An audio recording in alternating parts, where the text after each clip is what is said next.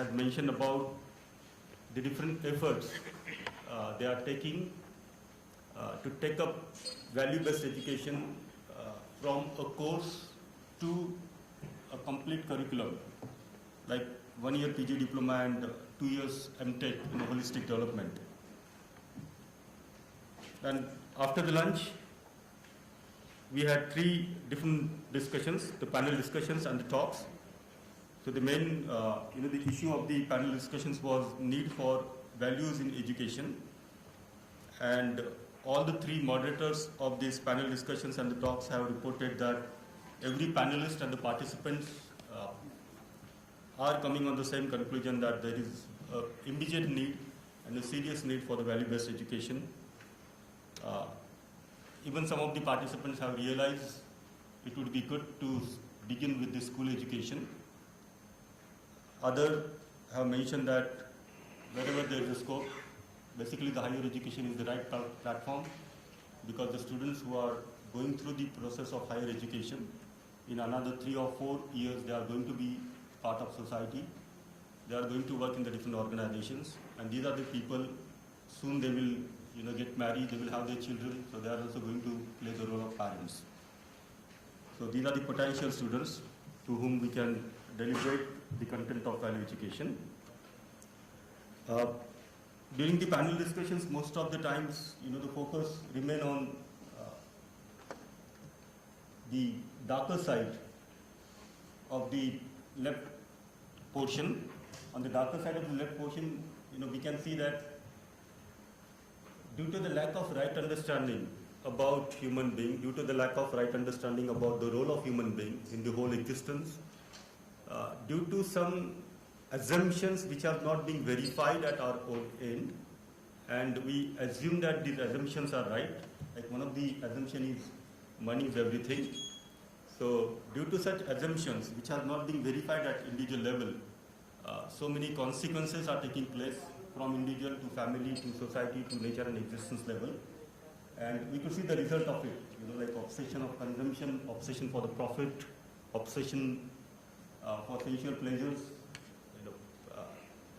We want to have a trust in the society, a fearless society, but because of accumulation by any means, this sort of assumptions has gone to many people, and because of that, instead of trust in the society, we are able to see a lot of fear in the society, which has resulted into terrorism, war, and so many other problems. When we look into the nature is already in the harmony, and our role as a human being is very simple. Our role is to understand this harmony and to live in this harmony. But one assumption which has gone to many individuals, and that assumption is that we, the human being, has all the right to exploit the nature and to have the mastery over the nature. And because of that, it is resulting into resource depletions and pollutions, the changing temperature pattern, global warming. So these are some serious the issues and alarms for the whole human race and the human society. In the last session of the day, yesterday, Shri Ganesh Bagaria ji has delivered a keynote address on role of education in holistic development. And in the role of education in holistic development, in his keynote address, we have understood that physical facility is necessary, it is important. But along with the physical facility, we also need to have relationship, because relationships makes us happy. And to understand the required amount of physical facility, to understand what is relationship, we also need to have a right understanding. The right understanding about human being, the right understanding about family, the right understanding about society, and the right understanding about the nature and the existence. Yesterday, during the keynote address, most of the participants have understood. In fact, over the dinner also there were the same talks, discussions were taking place, that each one of us are investing more than 15 to 20 years to develop the skills. Right? Through our modern education, we are spending 15 to 20 years to develop the skills and these skills can be useful to have our own physical facility which can support our own existence and the existence of the family. But then how much amount of time have we invested to understand relationship? Can I live in the relationship without understanding relationship? So this was like one of the the talks we are going between most of the participants during the dinner sessions, and even this morning, when they came here. So so Ganesh has presented this model in his keynote address, that right understanding, relationship, and the physical facility. So if I have a right understanding about relationship, what do I want to have? Like the first question he has started yesterday, do you want to live with the feeling of relationship or opposition? And then each one of us has referred to our natural acceptance and given the same answer, that we want to live with the feeling of relationship. So if I have this understanding within me that I want to live with the feeling of relationship, I ensure the feeling of relationship within me, and whenever I interact with the other person, I interact with the other person with the feeling of relationship, which leads to the mutual happiness. If I have understanding about how much amount of physical facility is required for me and for my family, then I take only that much amount of physical facility from this earth through sustainable production, and the result of it, I also get into the feeling of prosperity, and the nature also remains in the feeling of prosperity. So as a result of this, there was a model proposed for the human society, and that model was right understanding and right feeling in every individual, prosperity in every family, fearlessness in society, and the coexistence, mutual fulfillment in nature and existence. And this is how we have identified the role of education yesterday.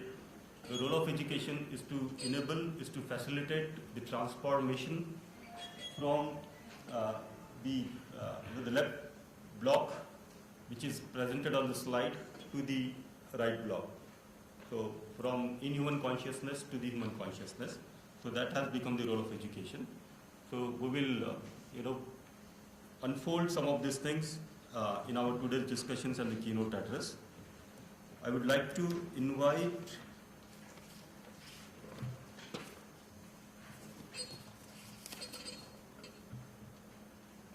Mr. Faizullah Ji, Joint Secretary, Government of Bangladesh, is he here? So I would like to invite Mr. Faizullah Ji, Joint Secretary, Government of Bangladesh, to share his reflection on day one.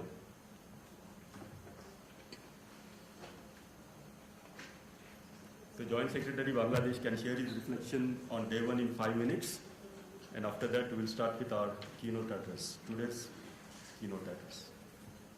Please, sir.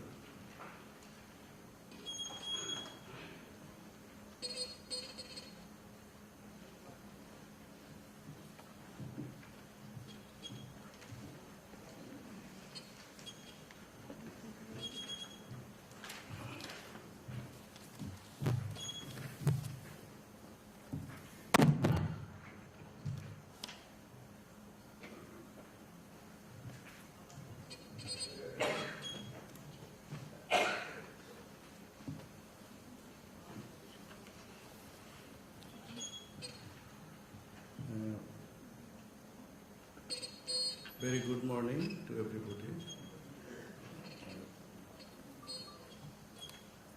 Yes, yesterday I enjoyed a lot, especially from the inauguration session. And this is the first time I joined in a such conference. Like the International Conference on Human Values in Higher Education. And I am working for the Education Ministry. I worked earlier in the primary education for, can you hear me? for 5 years. And now I am working for the Bureau of Educational Information and Statistics of Bangladesh. Basically, I am dealing with the educational information and statistics. I am also providing, with the leadership of my organization, the ICT training for the teachers at the secondary level.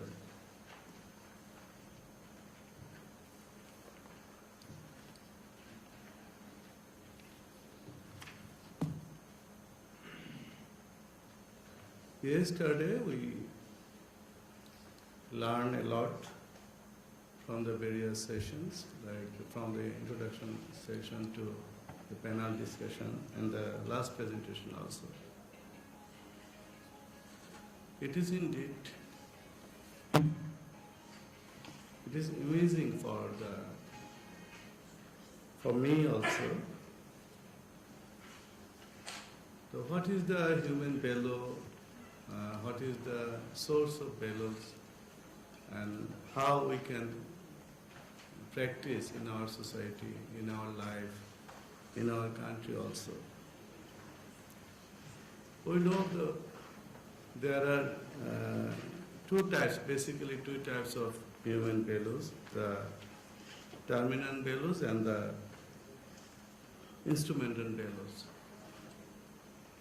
And we know the sources of, yesterday we learned about the sources of human values and importance of human values also, importance of human values in education.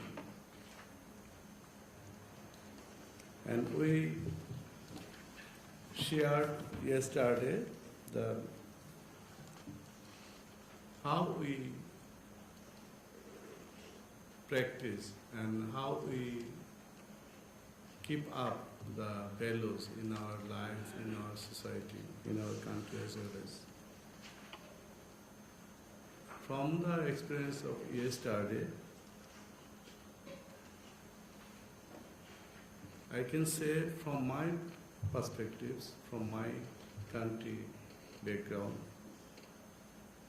I am from Bangladesh, you know. Bangladesh has a very long history and the culture for the cultivation of human values as a very important aspect of life and society. In our country, we formulated the education policy, the National Education Policy 2010, stated that it is very much important to instill the moral values, honesty, patriotism, respect to the liberation war and the freedom fighters, concern for the national heritage, accountability and social responsibility into the youth as they acquire the modern quality of education and knowledge of contemporary science and technology.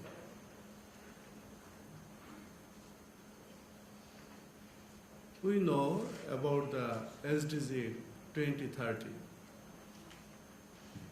SDG 2030 states that the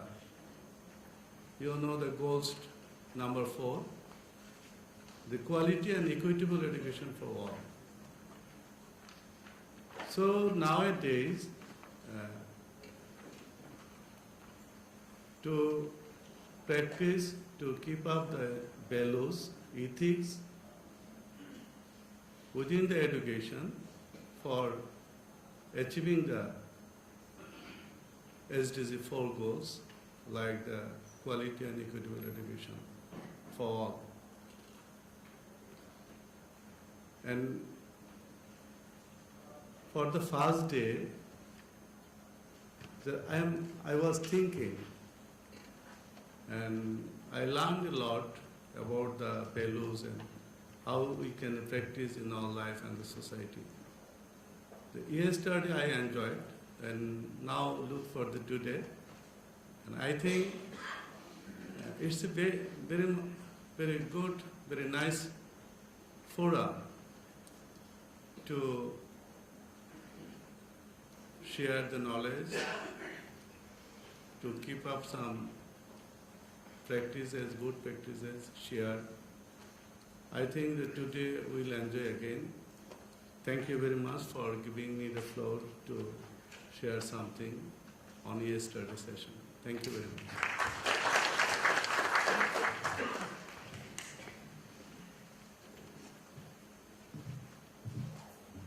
Thank you so much, sir, for your reflection.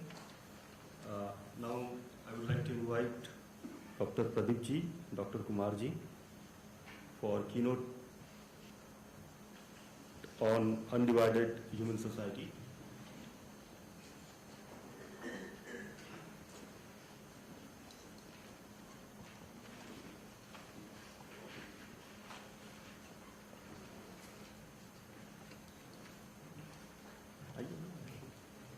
Please.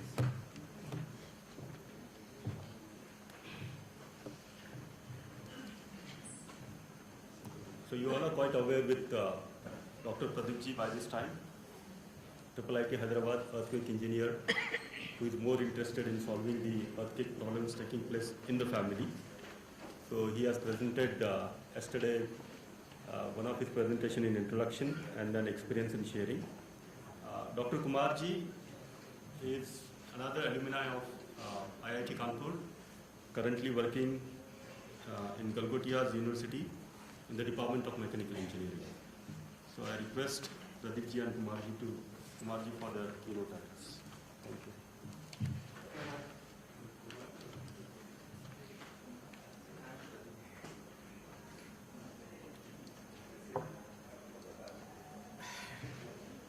Thank you, Umesh ji. So I am Kumar and Pradeep ji is sitting here. So initially I will give some inputs on undivided society and that will be followed by talk by Pradeep ji. So before I begin, my regards to all my relatives sitting in this hall. Yesterday we had deliberation on what human consciousness means. Ganesh ji proposed certain things for us to explore. I will go ahead with that content.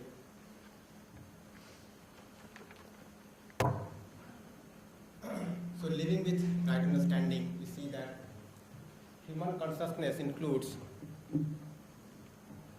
all the three: right understanding in the self, relationship with human beings, and participation in larger order with nature.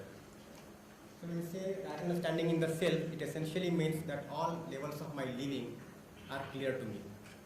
So as a human being, I live as an individual, as a family member, as a part of society, and as a part of nature. So I am able to understand the harmony, the innate and invariant harmony at all these levels. This is clear to me. When I go to live with this understanding, then in relationships, I am able to ensure justice in all my relationships, right from my family to the whole world family. And the mutual happiness that I am able to enable in my relationships slowly expands to the undivided society. So this keynote address is primarily focused on the exploration about undivided society. In the evening we have the third keynote address. We will talk about universal human order. So when I have the right understanding in me, then I am able to ensure harmony with the rest of nature. I am able to make out the need for physical facilities for me. I am able to also make out the right way of production so that I am able to produce the required physical facilities in required quantity, and that ensures mutual prosperity. That is enrichment for the rest of nature and prosperity for my family.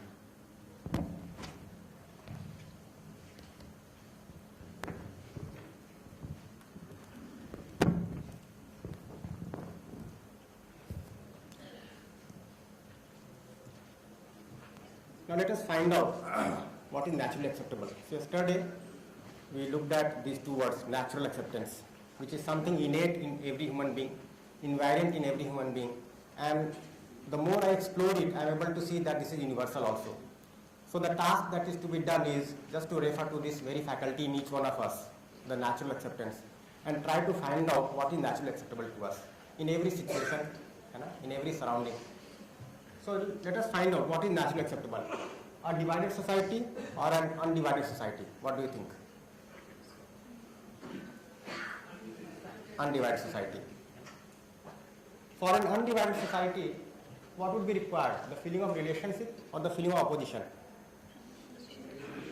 Feeling of relationship. Yeah. So all of us naturally accept the feeling of relationship.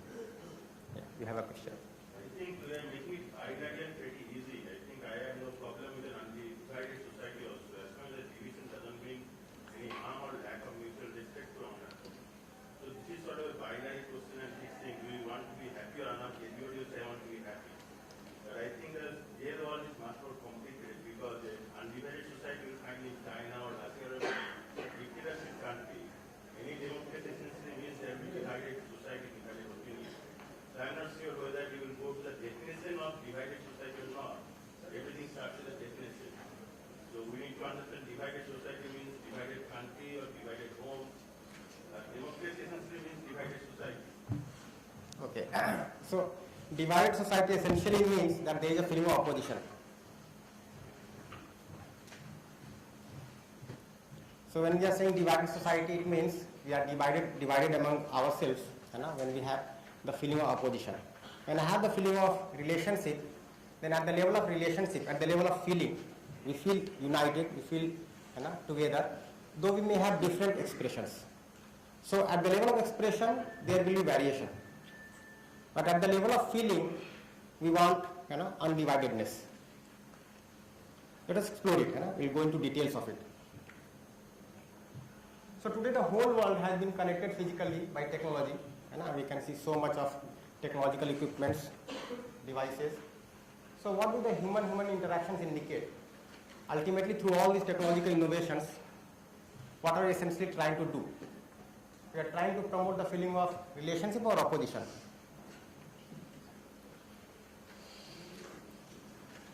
Like through all these media and these devices, WhatsApp and email and so many things. Ultimately, we are trying to feel connected. So what is naturally acceptable to each one of us is the feeling of relationship. Now, when you are able to see that it is essentially acceptable to me, the feeling of relationship, then do we want to feel related to one, many or everyone?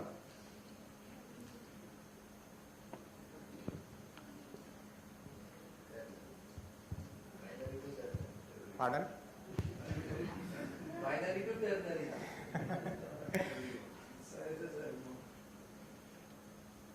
So we want to feel naturally related to everyone, without any feeling of opposition for anybody on this whole earth. So when I am feeling related to one or many, right, it is a feeling of affection.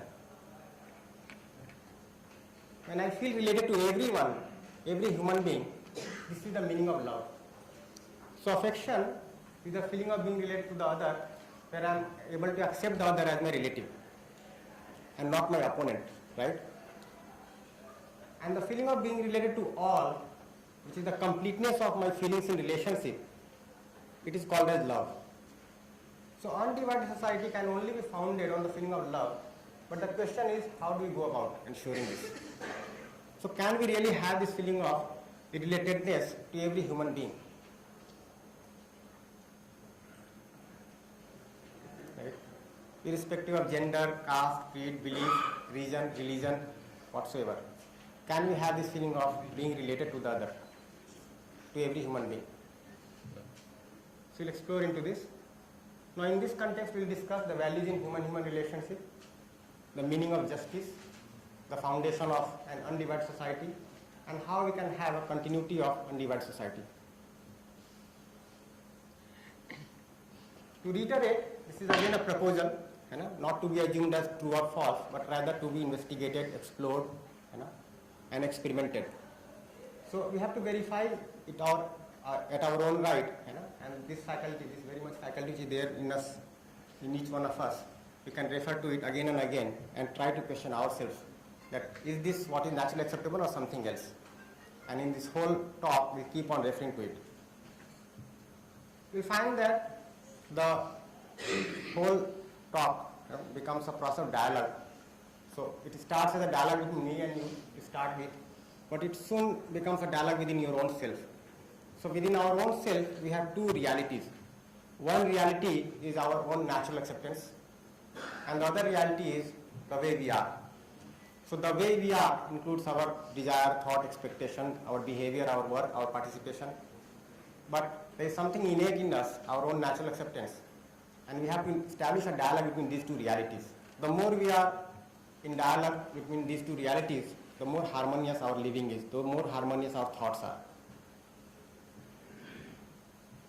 So in the first keynote, we had reflected on the question that the unhappiness in our family, is it more due to lack of physical facility or more due to lack of relationship?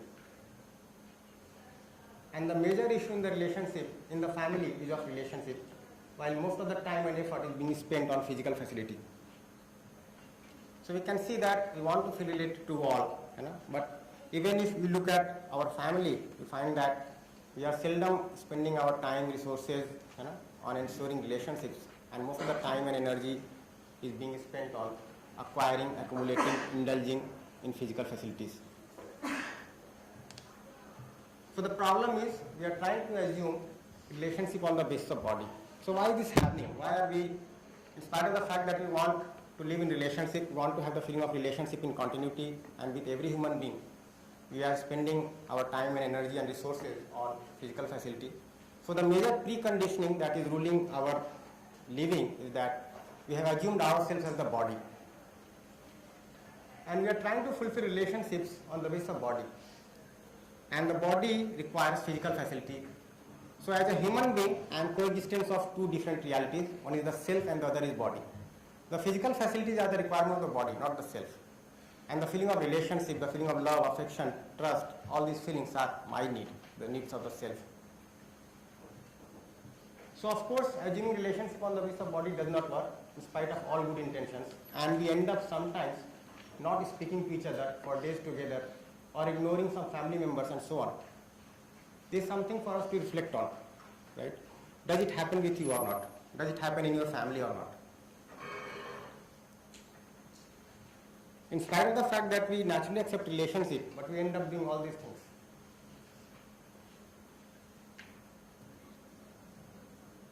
As long as we consider human being to be body, it is not possible to understand relationship. So without understanding relationship, it is not possible to fulfill relationship, even though we do want to fulfill relationship. Is that true? So we'll have a brief look at the understanding of human being. So human being is coexistence of I and body. I, which is a conscious unit, body, which is a material unit, and the two are coexisting. So every human being is coexistence of these two units, these two entities. To explore it further, right? Okay. So who makes decisions as a human being? Who enjoys food, music, movies?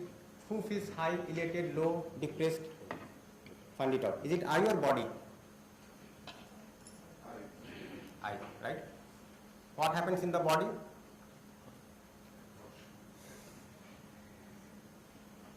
So being in contact with physical facilities, it just gives you an information, and then it is you who feels happy or sad.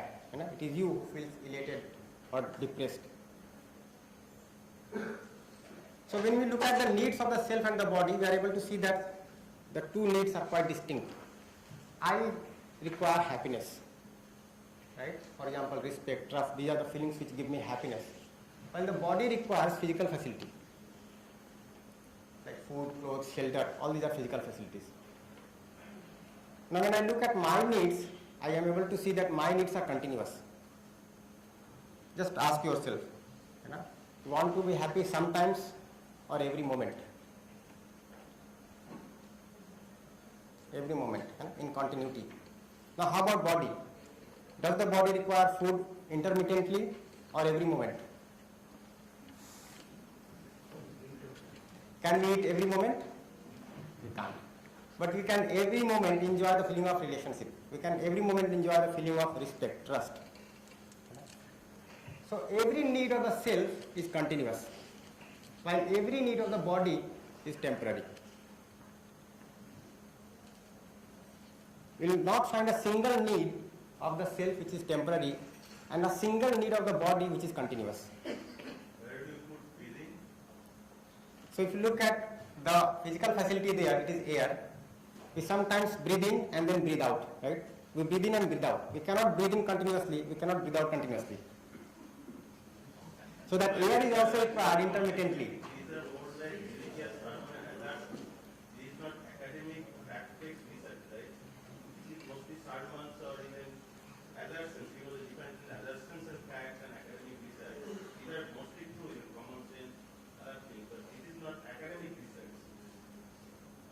Currently, we have limited the academic research only to physical facilities.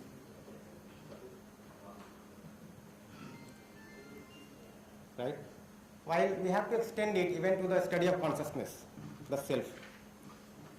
And even to further the research, we can study space, which is omnipresent, all-pervading, right? So, we have to really look into the arena of research, whether this can also form a part of the research or not, right? But let us, at this moment, yeah. But there also you see that mostly, I'm not saying all. Give me 2 minutes. I was talking with some Buddhist monks just 2 years back, and they said that a lot of science is happening, neuroscience research, that meditation and how you can help you control emotions, anger, jealousy, attachment, and they just Stanford, MIT to Buddhist monks, whatever, in Hinduism there is a meditation culture. So there is research is finding how the neuron process, the neuron affect brain. So I believe that there is a lot of area where our mind, our feelings, along with the practices that we do, a lot of research is happening. So if you probably wrong to say that there is not enough good quality research happening. I'll not say that all the research is in that direction, but if you see mostly, in fact, when we are studying the body also, right? So it is a physico-chemical unit, it is a material unit. So mostly in research also we are studying the physico-chemical things, be it body or the other physical facilities. And we are trying to understand the self by studying the body, which is not possible. So we have to understand the self as it is, we have to understand the body as it is. And we have to understand the coexistence between the two. Anyway, it is again subject to exploration, right? We'll also find that every need of the self is qualitative. We cannot quantify it. Like we cannot say that I want 1 kg of respect or 2 meters of trust, right? None of the feelings that we naturally accept is quantifiable. But here we can see that every physical facility is quantifiable. It is all quantitative. And every physical facility that I require is in limited quantity. We can always identify the limit of physical facility that we require. So there is distinct difference between the need of the self and the need of the body. Now find out whether these needs are of different type or same type, and are both types of needs important? Do we want the fulfillment of both types of needs? And are we working to fulfill both types of needs? What do you think?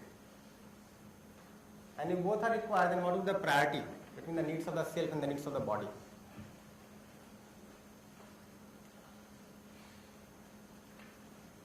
What do you think?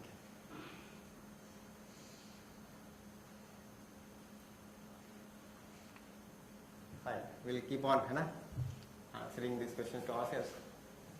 Now if you look at the needs of the self, they are fulfilled by right understanding and right feeling. So my needs are fulfilled by right understanding and right feelings. And the needs of the body are fulfilled by physico-chemical things.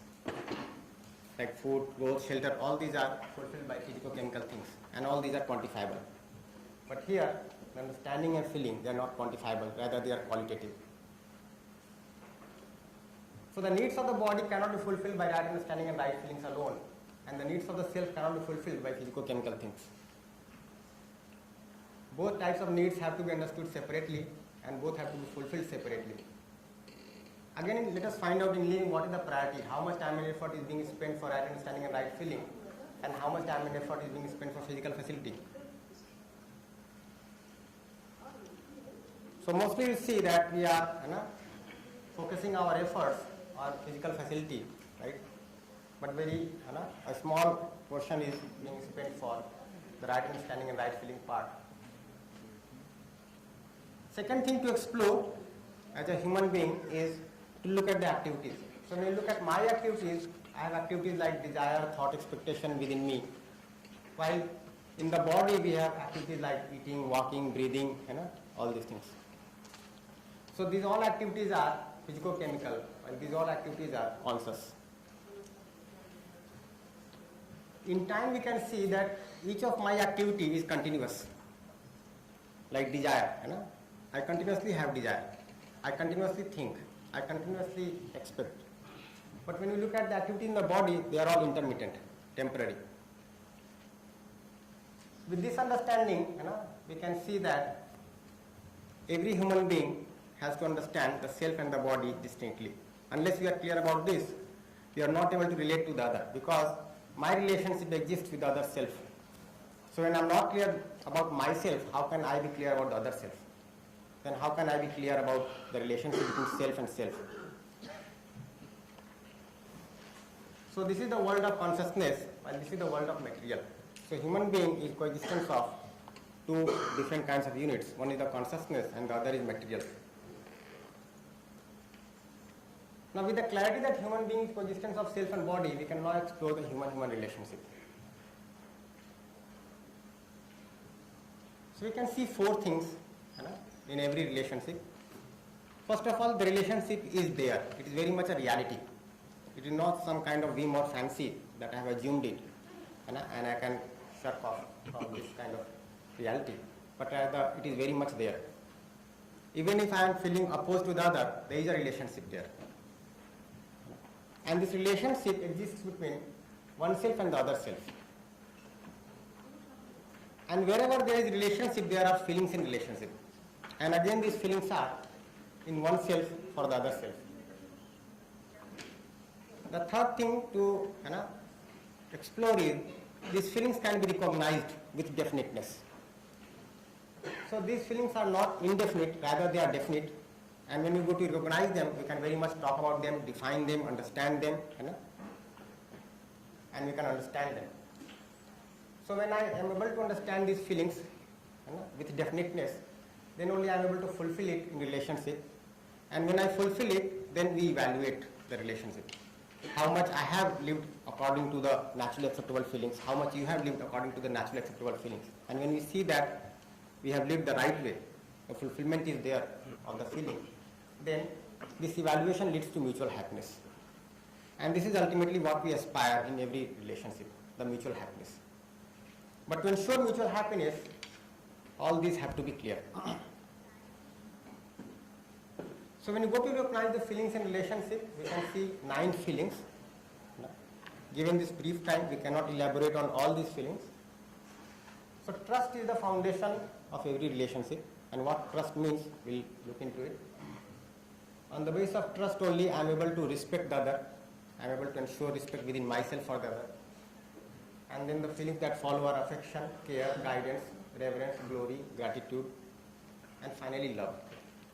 So love is the complete value in relationship. When I am feeling related to every human being without any feeling of opposition, any moment. And trust is the foundation. So the central issue in family is about human-human relationship, and that essentially means the feelings in relationship.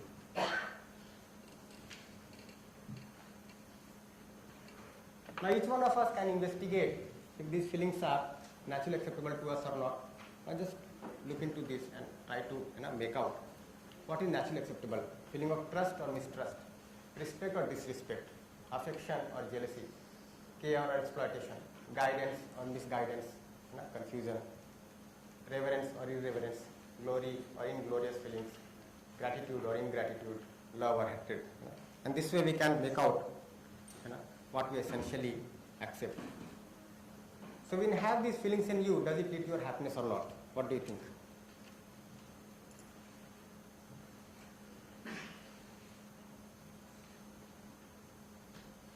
When we express these feelings to the other, does it lead to the other's happiness or not?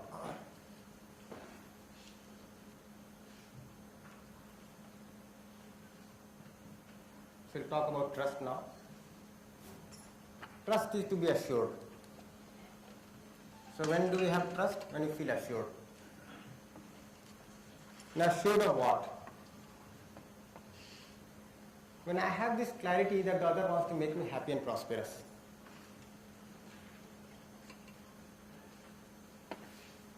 When I am able to see that intentionally, unconditionally, every human being wants to make me happy and prosperous, then only I have the trust for other human beings. But can we have this feeling or not? Is it something to be assumed, or is this the reality? That is something that we'll explore.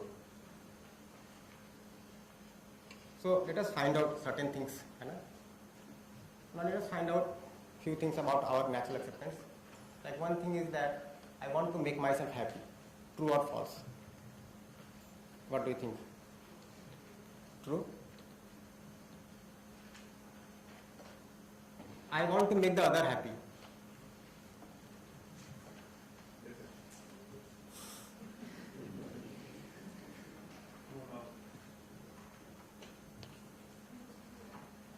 What is naturally acceptable? To make the other happy or unhappy? So if you look at the natural acceptance, it is to make the other happy. The other wants to be happy. Naturally? Happy, then only you make other happy. Yeah, what you make the other is something else. What you intend, what you naturally accept is something else. So you may make others unhappy, or you keep on making others unhappy, but do you naturally accept to make the other unhappy or not? Even if you are unhappy, do you naturally accept to make the other unhappy?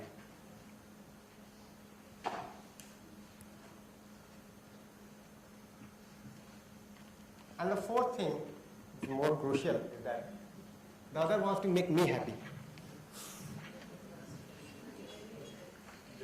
What do you think?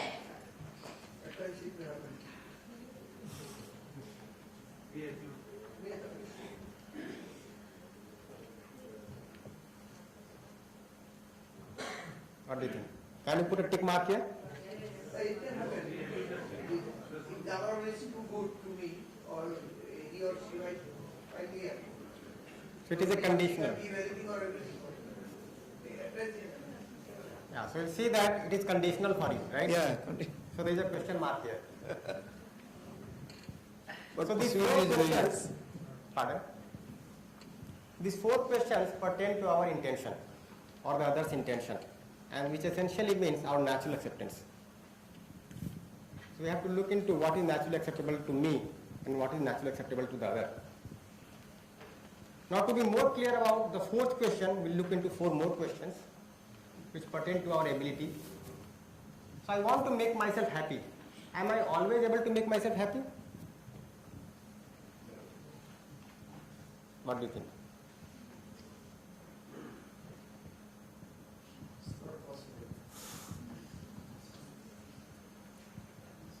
So there is a question mark here. Even if I intend to be happy every moment, I am not able to keep myself happy every moment. So there is no problem with the intention part here, the natural acceptance, but the ability is lacking. Similarly, I want to make the other happy. Do I always make the other happy? No. Again there is a question mark. The other wants to be happy, but is the other always happy? Again there is a question mark. Right? And similarly there is a question, is the other always able to make me happy? Yeah, double question mark. So these four questions reflect on our competence or the other's competence, what we are. And these four questions reflect to our natural acceptance, what we really want to be. Now just see here, I am not able to make myself always happy, but I never doubt my intention. I always see that yes, I want to be happy. I am not able to make the other happy all the time, but still I am able to see that I want to make him happy all the time. The other is not happy all the time, but we are able to see that naturally he wants to be happy, he or she, right? But when the other is not able to make me happy, why do I doubt the intention of the other?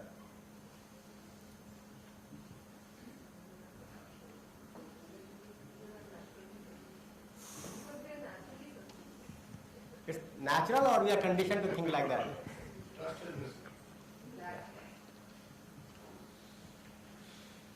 So somehow we are conditioned to doubt the intention of the other, right? And this very question mark is the source of all the problems in relationships. Every problem in relationship is emanating from this very question mark when I am doubting the intention of the other. If I do this exercise for myself and for the other, and in my relationships, then I can see that yes, there are two different things. One is the intention and the other is competence. The competence may be lacking, but the intention is sound. But we are not able to see this very naturally.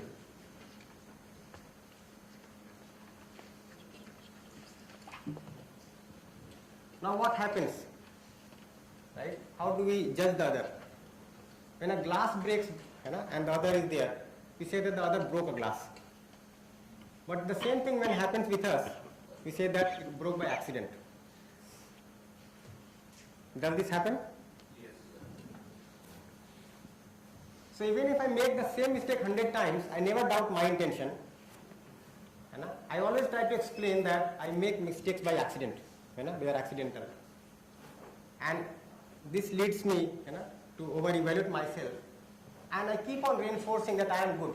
I do not make effort to improve my own competence because I am trying to prove myself as I am good. But what happens here? Even if the other makes a mistake once, I doubt the intention of the other. And I try to prove that the other makes mistakes intentionally. And then I have the feeling of opposition, get irritated, I get angry. And then I keep on reinforcing that the other is bad. And he can never improve. Now just try to reflect on the incidents in the family in the past 3 days. How many times have this happened in your family? Something got wrong. When it was on your side, you tried to explain that yes, I did not want to do this. It happened accidentally. But when the other did, right, you tried to prove that the other did it intentionally.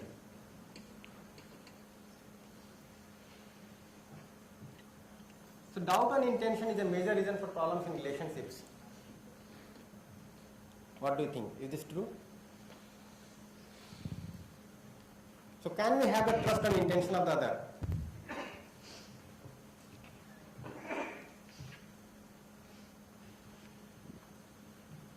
Can we do away with that question mark in question 4a?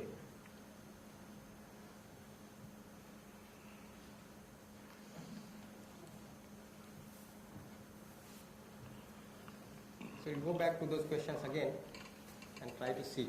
Now if you look here, question 4a is just a reflection of question 2a.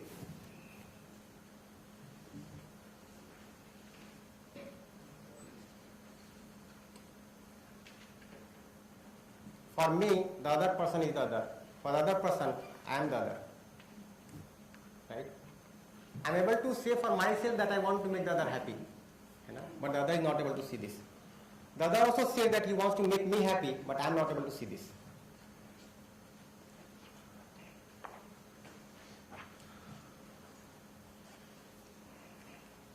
So if you have unconditional, continuous trust and intention, and which essentially is our natural acceptance of the other, and if the other is lacking competence, then what will you do?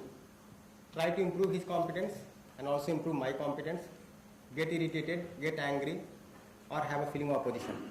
What will you do when you have unconditional trust? So when I have unconditional trust, then I will try to improve the competence of the other and also improve my competence, right? And this will lead to response. But when I do not have that trust in me, then I feel irritated, angry, have a feeling of opposition. And this is all because I have the doubt on intention of the other. And that leads to reaction. So just find out in a day how many times you are responding, how many times you are reacting in our relationships. Be it family, be it our organization, be it institution, right? How many times you are reacting and how many times you are responding. How many persons do you have trust and intention unconditionally, continuously?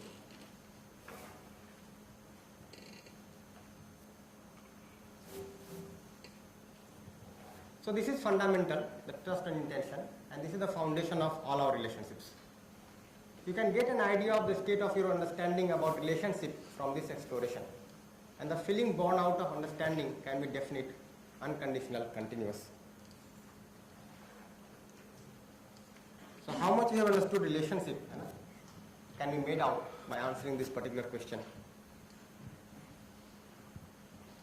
So common mistake in relationship is I evaluate myself on the basis of my intention, while I evaluate the other on the basis of other's competence.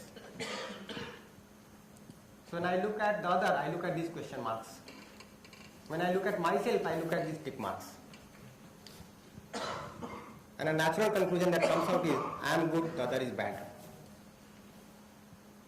So I doubt their intention, I assume their lack of competence to be their lack of intention, I feel opposed to the other, and then I get irritated, angry.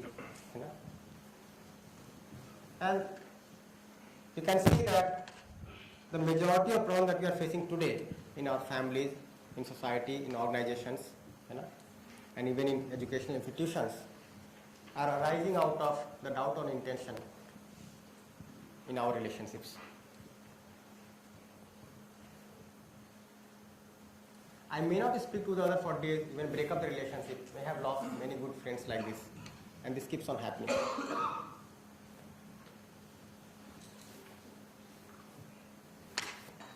So when I have this clarity that the other intends to make me happy, then we are able to replace the question mark by this tick mark.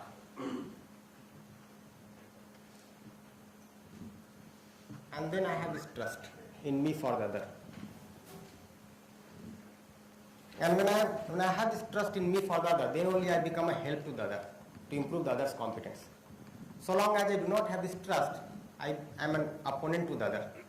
Right? I am trying to find out faults in others, trying to bring the other down, right? In place of improving the other's competence.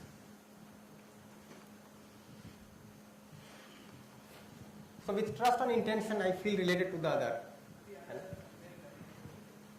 And when I make a program with the other, I evaluate his competence as well as my competence, and make the program in accordance with our current mutual competence. So I am also lacking in competence, the other is also lacking in competence, but intention on both the sides is good. So then we grow in relationships. Then we grow together in relationships, trying to improve the competence of each one. Otherwise, we become opponents and try to retard the growth in relationships. So I am consistently making effort to improve my competence. If the other is lacking in competence, I am committed to help the other to improve his competence without ever being irritated, angry, revengeful. Right? And trust and intention is the starting point for mutual development. So when we have this trust on intention, then I develop and also help the other develop, and we develop together. So as a society, right, if we want to have an undivided society, we need to have this feeling of trust. And this feeling of trust is not dependent on the other. This I can very much have within myself by my own exploration. Whatever be the other's state of competence, I can explore within myself, get assured of the intention of the other, and I have this happiness in me that the other intends to make me happy all the time. And with that only, I participate with the other in relationships. So what happens now? So the other also, we are able to see that broke the glass accidentally, as I break the glass accidentally.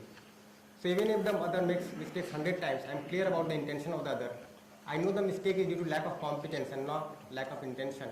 I make effort to improve the competence of the other with a feeling of affection. I know that he may have difficulty understanding and I may have difficulty in explaining.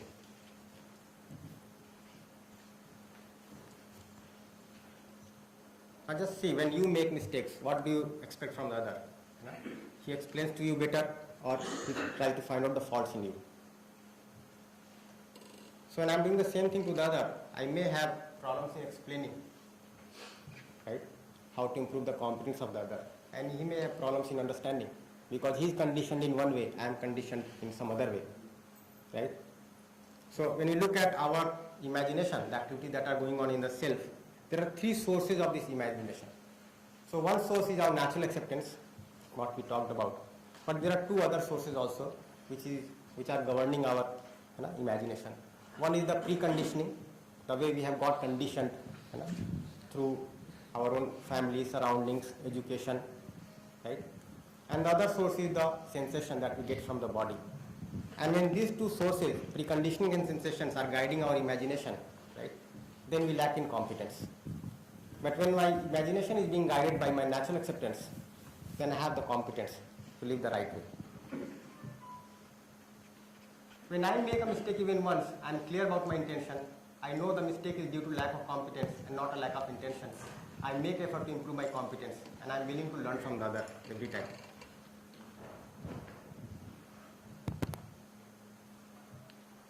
So this trust is to have the clarity that the other intends to make me happy. So to sum up, trust is to have this clarity. If I have trust and intention, I accept the other, I am assured of the other, and we are able to make effort for mutual development. I make a program with the other based on right evaluation of our mutual competence. In case the other is lacking competence, I make effort to assure the other, and I make effort to improve the competence of the other once he is assured in relationship and not before that. So if you try to improve the competence of the other before assuring him in relationship, he takes it as a domination. You see that most of the time when you see that the other is committing a mistake, we try to improve the other or try to set the other right, and that turns out to be a domination. But when I am able to assure the other in relationship, then it is no longer domination, right? The other tries to learn from me. If I have doubt on intention, I evaluate myself on the basis of my intention and others on the basis of their competence. And then I have the feeling of opposition with the other, which shows up as irritation, anger, and finally it leads to fighting, struggle, and even wars. So we can see that these menaces are there on the earth, struggle, war, all these things. But ultimately, if you have to resolve these problems, we have to work at this level of trust. Unless the trust is ensured, we can never do away with these kinds of problems, which have now become the global problems.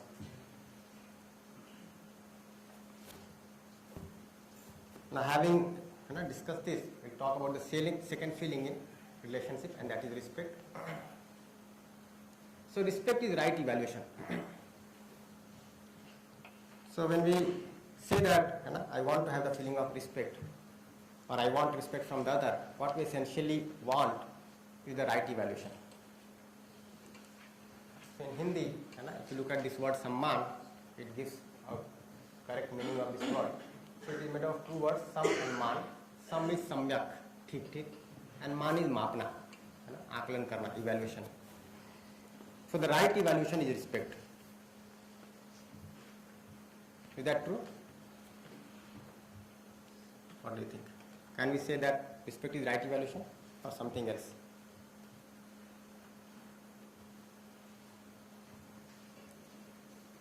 When we are not doing the right evaluation, there are three kinds of mistakes that we commit. One is the over-evaluation, and that means to evaluate for more than what it is. The second is under-evaluation, to evaluate for less than what it is. And the third is otherwise evaluation, to evaluate for other than what it is. Now, when do we feel comfortable in relationships? When the other evaluates me rightly, or when the other does any of these?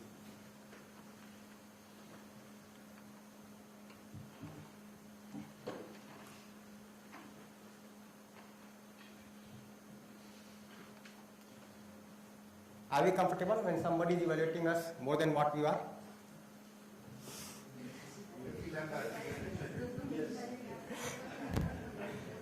Very soon you start doubting the intention of the other, what the other intends, right? Does he have something to get done from you, and for that purpose only the other person is appreciating you, placing you so high.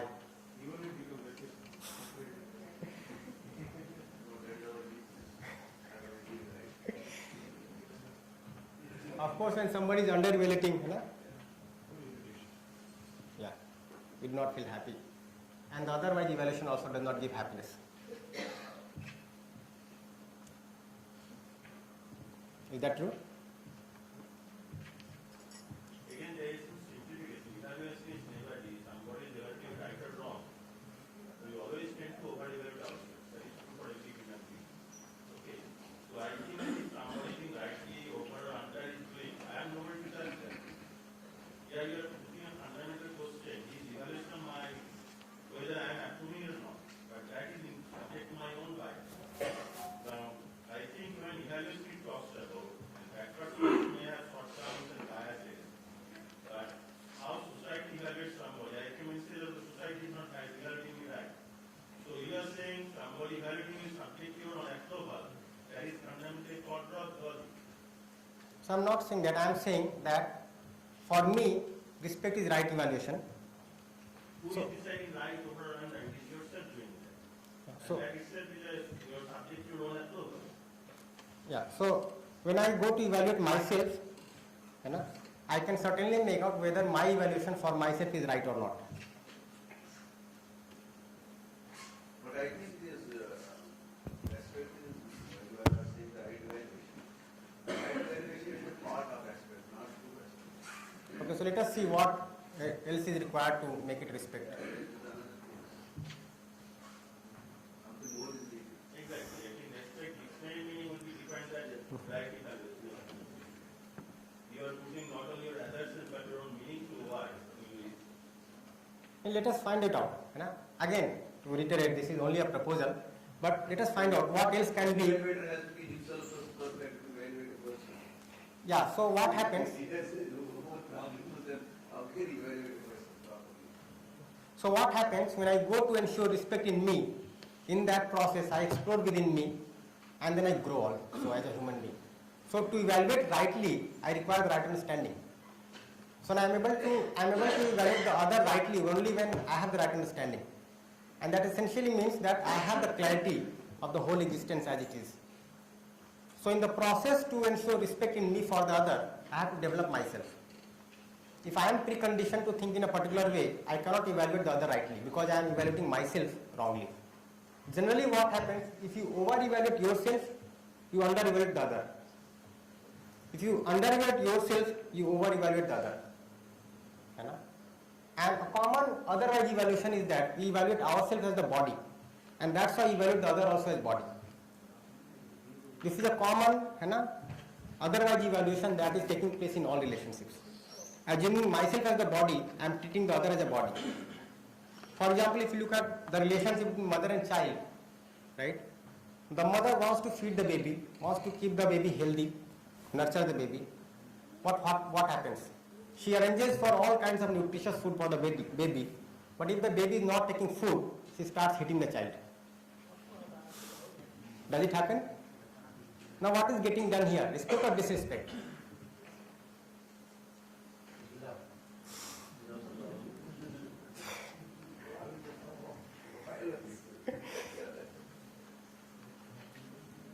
So to nurture the child is fine, but to hit the child to nurture is not fine. It is not acceptable naturally to the child also. We seldom ask the child that do you want to have food after getting hit.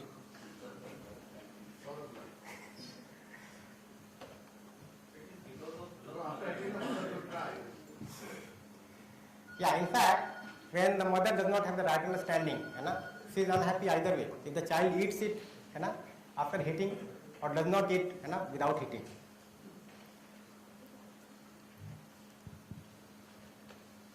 So this is something, so whenever we are not evaluating rightly, it is disrespect.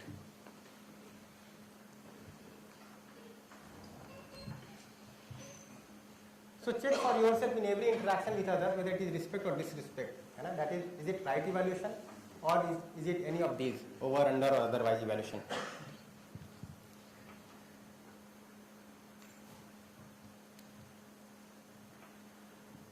Now every day we have so many interactions with the other, in family, in society. Now whether we are doing the right evaluation or not. When we are talking of evaluating, we are only evaluating them, evaluating their intent to make us happy or unhappy.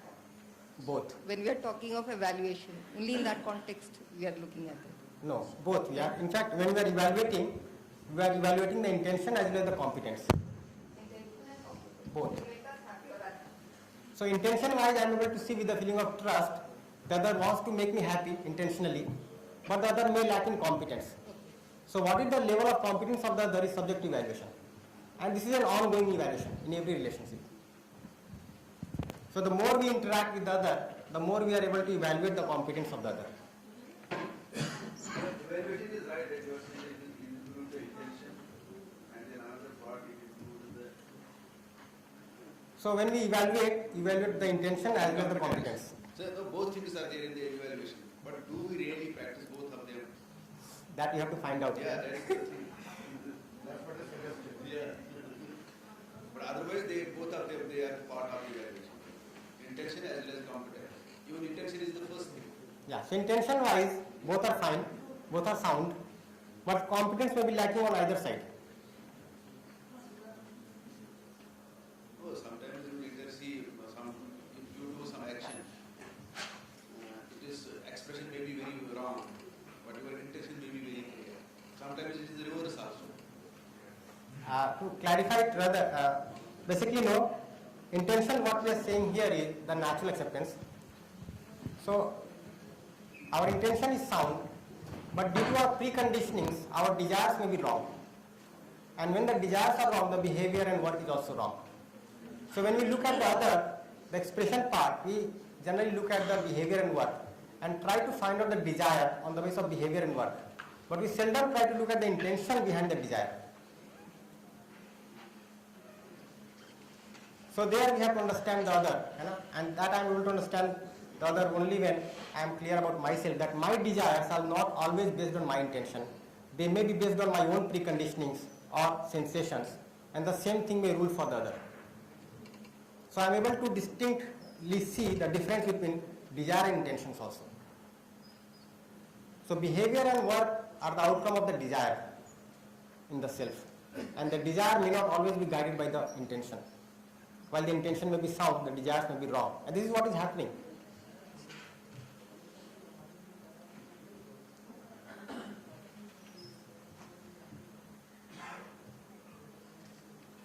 So will the right evaluation be on the basis of self or body?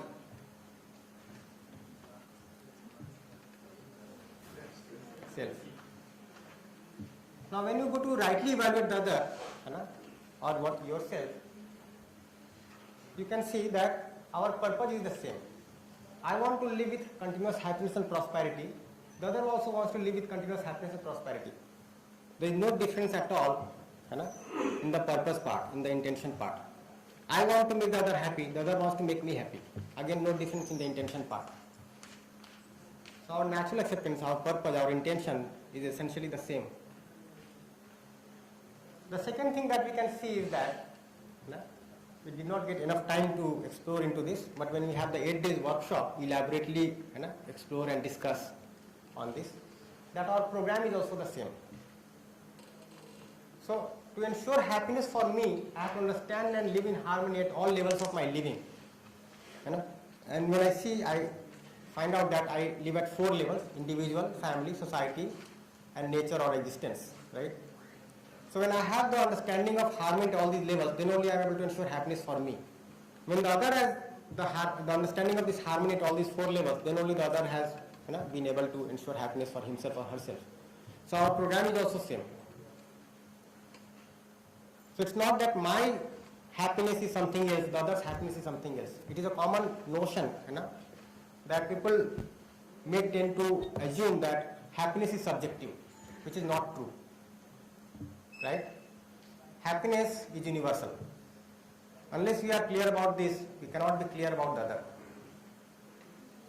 So every human being is able to ensure happiness for himself or herself only by understanding the harmony at all levels and living accordingly, be it me or the other.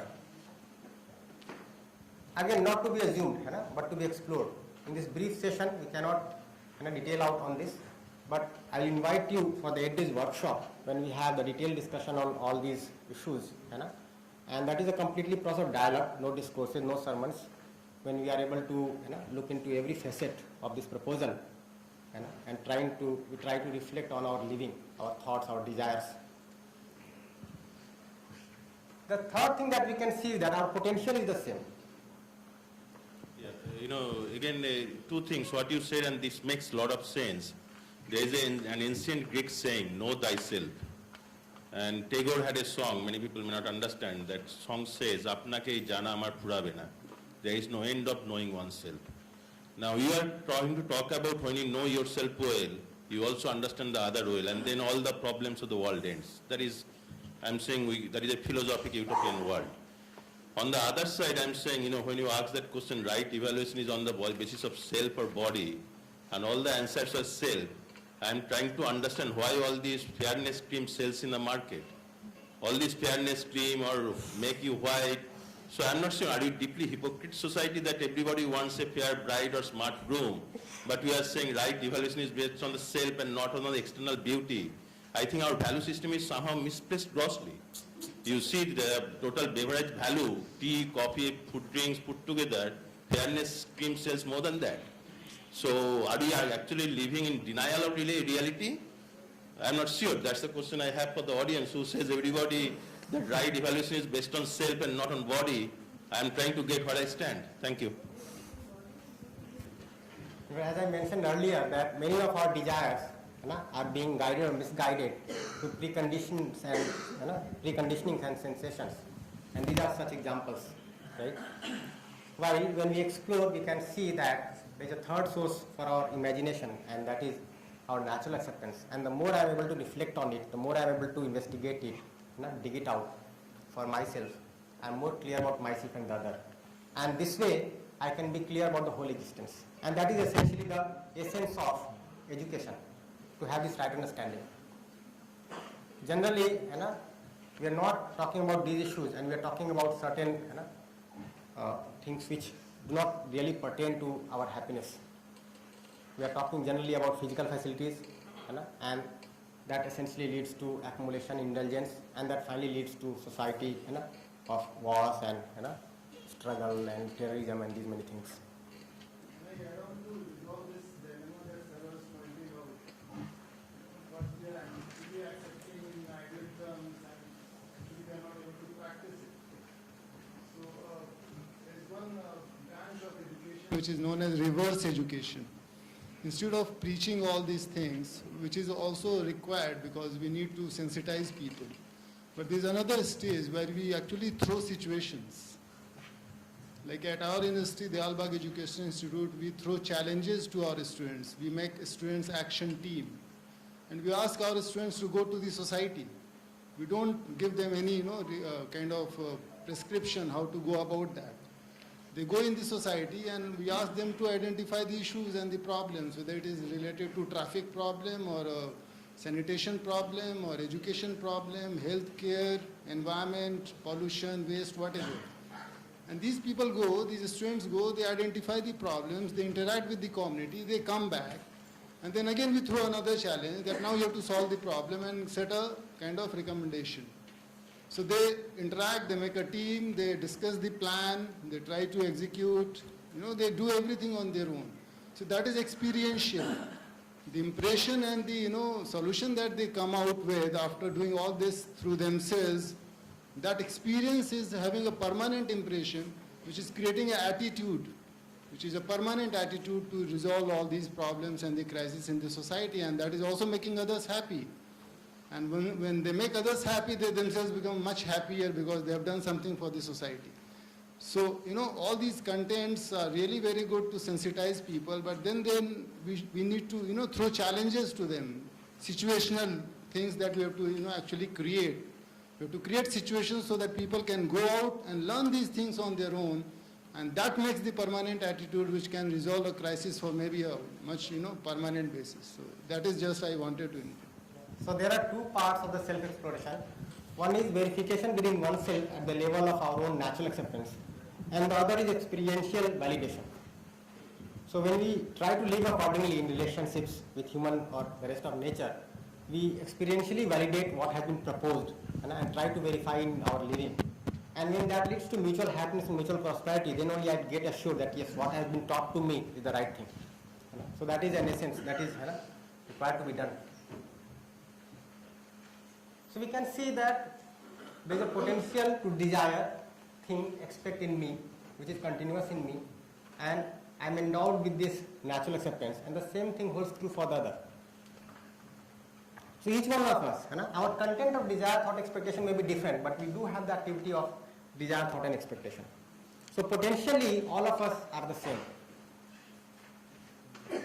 Like here everybody is thinking, but the content of thinking may be different. Everybody has a desire, but the desire may be different. But the activity of desire, thought, expectation is very much there in each one of us. Be it educated or uneducated, from a person from the city or from a rural background, right? So every human being has the same potential. So when you are able to see this very clearly, without any assumption, very naturally, then I am able to see that naturally the other is similar to me. So this is the minimum content of respect in me for the other. The other is similar to me. The only difference can be at the level of competence. So our purpose is same, program is same, potential is same, but the competence may be varying. So on the basis of right evaluation of our mutual competence, I recognize our complementarity. When I am able to see this, then I recognize the complementarity, no opposition, and fulfill it. So if the other has more understanding, is more responsible than me, then I feel committed to understand from the other. If I have more understanding, I am more responsible than the other, then I live with responsibility with the other, unconditionally, unperturbed by the behavior of the other. And I am committed to facilitate the understanding in the other. But once the other is assured in relationship and not before that. Now when I am saying that the other is wrong and I am right, I am trying to say that I have more understanding. Right? So when I have more understanding, will I blame the other? Or I will live with more responsibility with the other, so that the other gets ready to understand from me. I should hold myself more responsible. And I'm really right. Right. So this is the complementarity between two human beings, on the basis of right evaluation of our mutual competence. So we are able to see, now the complete content of respect will be this. We are able to see that the other is similar to me, and we are also complementary to each other. The other may have less or more understanding, but we are essentially complementary to each other. If this is not happening, if I am not doing this, then I am differentiating, right? And this differentiation can be on various grounds, on the basis of body, on the basis of physical facility, on the basis of beliefs. So when I am differentiating, then I differentiate on the basis of age, gender, race, physical strength. When I am differentiating on the basis of physical facility, then it is either on the basis of wealth or post.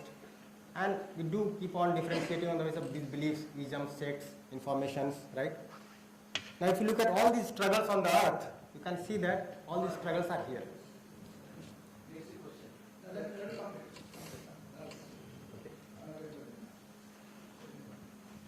So this differentiation is taking place because I am not able to see that the other is similar to me and we are complementary. So the grandfather and the grandson are not to be differentiated, but they are complementary. Right? Male and female are not to be differentiated, they are complementary, and so on. So this complementariness has to be seen in every relationship.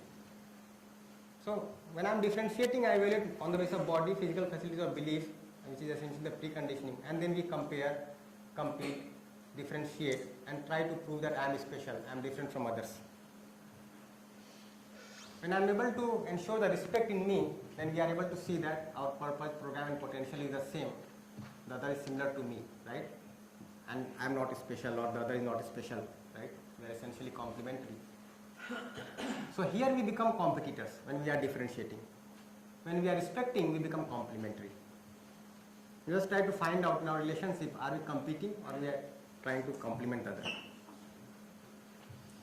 Now in current education system, we have made competition a very foundational feeling in every child, that if you have to grow, you have to compete with the other. While the essential feeling that is to be grown in the child is complementariness. So when I am competing, I make effort to accentuate the difference, to manipulate, exploit the other. But when I have the feeling of respect, then if the other has more understanding than me, then I am committed to understand from the other. And if I have more understanding, then I live with responsibility with the other, and I am committed to facilitate the understanding with the other. Once the other is assured in relationship, and not before that.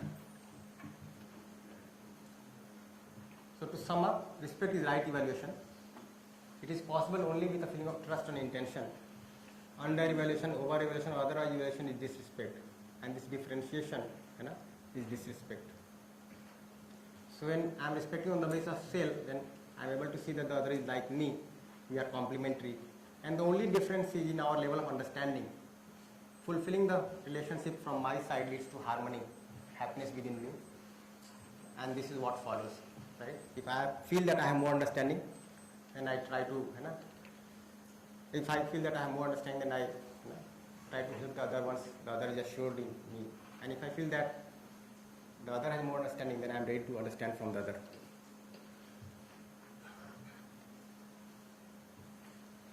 And the completeness in feeling in relationships is love. So if I am not feeling related to anybody, then I am in opposition to all. If I feel related to one or many, then this is affection. So when I have the trust and respect, then only affection follows in me. And it slowly expands to the feeling of love.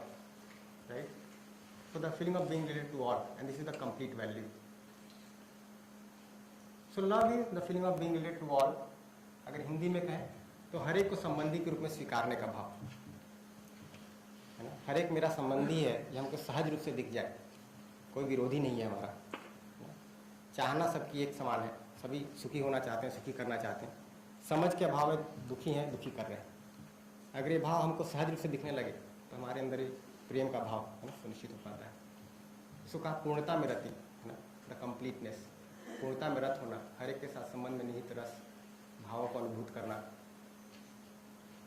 So it all starts with identifying that one is related to the other human being, that is affection, and it slowly expands to the feeling of being related to the other, all human beings, and then to all, each and every unit in nature, human being as well as other units.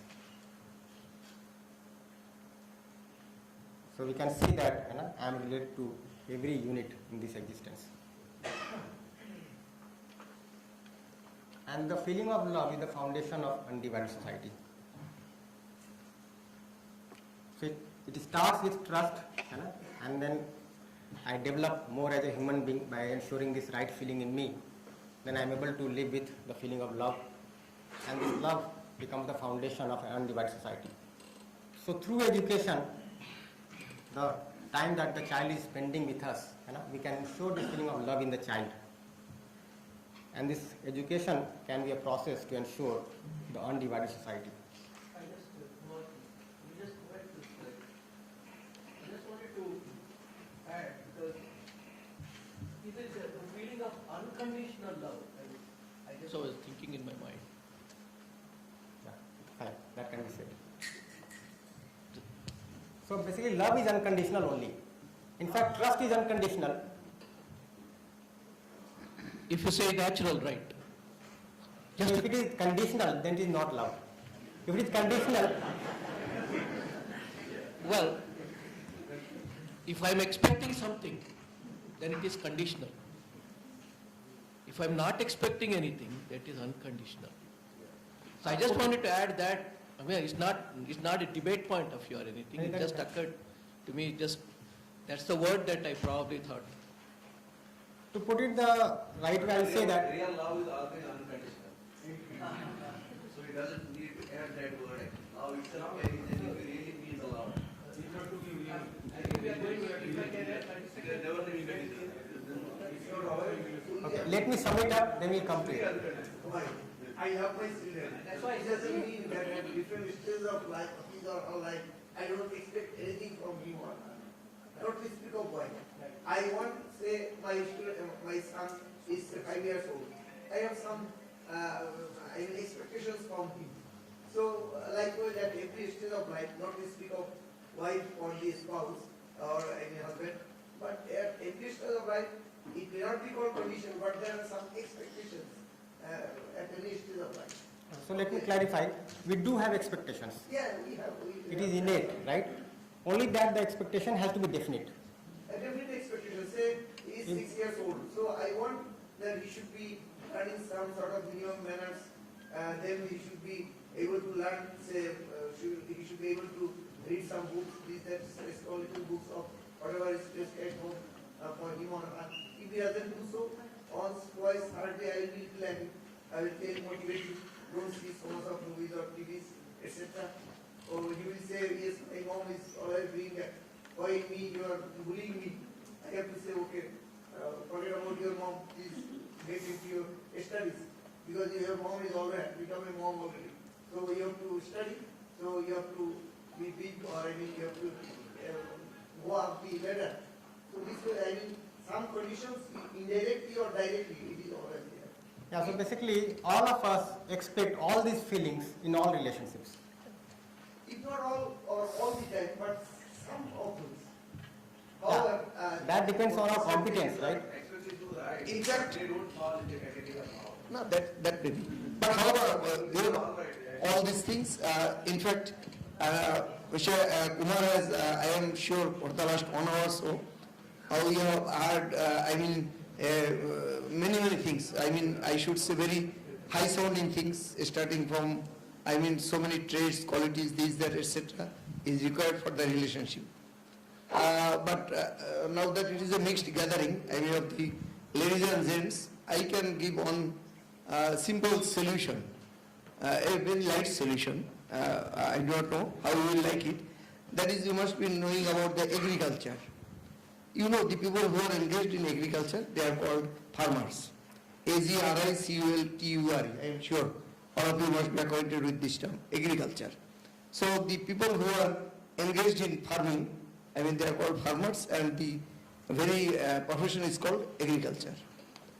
So in this case, in the case of establishing a good society, especially a good home, I think that agriculture may be turned into little otherwise. AGREE, agree, CULTURE. I hope you understand. AGREE, CULTURE.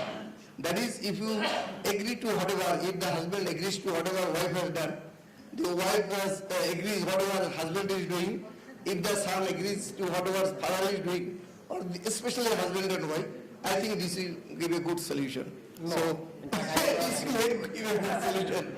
So, cultivate the agriculture in your home. In fact, Same way, Kumar, if you say that, I think we should also rephrase that. And this again, it's not for our debate. The feeling of love is a foundation of society. You don't have to then use the word undivided. The feeling of love is the foundation of society. yeah, you are trying to say that feeling of unconditional love is for undivided society. You're right. These are all nothing. There is no such thing as right or wrong here. It's a question of probably we arriving at the phrase which is probably more understood and natural. That is the thing. So this is just my. No, I could not get. What is your final proposal? Oh no, sir. Okay. If you ask my proposal, Okay. then yeah, because that is again subject to your taking it. The feeling of love is the foundation of society. And how about undivided society? No negative. There is no such Okay, thing. If you okay. say the feeling of unconditional love is the foundation of undivided society, is something. But if you say the feeling of love is the foundation of society, I fully agree. Fine, fine. We can say that if there is no love. Yes, defined as a love is always unconditional. Otherwise, there is no love. No. I agree. What sir is saying, okay. No debate, sir. No debate. Absolutely. This is just. What sir is saying that if it is divided, we should not term it as a society. We can call it a crowd or battlefield. Yeah, that is fine. We are saying that. If we are saying the society can be divided or undivided, I am also saying again the same thing that love can be. I don't want to say something in expectation. Fine, fine. We can say that, yeah. Society only when it is undivided. Yeah. What is required is empathy and compassion. Unless you feel something, yes, If he is happy, you are happy. If he is unhappy, you are unhappy. So if you all value system is empathy and compassion. So how it is to develop into our students who are graduating, I think that rightly one of our speaker has told he should go to the society to understand what society members want and what is their condition. In that case, unless an attachment to that society, whatever they are and working, then only that you understand their issues and then you have a feeling of what it is and how it can be developed, how it can be solved. In fact, all these issues are quite relevant and the suggestions are also quite relevant. But to explore all this further, we need at least 8 days of time. In this brief session, we cannot elaborate on all these aspects. So what I will do, I will sum it up here and then Pradeep sir will come and give certain more elaboration about this and try to reflect on the feelings. So to sum up, justice is recognition, fulfillment, evaluation of human-human relationship leading to mutual happiness. So we want justice in relationship. Essentially what we want is mutual happiness, and that will happen only when we are able to recognize the feelings correctly, we are able to fulfill them in our living, and then evaluate it correctly so that it leads to mutual happiness. And we want justice in every relationship, every moment. So do we have natural acceptance for justice in the family? Is there a boundary beyond which justice does not matter? All these questions we have to ask to ourselves.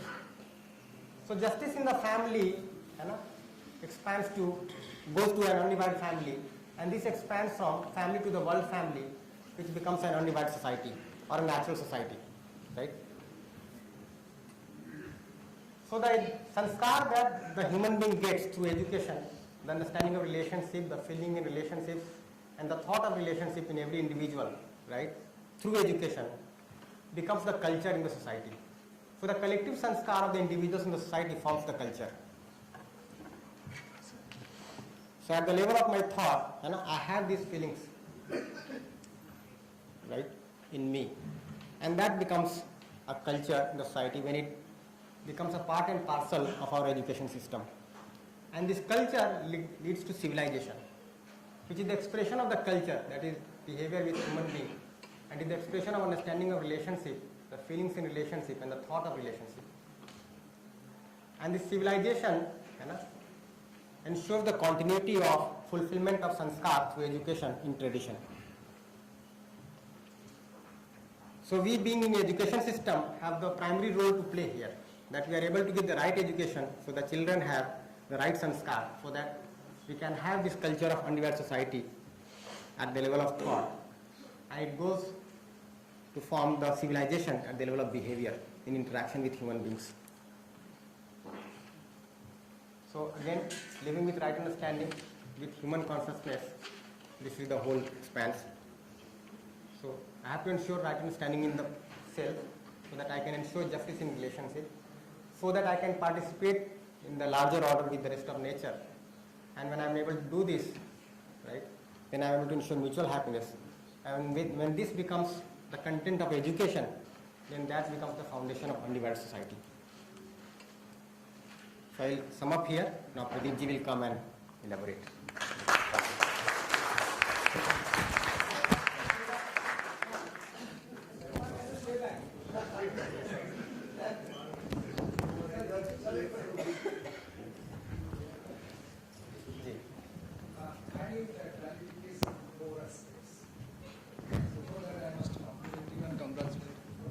I'm not getting your voice.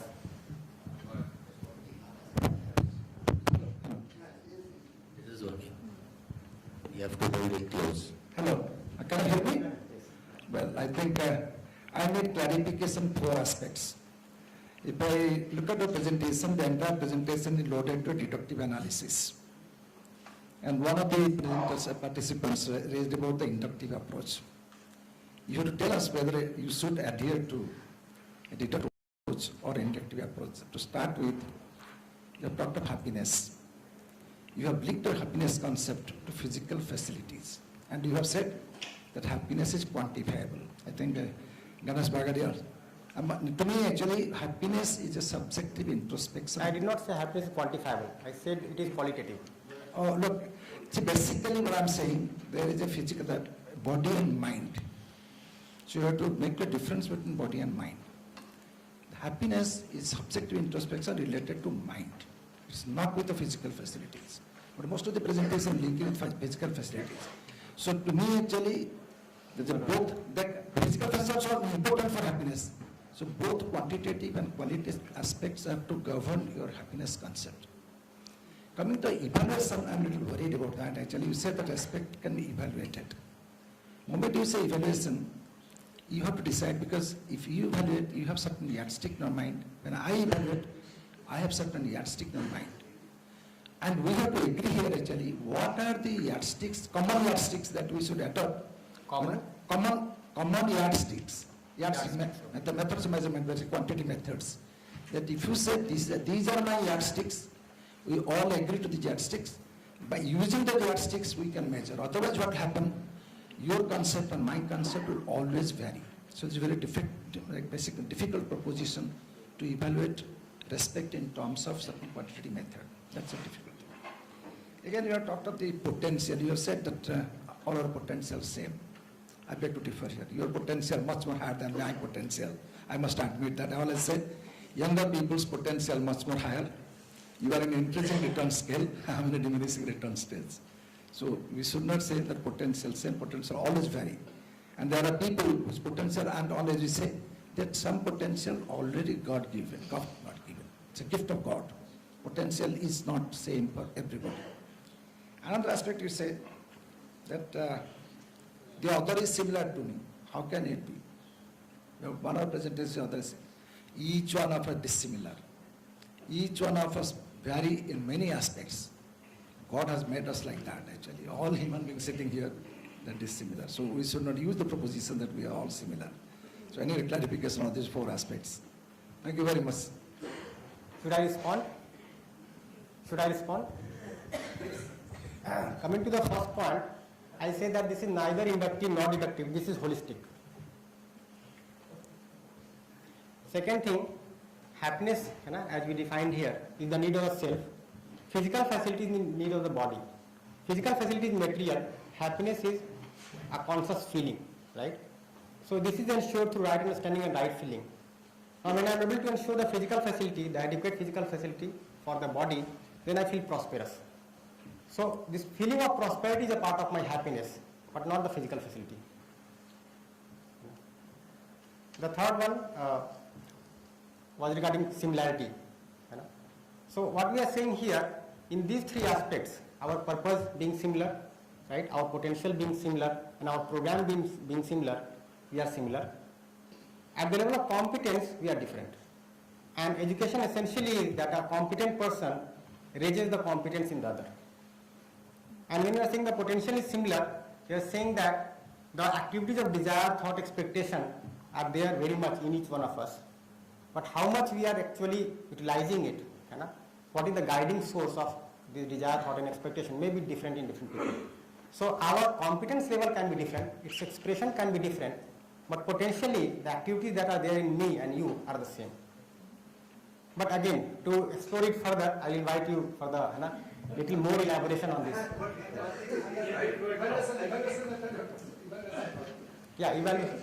Evaluation we are saying, no? So when I go to evaluate, I evaluate the intention as well as the competence. Now the basis for evaluation is the understanding. So the yardstick would be the understanding. And understanding means understanding of harmony at all the levels of my living. So I evaluate myself, whether I am able to ensure the harmony within me, harmony in my relationships, harmony in my participation in society and nature. And the same way I evaluate your competence, whether you are able to ensure harmony within yourself, in your relationships, in society and nature. And this way we grow together in relationships. So the yardstick could be understanding of harmony. How much we have understood, me and you.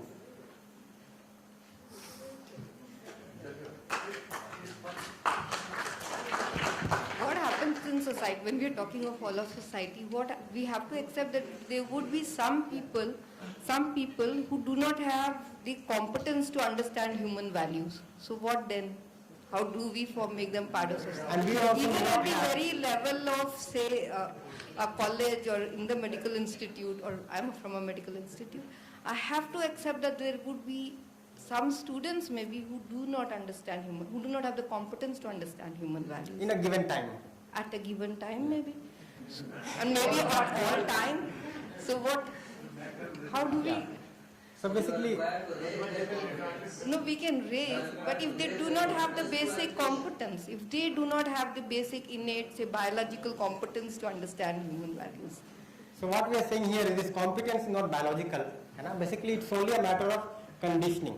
For the other child, like when we teach this course in our university, there are some children who do not listen, create some nuisance. Then I talk to them personally, and then they say that this is highly, I have never paid attention to all these things, and I feel sleepy while sitting in the class.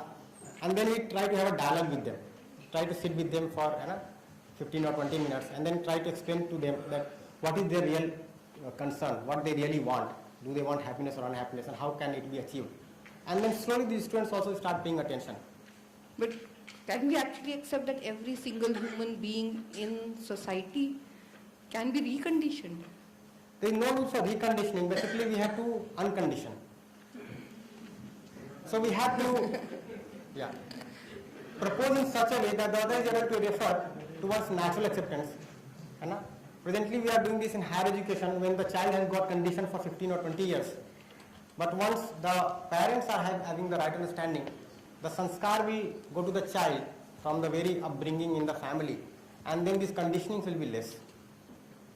So we have to work for that undivided society when we have this kind of sanskar in every family. Thank you. Pradeep ji. All of us have desire, thought and expectation. But here one thing is there, see, to have the desire is a natural instinct in us. We have to have it.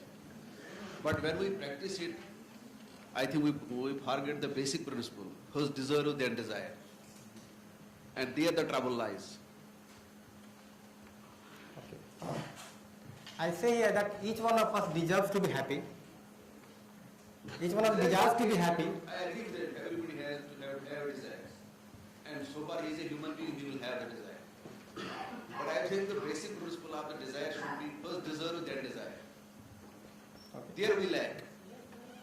I say that find the trouble. I'll say that first let us educate the child so that he has the right desires, so that his desires get fulfilled very naturally. So for that we have to work. Being an education system, we have to ensure the right kind of education. Presently the education has become largely skill biased, and that's why we are facing so many problems. But this has to be the core content of every education system. And on this foundation only we can teach the technologies and skills. If this happens, slowly we'll have the human society. Yes. Thank you.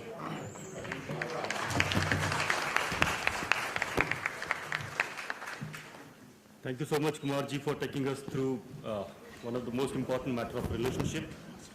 And while you were delivering your keynote on harmony in relationship, each one of us have started reflecting on our own relationship. And that is the reason, though you wanted to conclude your session 3 times, but we didn't allow you. So that happens, when we start talking about our own self and we start reflecting about our own relationship.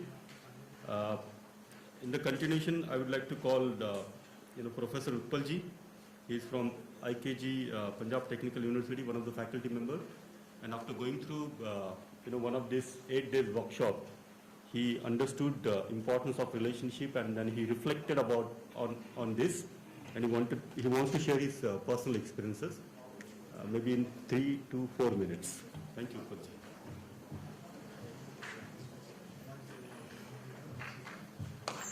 Good morning to all of you. I am Ravindra Singh. I got introduced with this proposal in 2010 only. In a brief time, I'll speak about what happens after understanding this intention and competence. So in 2010, I was not able to understand what it is. Basically, it was only 2 words for me. But in 2017, if I look back and see what was I at 2010, I could see a big difference in my life, especially in my family life. From 2017 back, I see that in 2010, I was running and working very hard to earn physical facilities for my family. My family means my wife and my son. And I was not aware of anything else. So at that time, it was only money and business plus teaching plus running plus eating plus drinking. And I used to sleep only 4 hours. And I was always feeling that my wife, she'll not be able to understand what I'm doing. She'll come to know after 10 years when I'll amass a good empire of money and everything. So by 2010, I was able to collect a lot of money and all. But then in the process of time, I see that by looking at the intention of my wife, now I have developed a thing which is called acceptance. I accept that my wife is complementary to me. She is very good in some parameters of life, and I am doing some good in some parameters. I need more improvement. And with that effort, now the sharing in my house with me, my wife, and my son is perfectly okay. On an average, we are sitting together for 2.5 hours, and we are we are living a very good life. My wife, she also did like 4 or 5 workshops. My son, he also did 3 or 4 workshops. He's only 10th class. And if I see that this thing also improved my relation drastically in my college, because at that time I was also thinking that I'm a super teacher or a super person who is doing a lot of things other than teaching. And at 2010, my acceptance level was very low, because I don't know, at that time I just feel that all the people, all my colleagues, they have bad intentions for me. They have sort of competition with me. They have lack of understanding.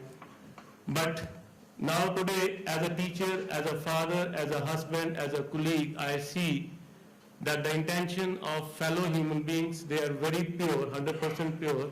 The only difference is that there is a difference in the competence at family level, at college level, at society level, as a teacher and a student. And looking at that, I am improving myself, and I respect all other people. And with this feeling, with this concept of intention and competence, what I am getting is that my state of being is quite better than 2010.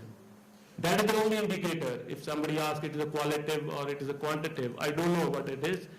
But my state of being, in 2010 I was always struggling with my life. But now I am calm, I am quiet, I am happy with my family members. I am quite happy with my fellow colleagues, and I am doing much better for my family, my college, as compared to 2010. And this thing of intention, competence, trust proved good for me in the last 7 years. And the husband-wife relation, I feel, is the best lab to improve yourself. And the questions which are coming in this particular relations are very real. Yes, it is difficult. It takes time. It requires a lot of patience, because in other relation you can do something, you can live in a different way, and you can pretend in a different way. But husband-wife relation is very important for improvement. This is my experience. Yeah, it was very tough sometimes also. Nowadays also sometimes we feel it tough. And the second relation from which I learned a lot is my father-son relation, a young kid with a very pure intention. When I develop a very good sharing with my son, I learn a lot of things. Then comes my student as a teacher. Again, when I look at the intention of my students, and yeah, there is a difference in competence. My students, one of my students is with me today also, and yeah, there is a difference in competence. And this is all I want to share on the topic of trust and intention. For the last 6 years, I am into this. Thank you very much. Thank you, Utpalji, for your personal sharing. Otherwise, often it happens, the parents and children, they start talking with each other. And after a few basic questions, the parents get puzzled what to talk. And those basic questions they generally ask to the children: how are you? What do you want? How is your study going on? When is the exams? And then there is no talk.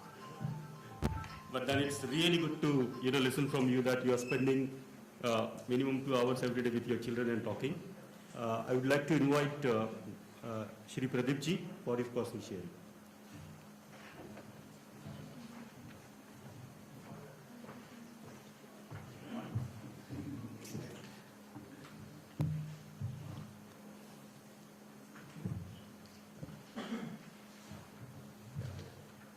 Official ending time of the session is 11 o'clock.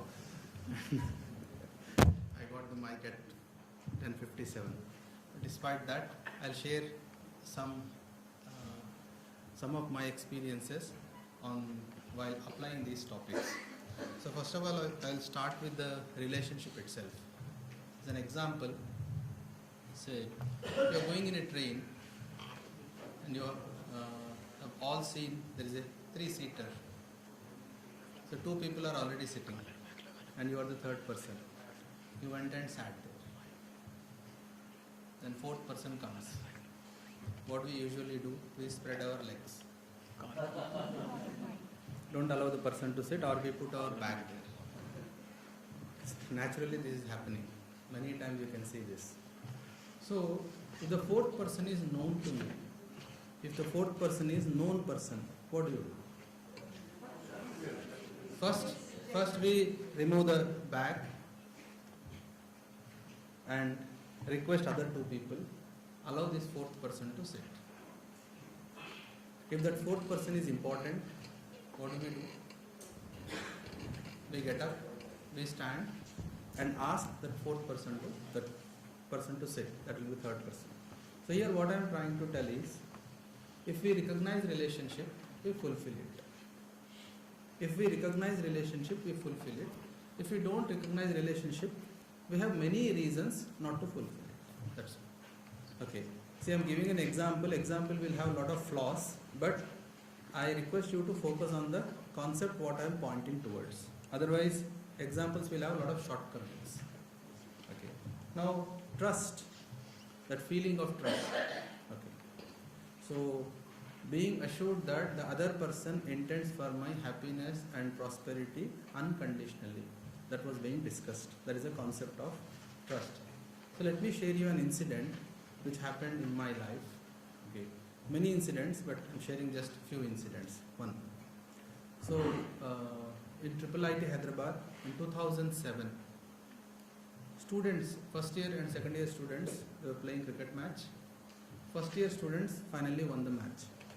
Second years lost.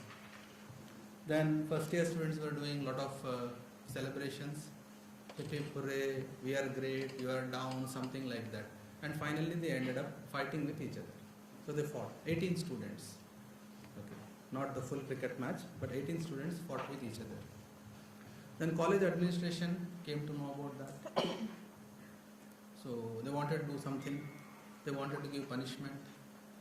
But they decided punishment also. But college administration thought, no, if we give punishment, exams are very near. Final semester exams, end semester exams are very near. So it is not good. So let us think something in alternate. So one senior professor suggested that let's not give them punishment.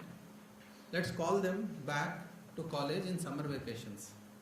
15 days we call them and give them lessons on relationship. So letters were sent to students. Then one letter came to me. The letter says that I have to engage these 18 students for 15 days. For punishment to whom? So we usually have in IIIT, we usually have our summer vacation of around 3 months and we plan our activities. I also plan my activities. And suddenly this 15 days of engagement is an additional load. What should I do? I don't know. I was agitated and it was in the evening around say 4:30. That day my wife called me I stay on campus. My wife called me. I told her that I'm coming home. So from office to my home distance, just 5 minutes. So I went home. So there is a big lawn in front of my home. I opened the gate and was going inside. So because I told earlier, so my wife, she had prepared tea for me. She brought tea. She came out and gave the cup of tea to me. A warm welcome. So I took sip and there was no sugar in tea. I drink regular tea. There was no sugar in that tea. I told this to my wife. Tea is tasteless. Then immediately my wife replied that, so are our discussions these days. I was very much angry and I had broken the cup there itself. And this reaction after conducting 30 workshops or 40 workshops on ICHVHE. On relationship, how you should be, how like this, like that, all family values. I used to give advice to people, but my reaction was that. Like interesting thing is, my wife did not react anything. She did not do anything. She just took the pieces, broken pieces, and went inside. I sat there itself, in front of my house. There was a big, rock. I sat there, and I was just thinking, what happened to me? And in Hindi, we say that, Hajar narak chal rahe the andar. I don't know how, what I should do now. Okay, I understood that, after sitting there, I understood that the reaction was because of not able to accommodate that 15 days engagement. That was clear. Okay, I'll sort that problem after going to office next day. But what I will do with my wife? How to get back her friendship? So I just sat there. Then after 10 minutes, my wife came out with new cup, tea and sugar in it. She came and just handed over the cup to me and was quickly going inside. I asked my wife, please come, sit beside me. No language, just sign language like that. She came and sat. Then I developed courage and told my wife that such and such incident happened in office. So I was angry and reaction was that, please don't mind, I'm sorry. This is what I told my wife. You know what my wife told? I didn't know that you will react like this. I heard that dialogue on TV and used it on you. What dialogue? Life is tasteless dialogue. She heard on TV and then used on me.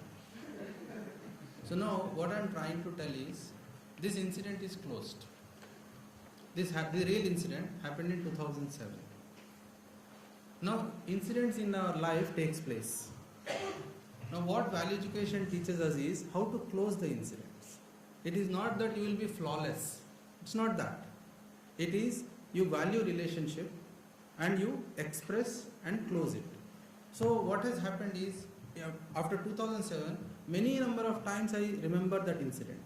But every time I feel that me and my wife acted with responsibility and closed the incident. But many of us don't close incidents. We open it. We think that other person should realize and come and say sorry to me. This is not going to happen. So that is what is the first thing, trust. Okay, intention and competence. So my competence is not that high that I don't make any mistake. I do mistakes. Exactly like that, my wife's competence is also like that. So that means what? In husband and wife relationship, for that matter in any relationship, mistakes happen. So you count mistakes or you value relationship. This is very, very important. So it is not that you are losing. You are not losing. Okay, you value relationship. It does not mean that you always keep quiet. Right? So if you have pain inside you, that means you have to do something which you are not doing. Remember this. If you have pain inside because of any situation, you lack competence, you need to improve. I lack competence, I need to improve. Okay. If I want continuous happiness, it does not mean that everybody should be happy. No. I need to have a solution inside me. That's all. One question came. Like the other person, many number of times I am trying to explain. That is not the problem. If I have solution, then I will not have pain. This is one, trust. Then let me share one more incident, or say let me explain this affection. Okay, like accepting the other person as your relative. That's what the definition says. Okay, अगले आदमी को संबंधी के रूप में स्वीकारना है. But there are two conditions in it. We have to accept the other person with the other person's background. Remember this. And second one is we have to accept the other person with their shortcomings. So this is very important again in husband-wife relationship. So we accept relationship, we accept the other person. Very quickly we don't like the whatever the other person is doing. Why? Because my conditioning is different, other person's conditioning is different. There is always clash. So that means what? If we value relationship, we have to accept the other person's shortcomings also. This is very, very important. Otherwise, relationship won't be there. These days, relationships are, do one mistake, it's over. It's not that. It should not be like that. Then other feelings in relationship. Care and guidance. One more incident I'll tell you and then I'll stop. Care and guidance. See, care is providing physical facilities to your relative. Care. That's called mamata. Okay. So as discussed many times yesterday and today, physical facilities are the requirements of body. So fulfilling the requirements of physical facilities of your relative is care. These days care is overflowing in families. Mamata is overflowing in families. How? If your son is asking a chocolate, you buy a dabba, big. Okay, a lot of money is there, you buy so many things. Okay, care is overflowing. But where is shortcoming? Shortcoming is in vatsalya, that is guidance. Okay, guidance. So let me narrate an incident. Okay. So I am in some committees at national level and also at state level. I travel. Okay. So once I was going to Delhi. So my wife had asked, so what do you think? If I travel, should I inform the members of my family or not? You also do, I should do. So I told my wife that I am going to Delhi. She asked me, when you will be back? I said 2 days. That's all, discussion is over. Then I told my parents. My mother said, eat well, sleep on time, take care of yourself, all that, as all mothers do. Then I told the same thing to my kids. So my elder son, I am telling you the conversation with my elder son. So my elder son, I told. He said, why you are going? I said, meeting. Which meeting? I told NDMA meeting. He asked, what is NDMA? So I told National Disaster Management Authority. So he started asking all 4 questions. What is national, what is management, what is disaster and what is authority? So he wanted me to explain him. Okay. Usually what happens? Children ask questions. Then very soon their questions become tough and we become disturbed. Our tone gets changed. What? So they know when we get disturbed, they stop at that point. Exactly at that point they stop. They know it. So my son was asking these questions. Let me give you connected example. When my son was in UKG, like pre-primary, UKG, so his teacher asked him to tell the address, that is by heart the address of our house and tell in class next day. So my son was trying to memorize the address. So my home address is quarter number 4, IIIT campus, Gachibowli, Hyderabad. This is my address. So my son was trying to memorize. Quarter number 4, Hyderabad, Gachibowli, IIIT. He was not getting the proper sequence of the address. So I saw his struggle and I asked Ganesh to come here and I had drawn one circle. Quarter number 4, I wrote there. And then I asked him where is quarter number 4. He said in IIIT. So one more bigger circle, IIIT. And IIIT is in Gachibowli, one more bigger circle. Gachibowli is in Hyderabad, one more bigger circle. Quarter number 4, IIIT Hyderabad, Gachibowli. Quarter number 4, Gachibowli, IIIT Gachibowli, Hyderabad. He understood that. My son understood. He was so happy. Okay. Very, very happy. So my son was jumping here and there. No mistake now. Okay. Quarter number 4, IIIT, Gachibowli, Hyderabad. No mistake. So when we are trying to explain something to somebody and the other person understood it, we understood that, the feeling what we get inside us is called Vatsal. That is the feeling actually we want. We should have that inside. My son was running here and there, so happy. Then I called my wife. I told, look, we should teach children like this. The arrogance, right? Definitely this is arrogance. Why?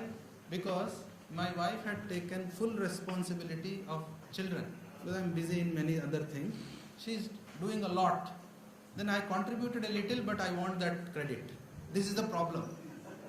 Okay, now let me tell you reverse. When my son writes this in the exam or test, instead of getting 10 out of 10, if my son gets 2 out of 10, my wife also will not leave that chance. What she will tell is, look how well your papa taught you. So, now this is a disrespect in family.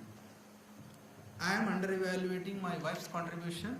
My wife is under-evaluating my contribution. So if we understand respect, we will be very, very sensitive. Means what I am telling is, if you understand these values, we will be very sensitive to the needs of the other person and our level of expression of those things. This is what is important. Now coming back to our NDMA example, my son was running here and there because I created a logic, that is quarter number 4, IIIT campus, Gachibowli, Hyderabad. My son asked me, where is Hyderabad? So I had to draw one more bigger circle, Andhra Pradesh. Okay, where is Andhra Pradesh? One more bigger circle, India. Where is India? One more bigger circle, world. Where is world?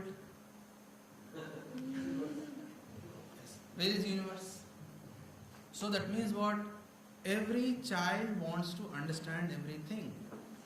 Every child wants to understand everything, and guiding in that direction, okay, is education. So first of all, we need to understand our own self. My son was asking that. Now, how conversation turned out, let me explain. When my son was asking why you are going to Delhi, I immediately told, beta, I will get jeans to you from Delhi. Jeans. So do you think my son will ask, why you will buy jeans to me? So here, this is the biggest corruption what is happening in families. Biggest corruption. Right? My son was asking why I am going to Delhi. He needs all the explanation, which is the requirement of self. I converted that into jeans or some toy, which is the requirement of what? Body. So this corruption we are doing hundreds and thousands of times. And when next time after 2 years, if I say I am going to Bangalore, my son will ask, what you will get for me? He will not ask why I am going. No concern. That's what is practice. Okay. So we are practicing more, or we are focusing more on mamata, that is care, not on vatsalya. The same thing is happening when we are upbringing our children like that. Children are also paying attention to the physical needs of parents, not emotional needs of parents. Okay, so that is the problem. I think with this, I would like to stop here, and thank you very much.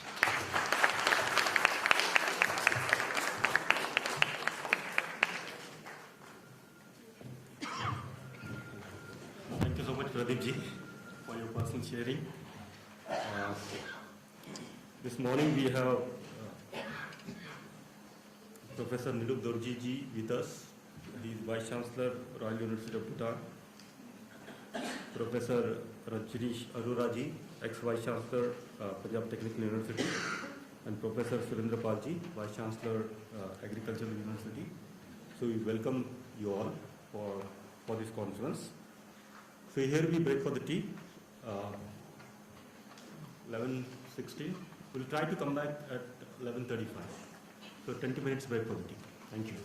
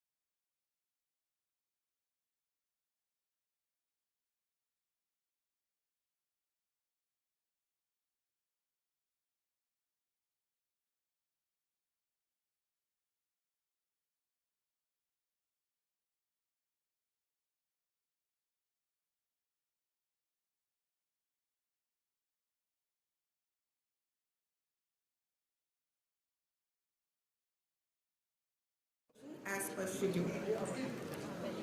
This session is designed with an idea of appreciating those who already started their journey few years back in the direction of humaneness on the basis of self-exploration, encouraging those who are planning to step in and searching for a proper guideline, and motivating those who are in state of compromises because of ignorance about their potential to explore within.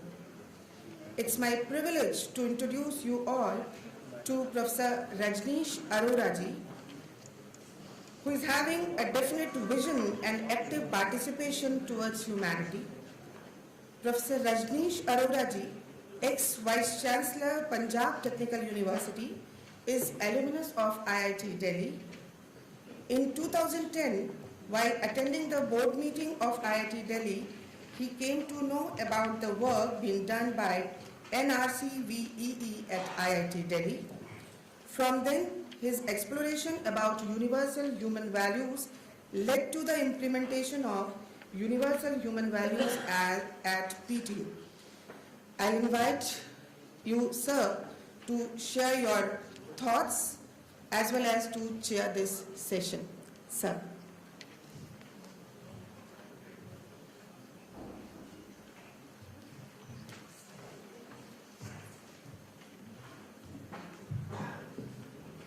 धन्यवाद उपासना जी। कहा जाता है कि अगर तैयारी के साथ बोलना हो तो 10 मिनट में बोलना आसान होता है, लेकिन अगर बिना तैयारी के बोलना हो तो 10 मिनट में बोलना ज़रा मुश्किल होता है। और इस कारण से मैं जो मुझे बात कही गई है वो वास्तव में अभी बताया गया कि इस विषय को आपने रखना है, इसलिए मैं 10 मिनट में अपनी बात पूरी करने की कोशिश करूंगा। जब 10 मिनट हो जाए तो जरा मुझे बता दीजिएगा। 2008 दिसंबर में जब पंजाब टेक्निकल यूनिवर्सिटी के वाइस चांसलर का दायित्व मिला तो सबसे बड़ी चुनौती टेक्निकल इंस्टीट्यूशंस में ये रहती है, आप सब भी अधिकांश तकनीकी संस्थानों से हैं, कि विद्यार्थियों को जिस हेतु से तैयार करने के लिए सोसाइटी में टेक्निकल इंस्टीट्यूशंस हैं वो हेतु पूरा होता हुआ नहीं नजर आता है। इंटेलिजेंट विद्यार्थी टेक्निकल इंस्टीट्यूशंस में चुन करके लिए जाते हैं, लेकिन 4 साल के बाद जिस प्रकार का कॉन्फिडेंस लेवल उनका होता है उसके कारण से एम्प्लॉयर्स कहते हैं कि आपके 25% से ज़्यादा लोग एम्प्लॉयबल नहीं हैं। परिवार वाले कहते हैं कि 4 साल की डिग्री कर लिए, ये परिवार के लायक भी नहीं है। तो ये चुनौतियां शिक्षा जगत में लगे हुए लोगों के लिए बहुत ही ज़्यादा चुभने वाली बात रहती है। तो इसी सबको देखते समझते हुए जैसा बताया दीदी ने कि दिसंबर में मेरे जिम्मे आईआईटी दिल्ली के बोर्ड के मेंबर के नाते से भी मुझे दायित्व मिला, तो उसी एक बोर्ड मीटिंग में ऐसा नियम था कि हर बार बोर्ड के एजेंडा के बाद किसी न किसी डिपार्टमेंट की प्रेजेंटेशन होती थी। तो मार्च 2010 में national resource centre for value education in engineering, ऐसा NRCVE करके आईआईटी दिल्ली में एक फुल फ्लेज डिपार्टमेंट चलता है, तो उनकी प्रेजेंटेशन थी। वहाँ जुड़े हुए प्रोफेसर RR गौड़ और बाकी जो साथी थे उनसे पहले से परिचय था, लेकिन मुझे ये नहीं ध्यान में था कि IIIT Hyderabad, UP technical university और IIT दिल्ली इनके सम्मिलित प्रयासों से एक फुल फ्लेज्ड 1 सेमेस्टर का फाउंडेशन कोर्स जो है वो बन चुका है और उसकी टेक्स्ट बुक और उसका टीचर मैनुअल भी बन चुका है। तो मुझे उस प्रेजेंटेशन के बाद ऐसा लगा कि जैसे वाइस चांसलर को कोई एकदम पकी पकाई खीर मिल गई और कि अरे ये तो हो जाएगा तो बच्चों में बहुत जल्दी हम परिवर्तन कर सकते हैं। और मैंने एकदम उत्साह में आकर के और वापस जालंधर पहुंचने से पहले ही इसके जो पब्लिशर थे उनको ऑर्डर कर दिया कि मेरी यूनिवर्सिटी के लिए 500 किताबें आप भेज दो, मेरे पहुंचने से पहले पहुंच जाए। हमारी एकेडमिक काउंसिल की मीटिंग थी और मैंने 10 मिनट में खत्म करना है इसलिए बोल मुझे कह रहे हैं कि इंग्लिश में बोल लीजिए तो चलेगा, तो मैंने कहा तो I'll be available at the time of lunch. Those who cannot understand Hindi, I'll talk to them personally also. तो उस समय पर जब एकेडमिक काउंसिल की मीटिंग हुई, सब प्रिंसिपल्स को ये किताब बांटी गई और कहा कि अब आप इसको देखिए और यूनिवर्सिटी इसको लागू करेगी। और मुझे लगा कि बाकी सब लोगों ने, जैसा सब जगह होता है कि अगर हेड ऑफ द इंस्टीट्यूट बोल रहा है तो चुपचाप रख लेते हैं, ठीक है नया नया आया है कुछ खुराफात करना चाहता है। लेकिन अगस्त में मुझे किसी कॉन्फ्रेंस के लिए हैदराबाद जाना हुआ, तो मुझे पहले मेरी भेंट नहीं थी, मुझे मालूम था कि राजीव संगल जी यहाँ पर हैं। मैंने इनको फ़ोन किया तो मिलने के लिए इनसे समय तय हुआ। मैं IIIT हैदराबाद गया तो उनको मैंने अपना बताया कि मैंने कहा मैंने आपकी किताब देखी है, बहुत बढ़िया है और इसको हम लागू करने जा रहे हैं, अगले साल से हो जाएगा। तब उन्होंने अपना अनुभव बताया। उन्होंने कहा कि IIIT हैदराबाद में हम इसको 2 सेमेस्टर्स में करते हैं, एक सेमेस्टर में कोर्स करते हैं, अगले सेमेस्टर में प्रैक्टिस सेशंस होते हैं, बच्चे प्रोजेक्ट लेकर के इसको आगे करते हैं और वहाँ के अनुभव ध्यान में दिलाए। और उन्होंने कहा कि IIIT हैदराबाद में ये सफलतापूर्वक इस कारण से हो पाया क्योंकि हमने इसको लागू करने से पहले स्वयं 8 दिन की वर्कशॉप वहाँ पर की। उन्होंने अपना पहला वर्कशॉप का जो अनुभव बताया, उन्होंने कहा कि IIIT हैदराबाद में जो पहली वर्कशॉप हुई उसमें 8 पार्टिसिपेंट थे। 4 पार्टिसिपेंट वो स्वयं उनके परिवार के थे, उनकी पत्नी, उनके 2 बच्चे। और उन्होंने कहा कि रजनीश जी, ये जो प्रस्ताव है, ये जो कंटेंट है, ये ऐसे नहीं डिलीवर किया जा सकता है और इसको डिलीवर करने के लिए आपको स्वयं किताब पढ़ना पर्याप्त नहीं है, इसको समझना, इसको मनन करना, इसके लिए आपका स्वयं का 8 दिन की वर्कशॉप करना ये उपयोगी रहेगा, उसके बिना ये प्रयोग सफल नहीं हो सकता। मैंने उनकी बात मान करके अक्टूबर 2010 में यहीं IIT कानपुर में ही 8 दिन की वर्कशॉप थी, बागड़िया जी ने वो वर्कशॉप कंडक्ट की थी। उस समय पर ध्यान में आया कि कंटेंट पढ़ना और उसको समझना, मनन करना और फिर इसी तैयारी करना कि दूसरों के सामने भी रखा जा सके, इसमें बहुत ज़्यादा अंतर है। ये केवल कंटेंट पढ़ के किसी परीक्षा में लिखना वो बात नहीं है। और उस 8 दिनों के दौरान कंटेंट से ज़्यादा ध्यान में आया कि किस तरीके से पूरी बात अगर आगे तक पहुंचानी है तो हर प्रश्न के उत्तर की चर्चा होना आवश्यक है। और उसमें हम लोग पंजाब टेक्निकल यूनिवर्सिटी से 23 लोग गए थे और जिसमें 15 लोग टीचिंग डिपार्टमेंट के थे, फैकल्टी मेंबर्स से, कॉलेजेस से भी थे, यूनिवर्सिटी से भी थे और फिर यूनिवर्सिटी के ऑफिसर्स भी थे। जो सीनियर मैनेजमेंट की पूरी टीम थी वो सब लोग उस 8 दिन की वर्कशॉप में आए थे। और उसके बाद मुझे फिर कुछ नहीं करना पड़ा और स्वयं ही सारी उस टीम के इनिशिएटिव से, जिस प्रकार से वैल्यू एजुकेशन सेल बना, 2011 से ये फाउंडेशन कोर्स यूनिवर्सिटी के हर कोर्स में, चाहे वो ग्रेजुएशन लेवल का है चाहे पोस्ट ग्रेजुएशन लेवल का है, उसमें 2 क्रेडिट कोर्स के तौर पर ये बना। फर्स्ट सेमेस्टर में या सेकंड सेमेस्टर में इसको ऑफर करते थे, लेकिन अगर किसी कारण से किसी विद्यार्थी ने नहीं किया है तो उसको अपनी फाइनल डिग्री से पहले ये कोर्स करना अनिवार्य था। ये मैंडेटरी कोर्स के तौर पर था, ये इलेक्टिव नहीं था। और उसके कारण से जिस प्रकार के अनुभव पूरी यूनिवर्सिटी में ध्यान में आने शुरू हुए, ये वहाँ पर वैल्यू एजुकेशन सेल से डिपार्टमेंट ऑफ वैल्यू एजुकेशन बना। और उसके आगे जो सबसे बड़ी चुनौती आई कि यूनिवर्सिटी के साथ 400 कॉलेजेस एफिलिएटेड हैं। 400 कॉलेजेस के अंदर बड़ी संख्या में सभी विद्यार्थियों को ये पढ़ाने के लिए, और लगभग 25-30 हज़ार विद्यार्थी एक समय में लेते हैं अगर, तो बड़ी संख्या में टीचर्स की आवश्यकता है।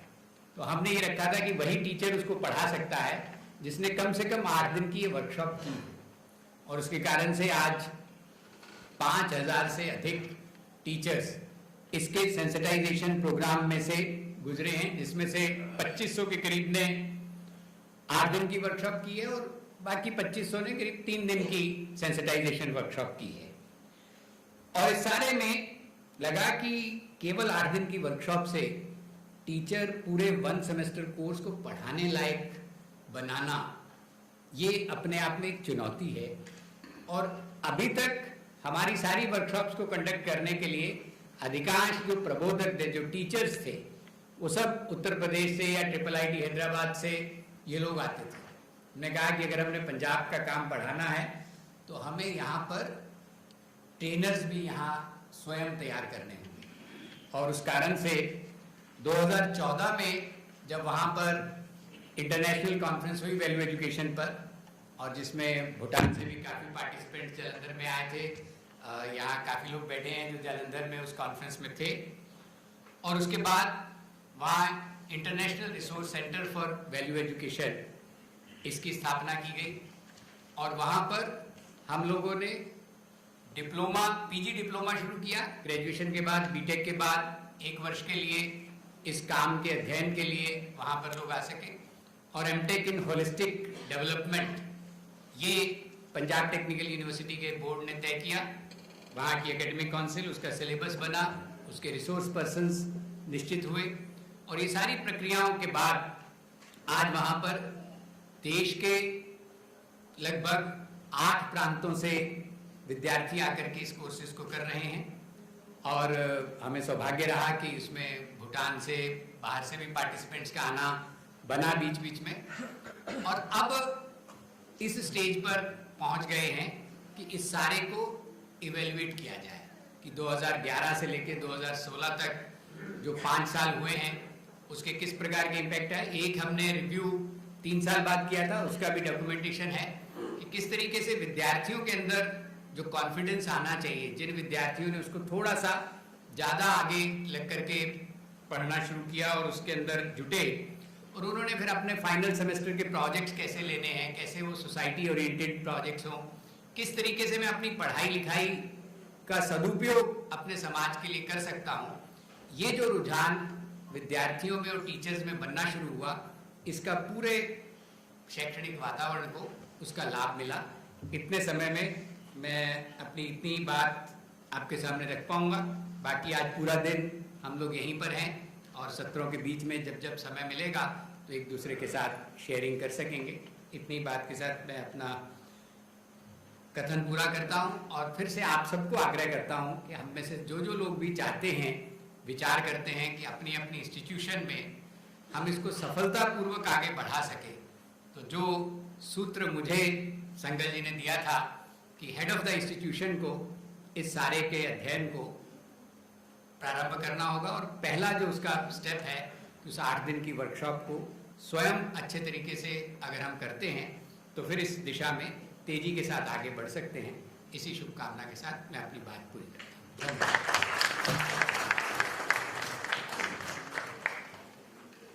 धन्यवाद रघुवीर sir for your sharing. With the permission of chair, now I will start this session. Gross national happiness, a concept emerged from Bhutan, is a measurement of collective happiness in a nation. GNH demonstrates the notion that the money doesn't equal happiness and material progress is not the most important contribution to well-being.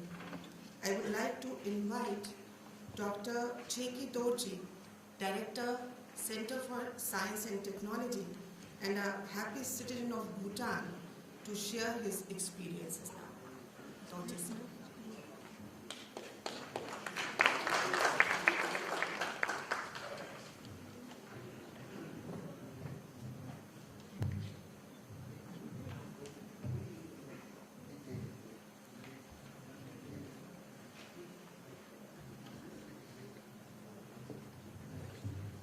Good morning to all of you.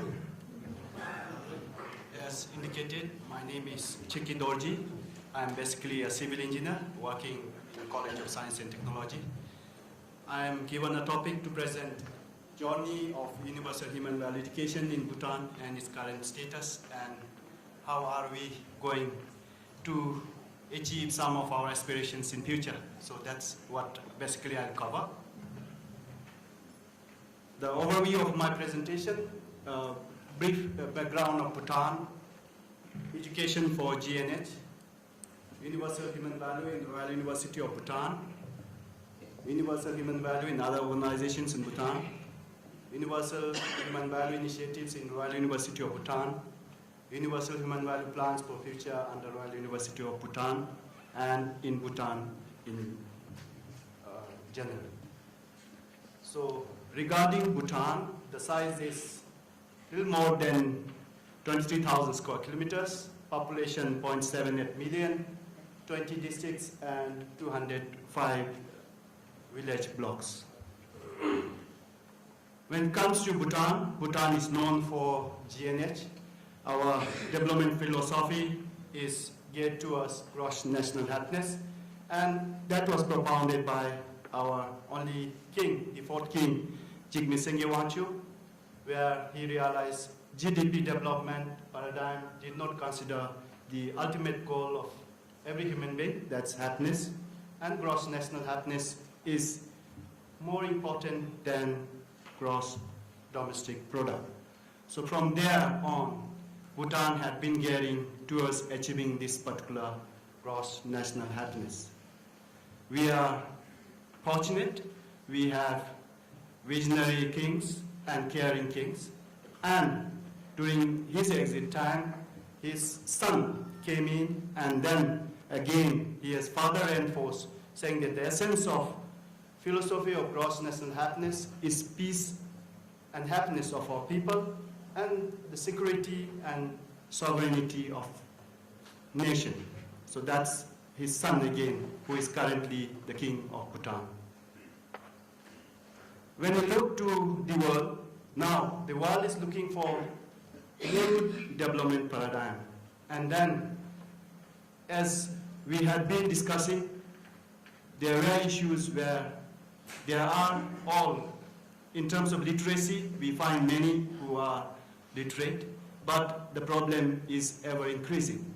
That has been realized, and now when they look for solution, it was in July 2011, the National General Assembly of United Nations added Bhutan's model for gross national happiness, and the resolution came to put in as a holistic approach to development, realizing that GDP model is incomplete, has been realized, and gross national happiness, along with the universal human value, can offer the framework for the well-being of all. That's the realization that it's being followed, and then that's what we strongly believe in Bhutan again.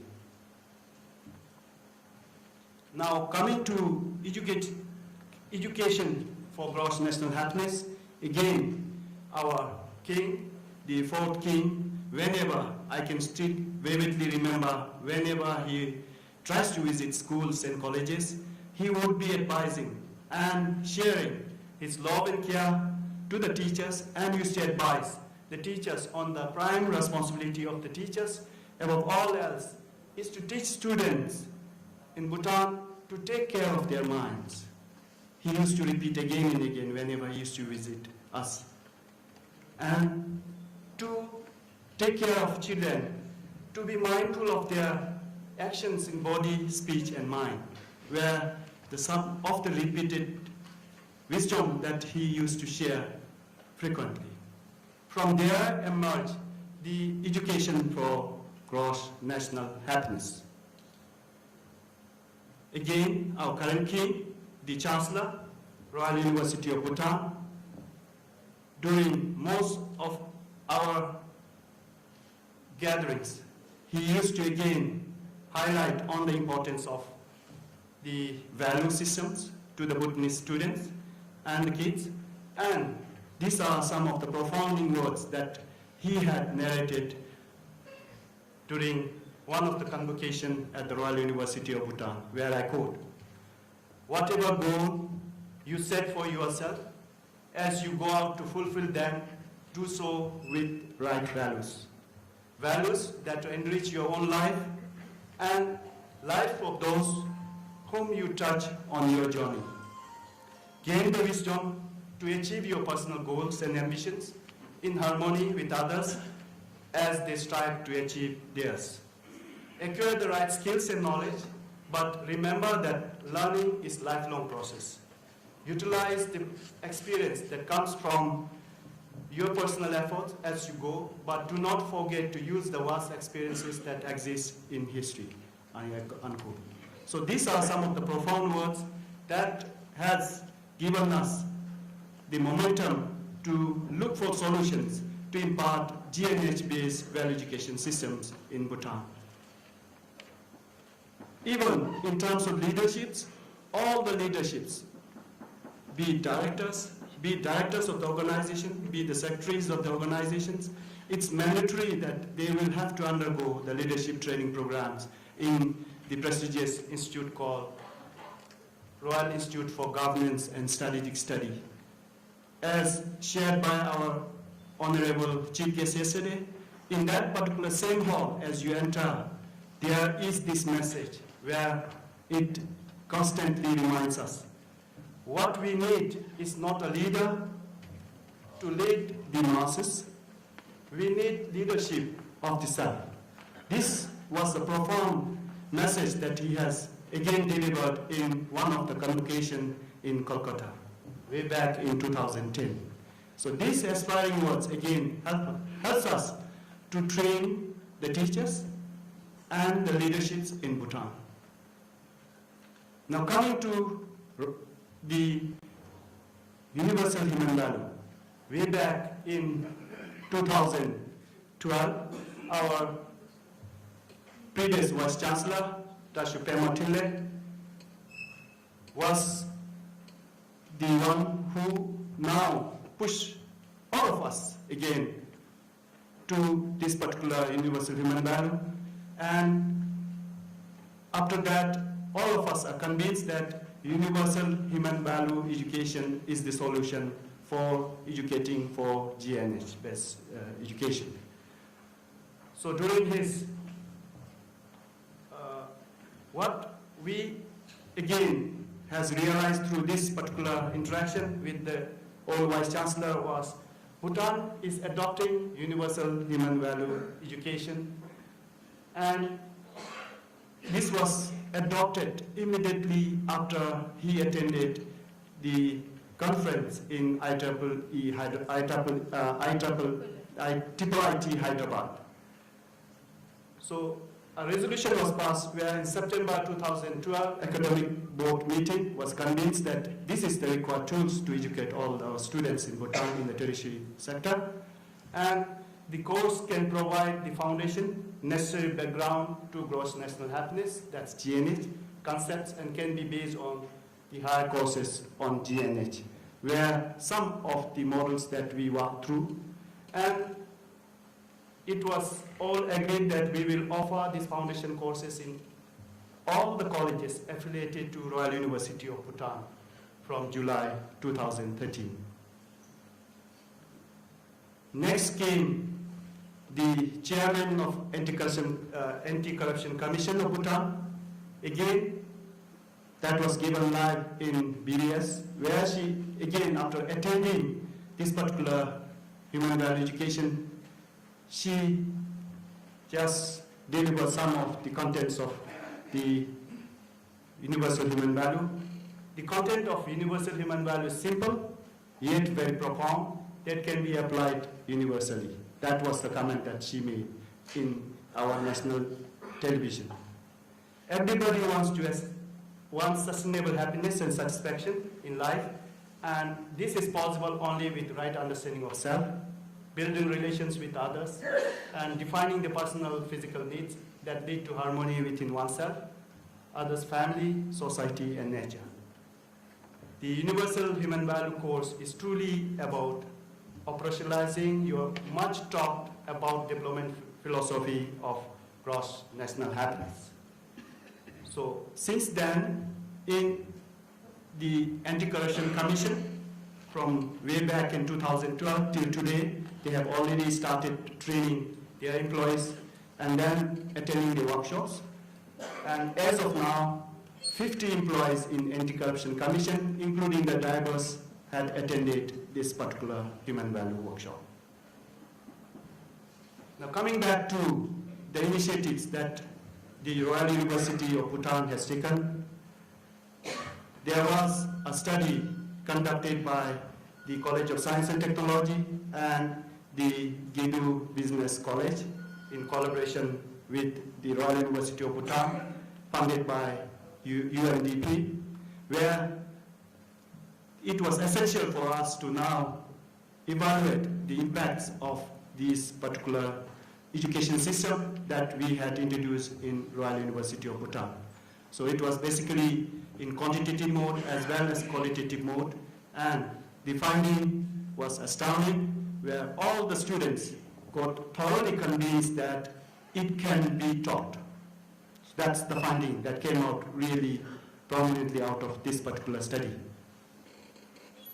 Now, to highlight a few salient features within this particular study, some of the female students have reflected, I have reduced my shopping and now I only buy what I require.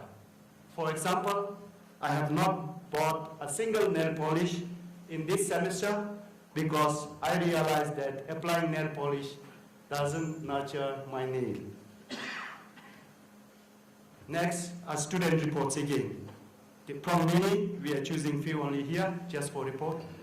After this workshop, I have started calling my brother, mother, and father regularly. Before, I used to call them when I need money. Then another person reports, after well education course, I stopped playing. Mostly, I think he was passing his time by playing video games and gave more importance to studies. Time management has improved and also became friendlier with colleagues. So these were some of the impact that has generated through, we found that this has created the impact within the student society, and we are convinced that these are some of the changes that has taken place within the students at Royal University of Bhutan. Also, through this particular study, the paper was published titled Universal Human Value and Ethics, a recent initiative and the impact to students and faculties of College of Science and Technology and Gedu College of Business Studies, was published in Bhutan Journal of Research and Development. Now again, we do have our new Vice Chancellor who is here with us today, who have been again supporting this particular Universal Human Value Education initiatives. During his address to the 4th International Conference on Human Value in Higher Education, he has propounded this. I believe there is definitely a need for value education. Unless we, the teachers, are able to walk and talk ourselves, preaching will make little sense. So all these attributes that all the leadership in Bhutan are concerned to take this particular value education forward, and that's how some of the initiatives that we have been taking are able to achieve their goals as we think that it is possible. Now, just some activities as shared earlier. The 4th International Conference on Universal Human Value in Higher Education, that was graced and blessed by none other than the Queen Mother, Aji Dorjiwa Muachu, has again blessed us with a blessing saying that we must do everything we can to propagate universal human values in higher education. So such profound words from the leaders from the highest level gives us energy and the drive to push this particular value education forward. There are other initiatives coming again. This is again a new medical university. Gyalpo University of Medical Science of Bhutan. They have also embarked on and joined the Royal University fraternity to push this particular universal human value forward. Again, if you see, there is a Minister of Education along receiving this particular universal human value.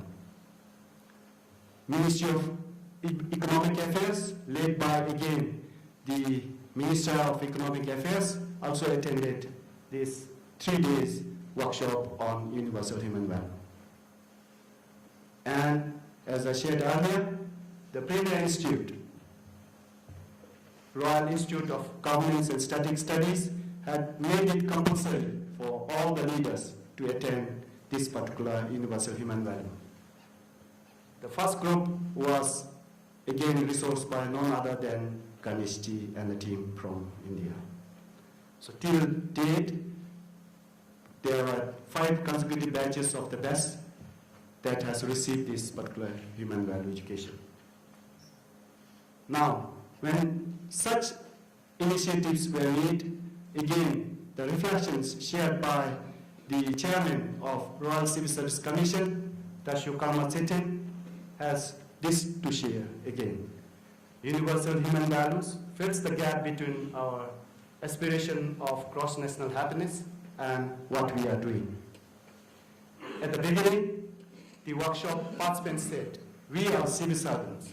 We have to make hard decisions. Values have no place in our work. But by the end of 3 days workshop, the general opinion had changed. With values, we can be better planners and administrators. So these are some of the feedbacks being shared by the recipients of the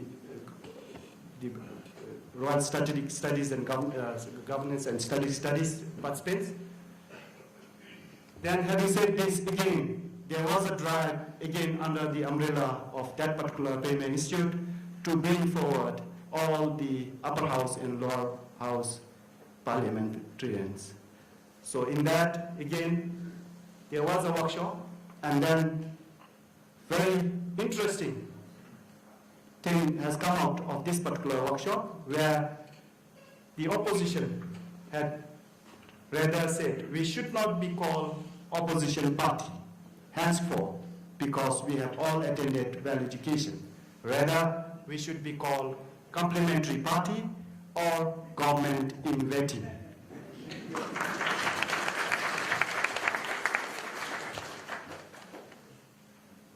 The other initiatives in Bhutan, there are non-governmental sectors, civil society organizations, who are again trying to promote this particular initiative in a small way. The Samrup Jonghar initiative is making effort to develop a village in the east, Teotam, as GNH model village since 2016. So that's an activity already taken, commenced, but the results will be unfolded later. And often we do conduct national level conference on universal human value. The first was conducted at College of Science and Technology. Again, this is the second national conference that was conducted at the college, again, that gives agriculture and forestry education in the tertiary level institute. So that's the second level workshop that we conducted.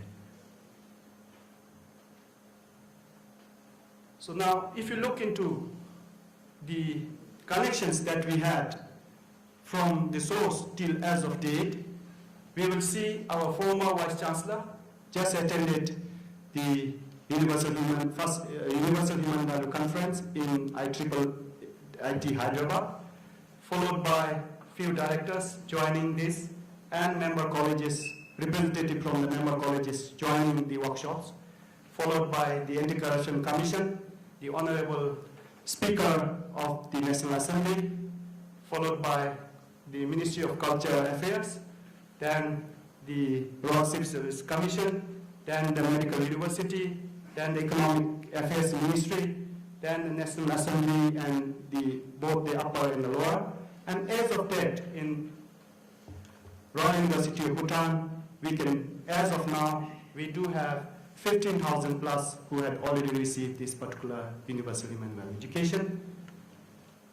1,018 faculties and staff who had attended this universal human value education, and then 69 universal human value teachers being trained.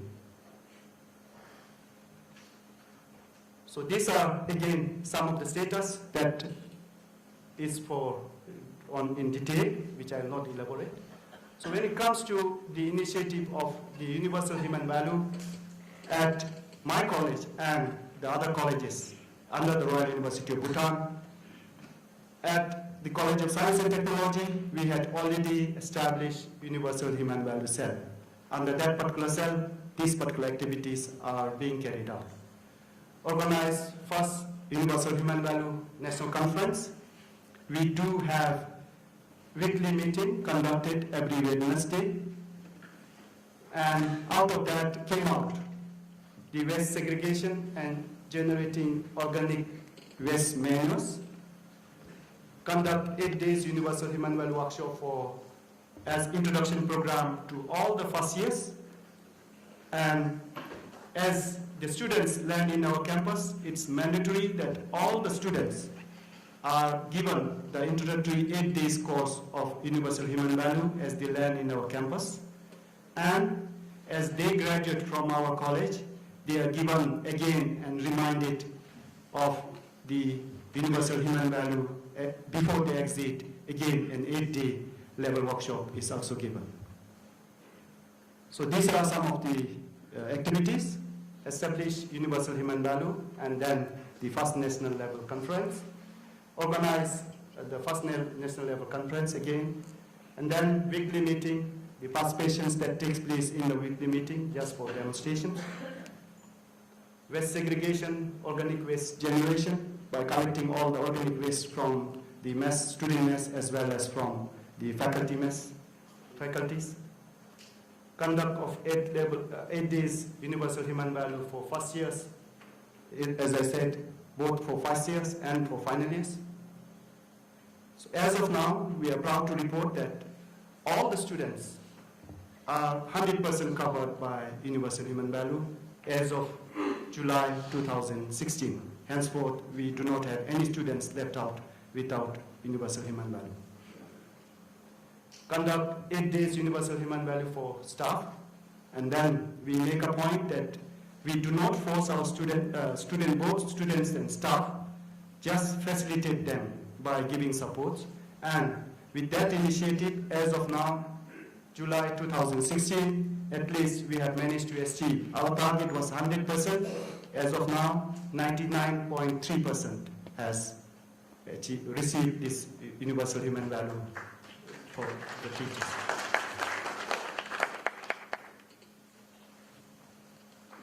Other initiatives, capacity development of faculties for universal human value, which we feel we are lagging, and we are aggressively promoting this.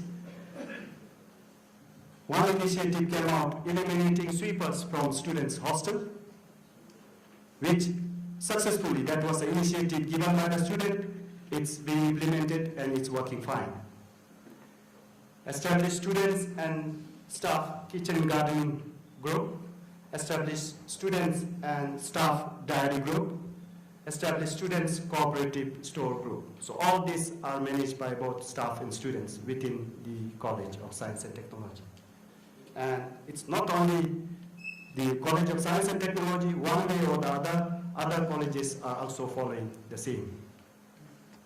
So these are some of the activities by the gardeners group, where this particular plot was vacant since long. This is not a small plot, huge plot here, used for construction activities, later on converted into garden, and then that's what the student and staff practice. Now coming to dairy establishment, there was a vacant block which we could convert it into the dairy shed, and now we are hosting at least 2 cows, which gives us at least 28 liters of milk every day to both staff and students. And we have started planting the fodder for this particular cattle. When it comes to the, again, use of biogas. We do have dung biogas popularly established in Bhutan, but there was a lagging of biogas being generated out of organic waste. In collaboration with Tehri University, Delhi, we managed to establish this particular center, and before we came to this particular conference, it's operationalized, yet the waste production has not started, but it is operating in effective mode. Just to now, coming to Universal Human Value Future Plans and Initiatives, within CST, what we are there, again, the other colleges also do the same under the Royal University of Bhutan, conduct Universal Human Value Workshop for support staff, because when we talk staff has their family, and it becomes now difficult for us to engage those family to be with other groups. So what we are saying is, we will also educate the support staff family in the local language in due course of time. To be self-sufficient in milk production and dairy products is our dream. To develop CST waste segregation model and biogas model, which I have shown, but yet to achieve the full result. To develop CST living model, College of Science and Technology living model is our dream and aspiration again. To conduct Universal Human Value workshops for schools in our locality. The college where it's located is known as Phunsuling, the place name, and we want to help the students in the primary schools and high schools and the middle schools, again, to deliver this particular universal human value. Then the Royal Education Council under the Ministry of Education of late had already identified 2 schools as a pilot school, and what they have done as of now is to pilot this particular universal human value in this particular 2 schools, develop curriculum and offer it to the students in the lower levels. It's an initiative that has become, it is really recent, and that's again one example that it is gradually driving from the tertiary towards the primary level schools. So during the recent workshop, the orientation of principals and teachers are already done. Parents yet to take place for this particular group of schools. PP to class 3 already rolled out because they are gradually moving first from the PP level, and then they have earmarked all this to be rolled out under the Royal Education Council. So that's what I would like to share today, and thank you for your patience.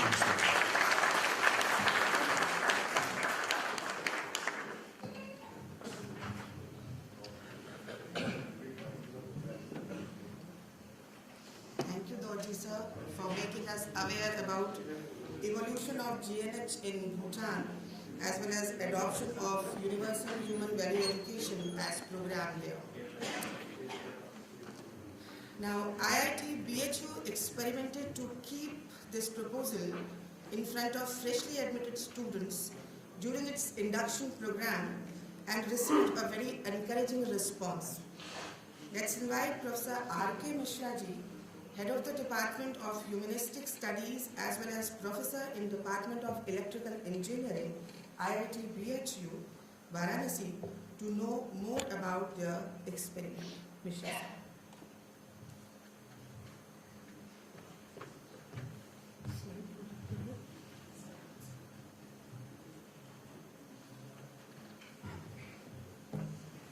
Good afternoon to all of you.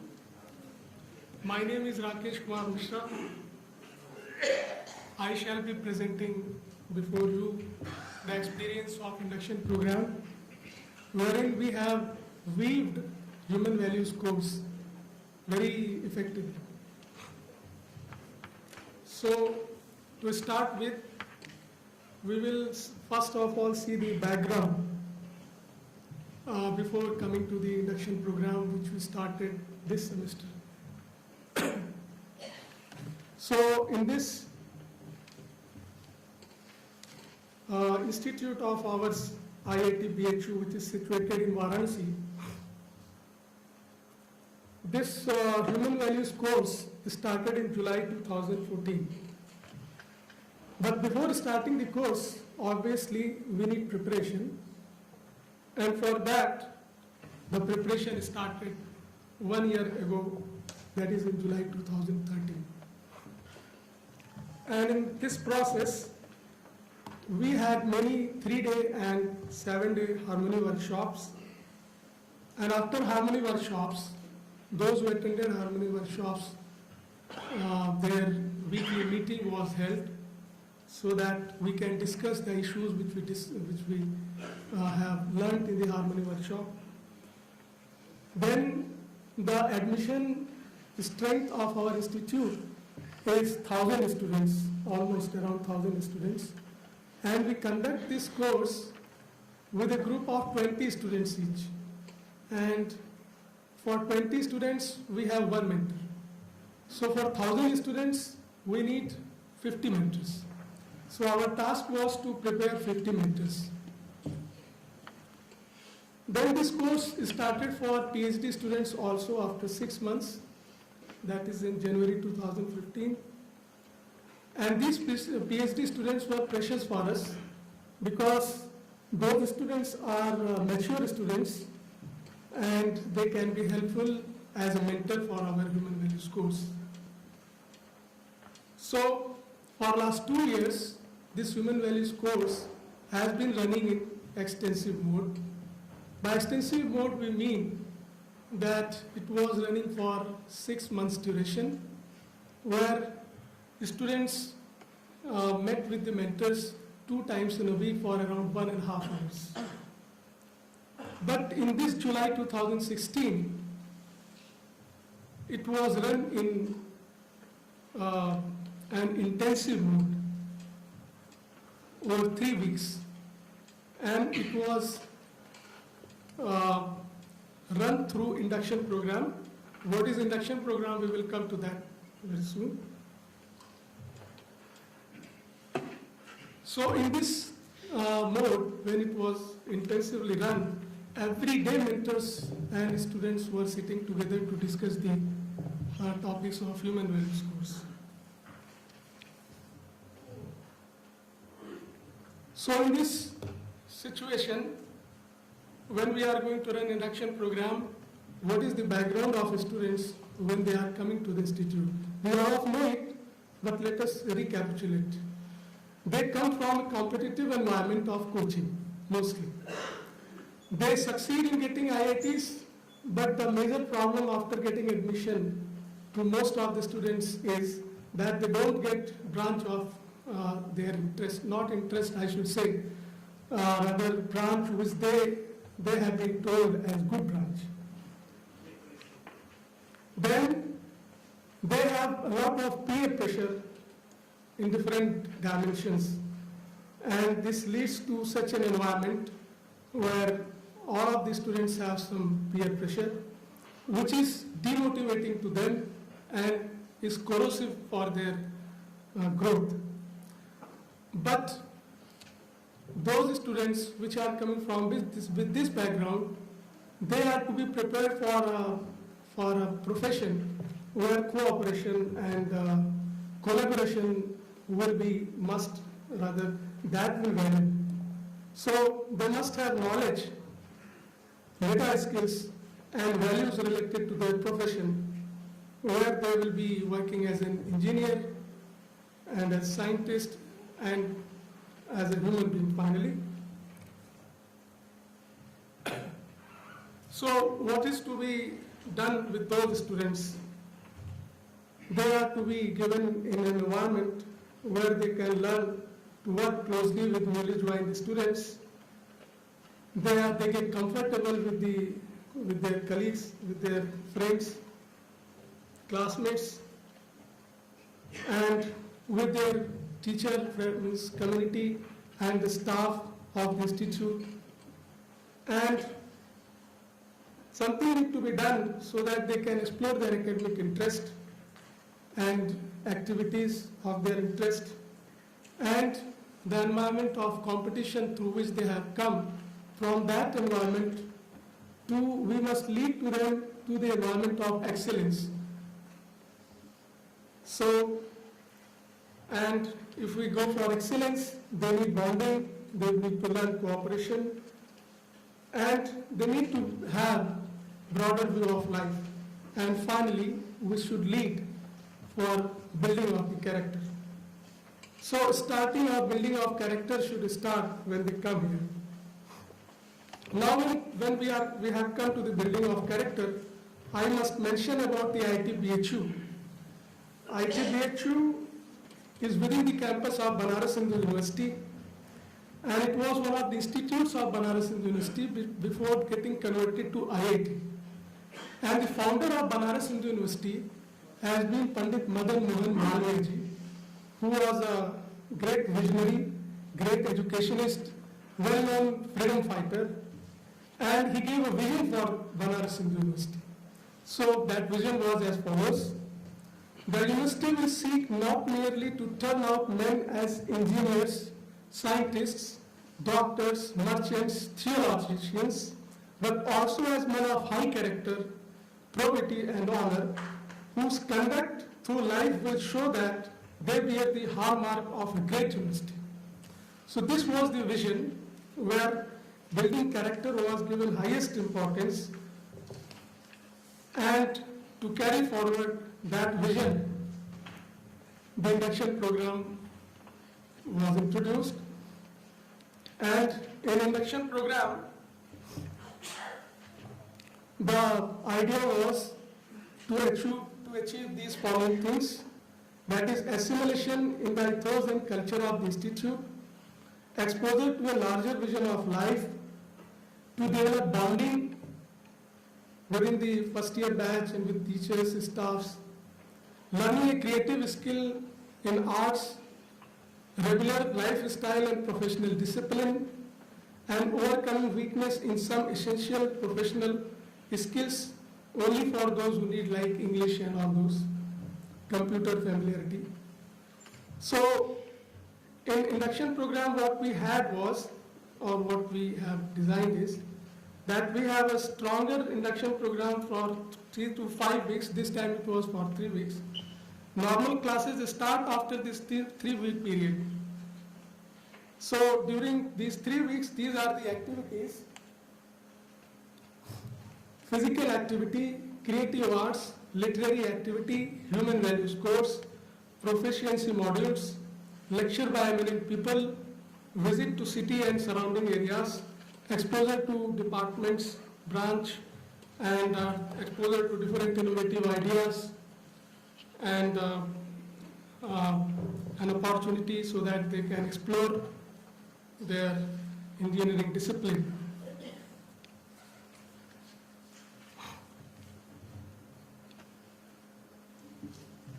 Now this is the time when, I mean, it's an environment where they need to be introduced to the topics of the human values course, because they have come from the background where competition was important for them, what they were trained. And now in the new environment where they have come to the hostels, rather they will be living in the hostels rather than home. So now they have bigger family, how to live with that. They don't have parental supervision, so how to cope with that. Then there is further a chance of getting their daily routine disturbed, and they have to be prepared for the profession of their future. So in that environment, with this background to the new environment, how to make them ready.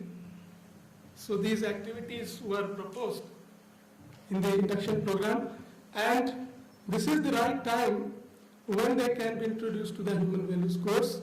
And some salient characteristics of human values course are that classes conducted through group discussion, where 18 to 20 students are in a group and a faculty mentor is assigned to them. And as we have been discussing here, that things are introduced or told to them as proposal, so they are they are expected to reflect on that, they are expected to think on that, those things, and if they find it suitable, then they should accept it. It's not a force, it's not like do's and don'ts. Then well-defined topics are there, and content is there, and all these relate to the issues in their life. But as one of the our speakers from Bhutan was telling, that an important person there told that our faculty must practice it, and then only we can tell to the students. So students learn from what they see in their seniors, in their teachers, in their senior students, their staff. So it's important that teachers themselves live to that. So this creates relationship between teachers and students in that group. Now some sample topics which are covered in human values. Students' aspiration, family expectation, gratitude towards people helping me, competition, cooperation and excellence.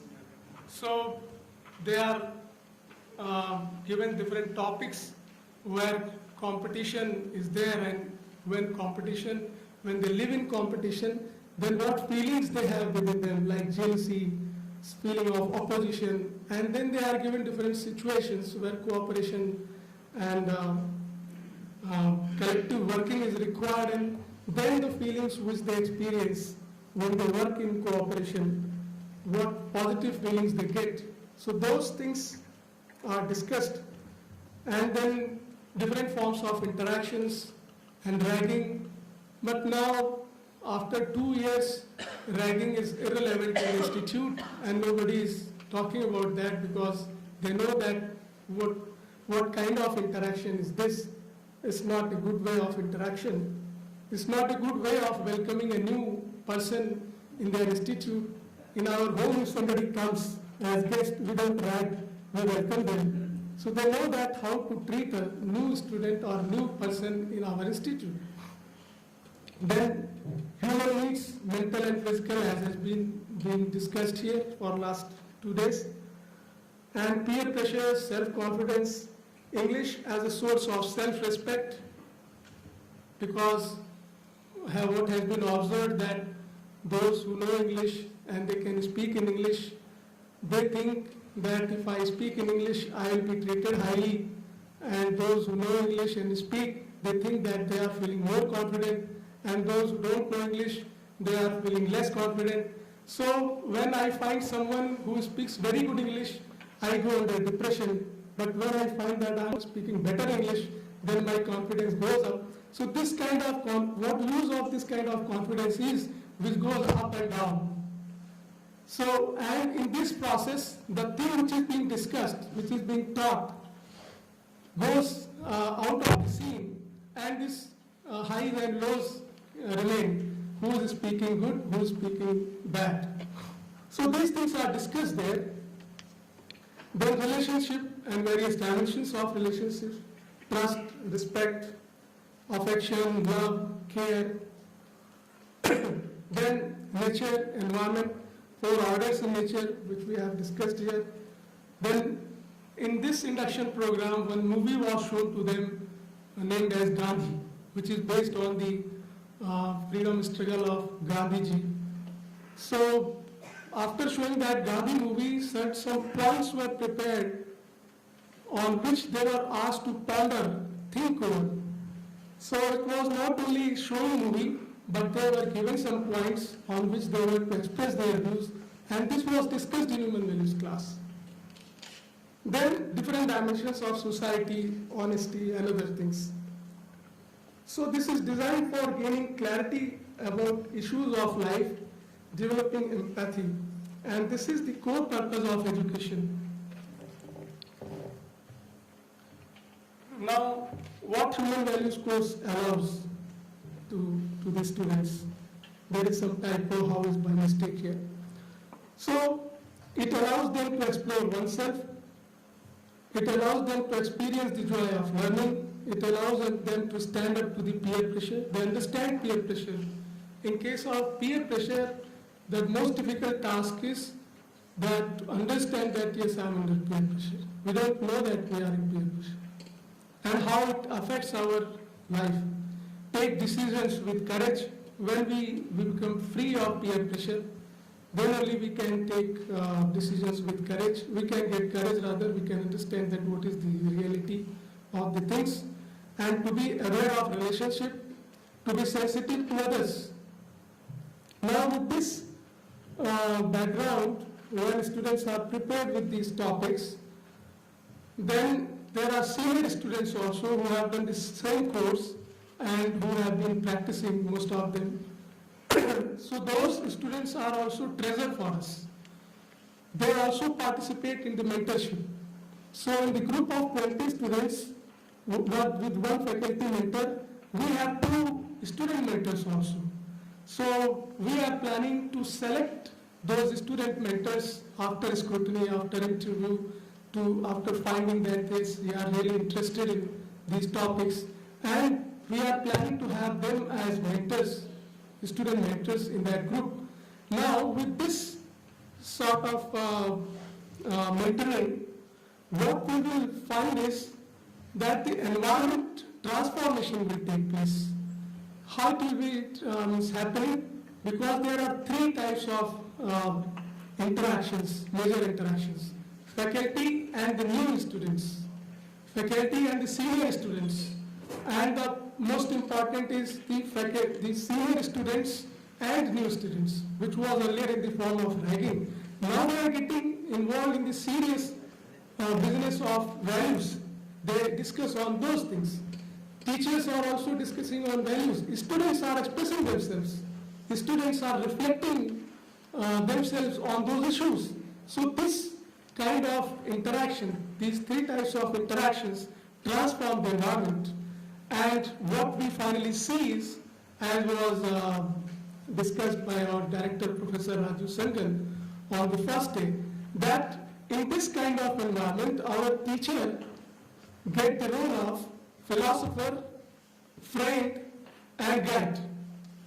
And if they come this role, then it is the true Guru-Shishya Sambandh, which we keep on talking about our ancient India. Yes, it's last. So this environment will be leading to that desired or standard true Guru-Shishya Sambandh. Now this effort of induction program, which was introduced here at ICHVHE, was implemented in other 3 IITs also, IIT Mandi, IIT Patna, and IIT Gandhinagar, parallel with us. So they were also having this induction program. And now Minister HRD himself has taken interest in it. Minister HRD is chair of IIT Council, and he himself took interest in this program. And then discussing after about this program, he has recommended it for all the IITs of India.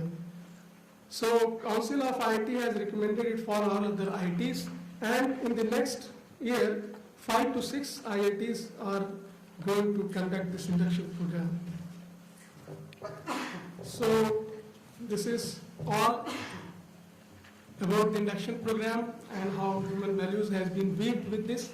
Thank you.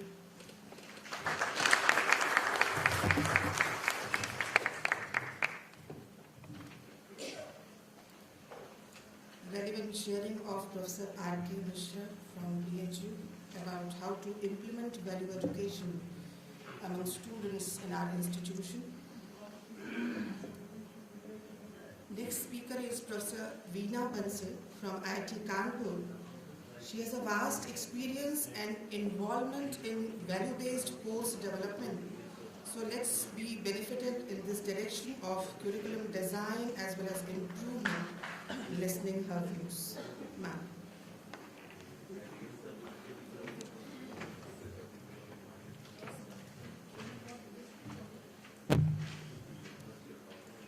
So I apologize. We are all in the profession of speaking, but we are made to listen. So I'm sorry about that. There is a 2-year MTech program that's running right now in UP Technical Education. Punjab Technical University. It's a 2-year MTech program. And it's a very interesting setup. There is, I think there are about 15 sanctioned seats with all the reservations and all that stuff. We have about 6 to 8 students every year. Sometimes it touches 10 students. And it has one kitchen, one computer room, one administrative room, and one room where everybody sits on the floor with mattresses. And there is a single chair that can be used by the teacher if he or she wishes, but generally they also end up either standing or sitting on the mattress. So the title of the 2-year MTech program is Holistic Development Systems and Technologies. So the idea is to create, nurture students who have exposure to human values and then get an MTech program and become entrepreneurs. So that is the whole idea behind this course. So I happened to, so I was asked to teach a course called Social Entrepreneurship. So let's take a pause for a second and ask ourselves, what comes to your mind when I say social enterprises or social entrepreneurship? Everybody has a picture of a social enterprise in their minds? Would somebody like to share what is social enterprise for you? Can somebody share his or her thoughts on what a social enterprise is? Yeah, please. Can you?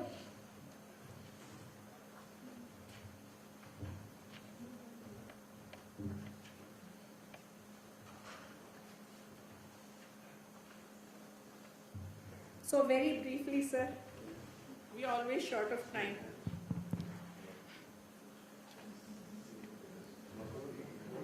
I think social enterprise, what I understand by the literal meaning, that an enterprise which ensures social upliftment. Right. So we just one small Sure. thing. In India, Constitution doesn't permit education to be given as education can't be as a business activity. It can't be a for-profit activity. Yes. So most of the institutions which are being run by the private entrepreneurs, they are supposed to be social enterprises. Social enterprise. Perfect.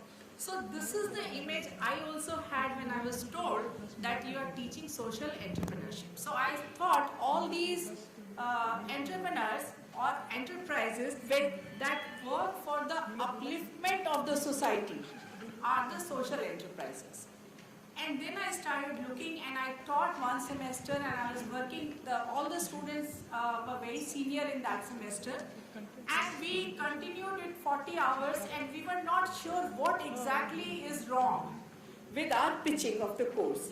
Then I came back to Sansthan. I sat with Rajulji, Ganeshji, Shyam and people from PTU, and we started doing a brainstorming session, and it turned out that every organization has to be a social enterprise.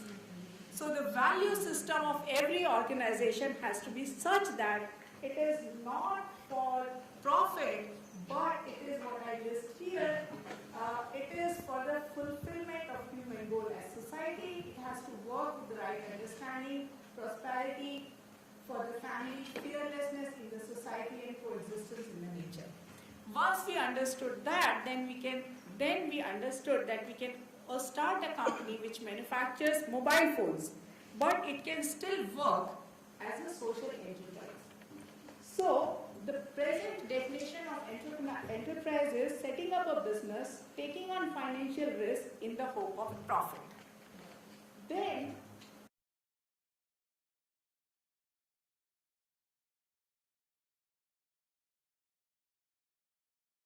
it could be education, it could be manufacturing, it could be agriculture, it could be any of those.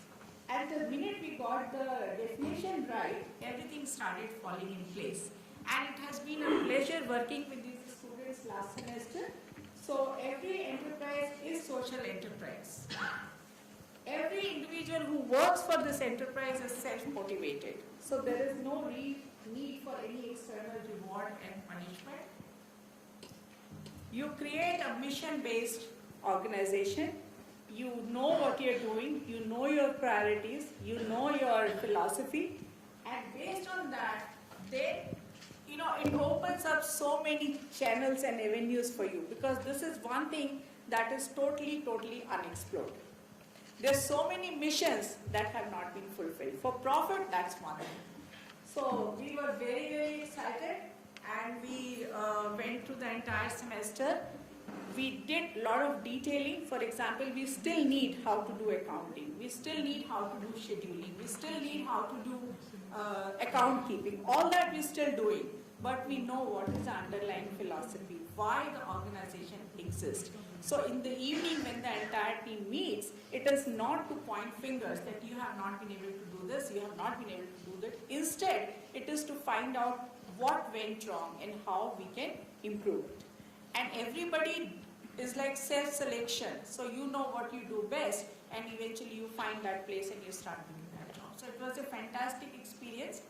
I've taught this course twice already, and I'm slotted to teach it in the next semester. And these students, they live in a hostel, rented hostel. They make their own lunch, they clean their house, everything is scheduled, it's posted. So they know who's going to cook today, who's going to cook breakfast, lunch, they take care of everything. So much so that they also bring me a packed lunch. So I share, I get lunch from them. And if it so happens that there's a festival or something, then I invite all of them, and I do have access to a kitchen, so I make food for everybody. So it's been a wonderful experience and a wonderful journey, and I hope I'll continue teaching and enriching from this experience. Thank you.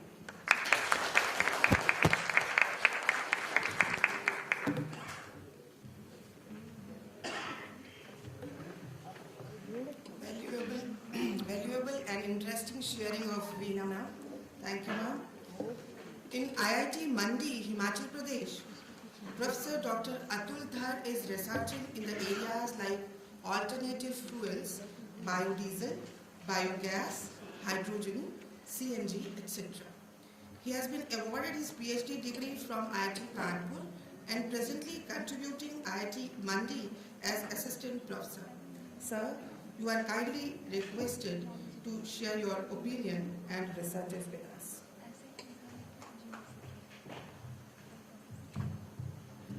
So good afternoon to all of you.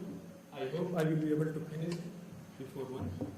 Thanks to Professor Misra, he has made my job easier.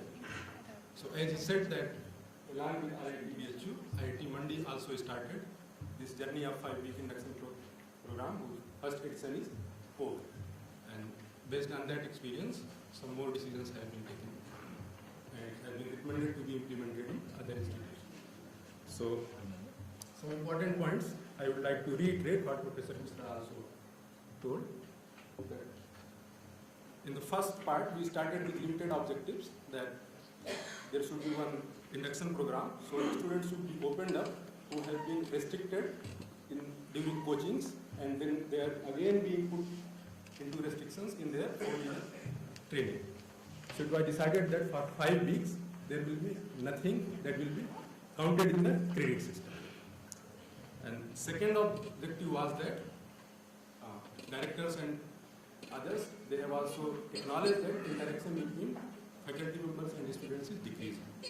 So these 5 weeks where it is more based on non-credit and sharing mode, and interaction is planned in the smaller groups of 20 students and 1 faculty member. And third objective was that in these 5 weeks, we should be able to revive their concerns for the larger groups, shift from that they want high-paid job after 4 years.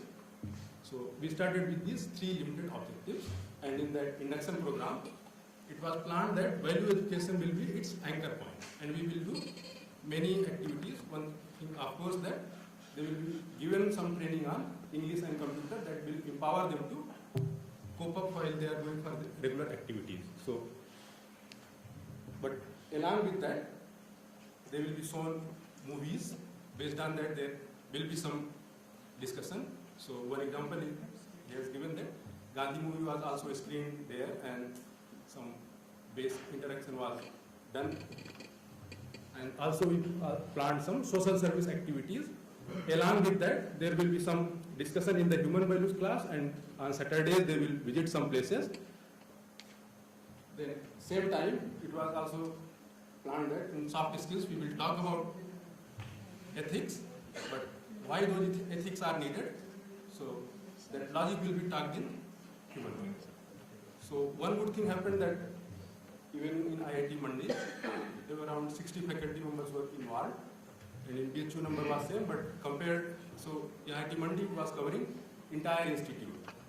So what impact it will have on students, that will be documented say after 2 or 3 years, but definitely it increase interaction between faculty members a lot while planning for this induction program.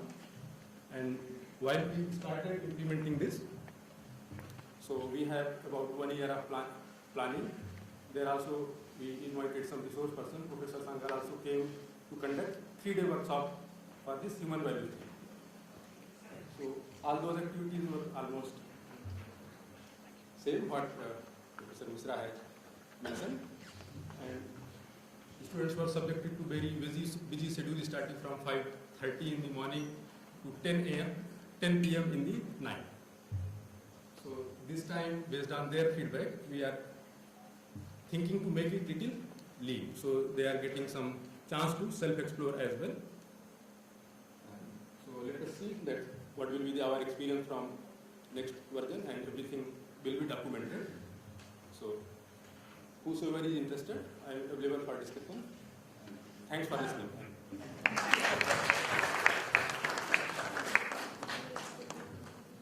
So nice to hear that at least 2 institutions, ICHVHE and IIT Mandi, these 2 are working harmoniously. Thank you, sir. Now I'll call from Galgotia's University, Professor Dilip Devnath. Sir is MTech and PhD from Bengal Engineering and Science University, Sahibpur. Presently, he is Professor and Associate Dean in the School of Electrical, Electronics and Communication Engineering. Sir.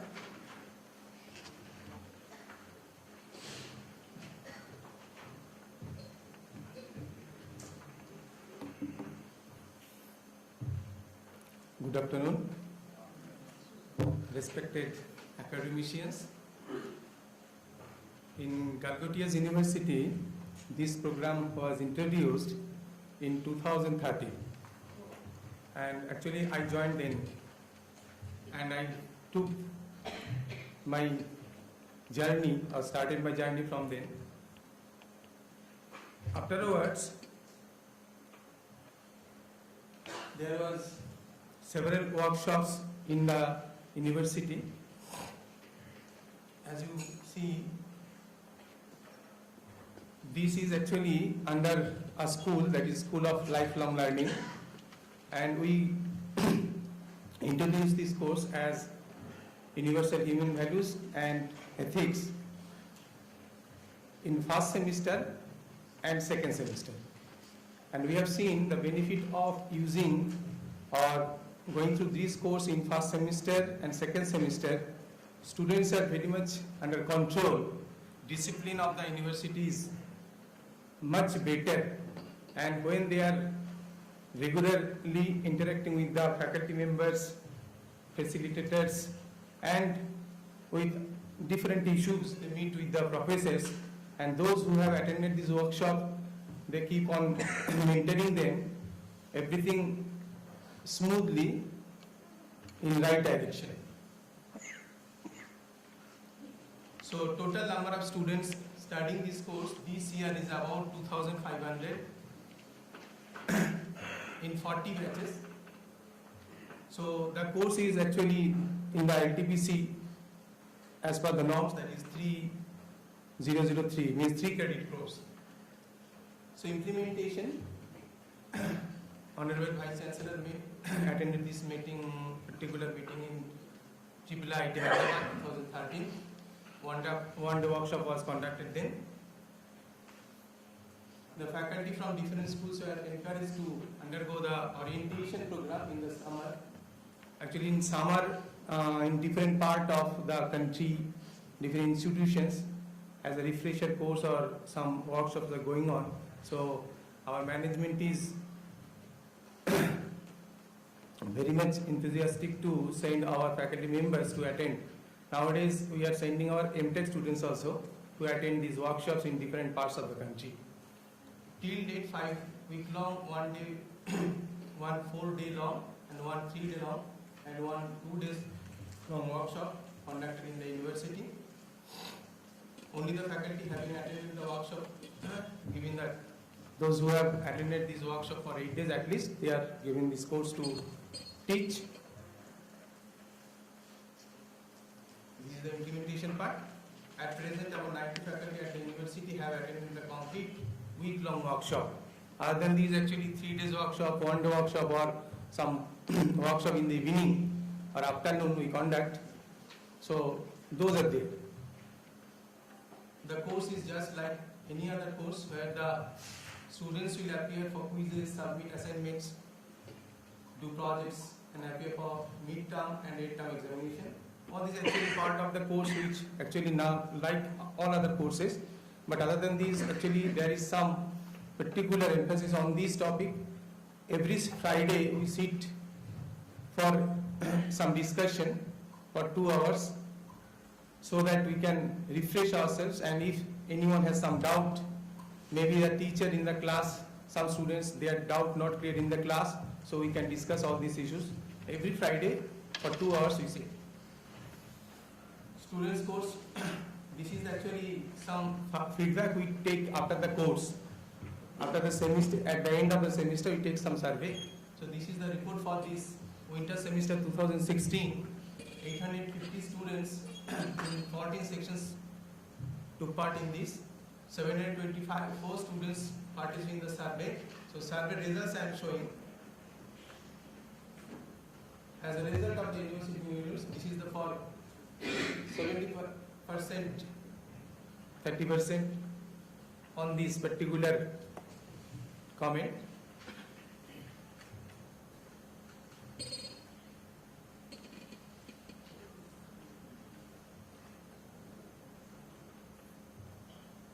As a result of this course, you better understand the meaning of happiness.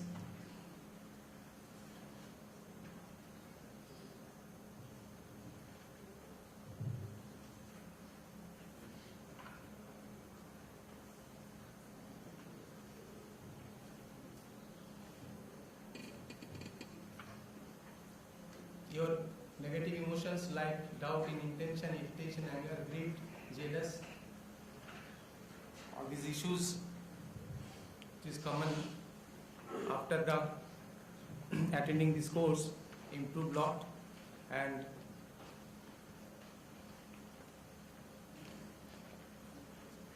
universal human values course that you to understanding relationships, and as a result you will try to develop better relationships and more meaningful interactions with your parents, teachers and friends. So parents with teachers and friends, this is significant.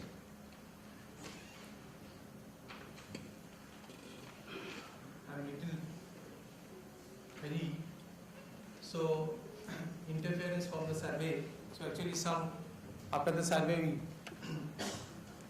some of the points we have noted. The responses in the survey were unbiased. The students were also allowed to disagree or strongly disagree. Human values can be taught. Our progress of human exploration can be initiated among the students. This course is not just a theory paper. So the things we have noted. So along with these, impact of the course on the faculty. But I have some personal views also. Actually, in 2013 July, when I joined in Bargotias University, I was asked to attend the workshop. So first, as usual, I was thinking that again another workshop without knowing or without forcefully was sending. So there was around 30 faculty members who were going to attend this workshop. All were somehow just putting some comments. So after attending the course, all come out with some definite and told that yes, this is the workshop we attended and got something fruitful. So finally we tried to, each and everyone in that workshop, they are now in a better position, and personally I can say that previously, before this workshop and after the workshop, there is drastic change. Now when the students are coming to me with a particular problem, I never find it as a problem. I ask them to sit first, then I ask them to detail the problem, then I suggest some of the solutions, and finally I have seen they are meeting me in some other time and saying, sir, which you told I have tried to implement, that worked out.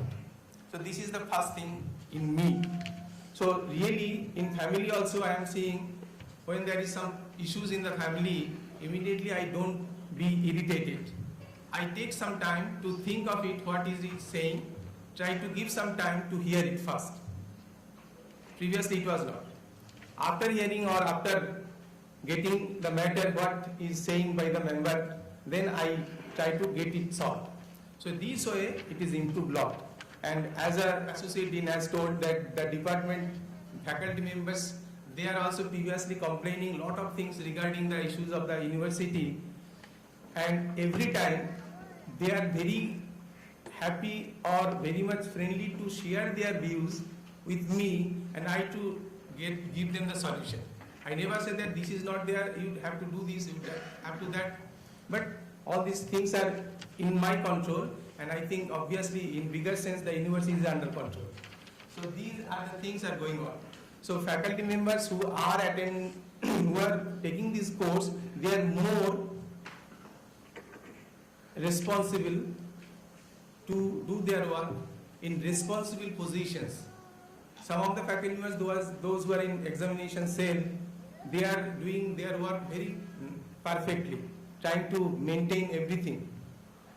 So management is also seeing that those who have attended this course, they have some impact onto the university betterment, and that's why they are giving the responsibilities to these faculty members. So that is another plus point and betterment. Okay, I'm not lingering. So if you have any question, thank you very much for hearing me, and I think if we can explore the self, then it will be better for all. So I do it.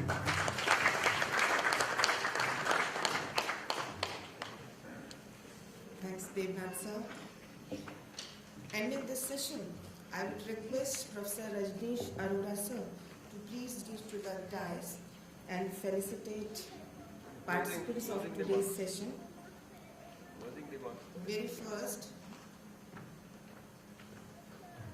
Dr. Cheki Dorji from Bhutan.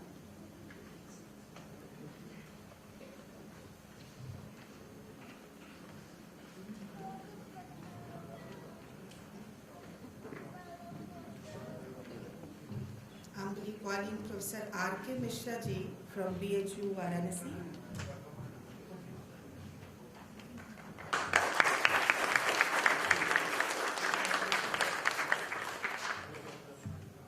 Mishra sir from BHU.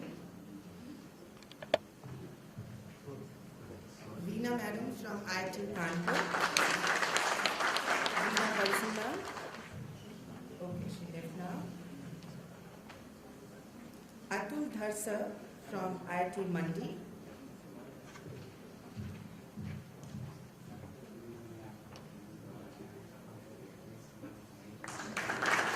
Devnath sir from Galgodia's Universities.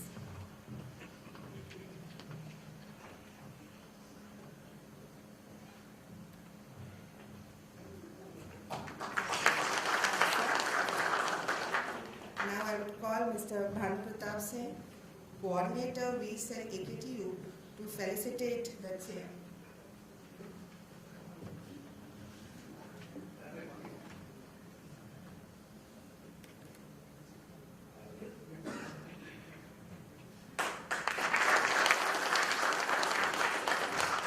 Thank you, sir.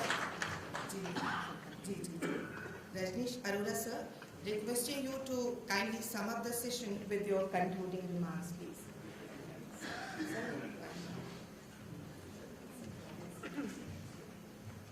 So we had really well documented stories from Bhutan, IIT BHU, Galgotia University and IIT Mandi. And you also know from these presentations that the things can be done practically. Things are being accepted by teachers, students and managements. So now we have the target that let us take it forward, and not only now the states in the country, but also in different parts of the world, in other countries also. I have been told that we have participants from 9 countries now, and in last few conferences, we had even participants from Pakistan. This year, I was told that Indian Embassy had given visa to 7 participants, but at the last minute those visas were cancelled. But I remember we had participants from Pakistan, 6 participants came to Jalandhar for 3rd International Conference. The way things were shared in that conference, and we are getting regular feedback from Pakistan that they are trying to implement in their universities, 2-3 universities in Lahore and Sindh. So when we talk about universal things, rational, which appeal to human reasoning, then there are no boundaries which are created by human beings, and so many problems we feel. So because of these, with these presentations in this session, I think we feel more confident about taking it forward in our institutions. Thank you. Thank you.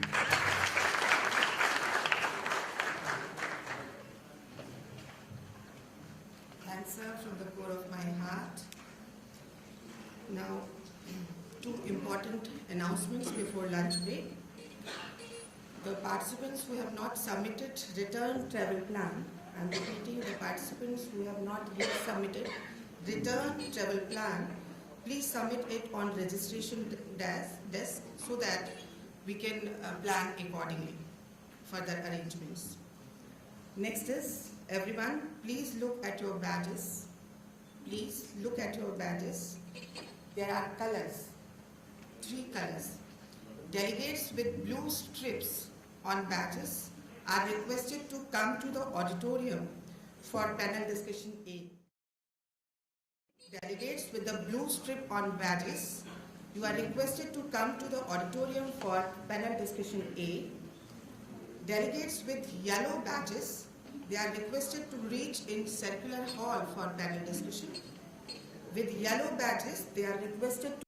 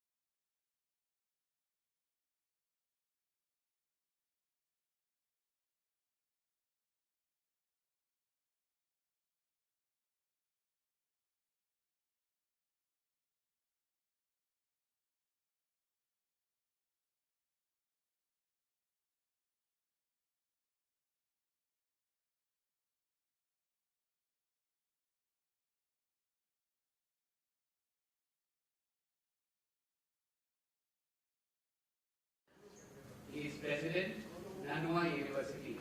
I'll request him to introduce himself as details about his work also, and then about the human education. So would you like to speak from here, or would you like to go to the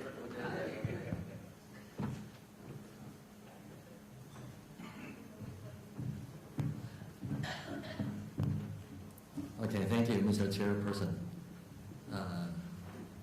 Distinguished participants, I'm very honored to come here to share the experiences what we have there in Taiwan, especially at the Nanhua University.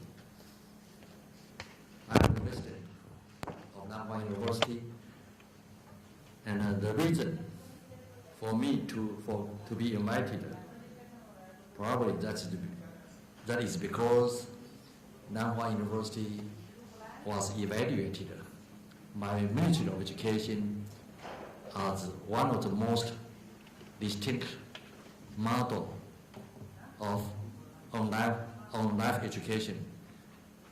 Here you call that human values, but in Taiwan, traditionally we use life education instead. 4 years ago, I continue to present, right? Yes. Okay. 4 years ago, I personally was invited to take the president of Nanhua University.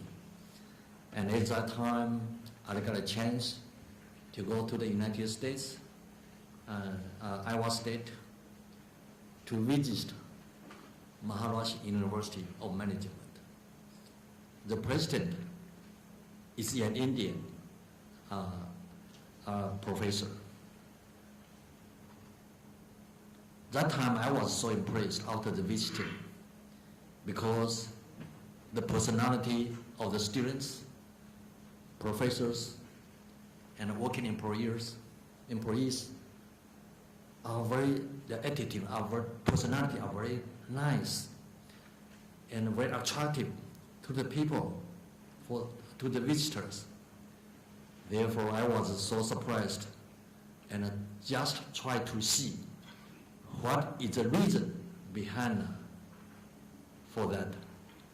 I found out the university offer organic vegetarian foods to in the campus. The second one is that they have to offer some kind of meditation in the whole university. Each students, before they take the class, they have to meditate 20 minutes, and then class started.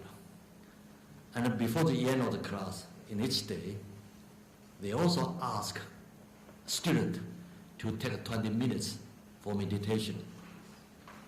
And I found out that was very interesting for me. And then I got a chance to see their scientific experimental result. They make some kind of survey about the freshmen's brain wave and frequencies first.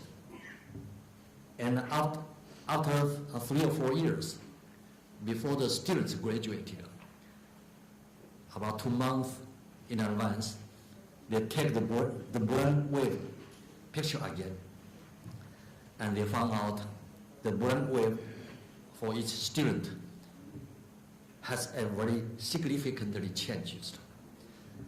And that gave me a very, very good positive ideas.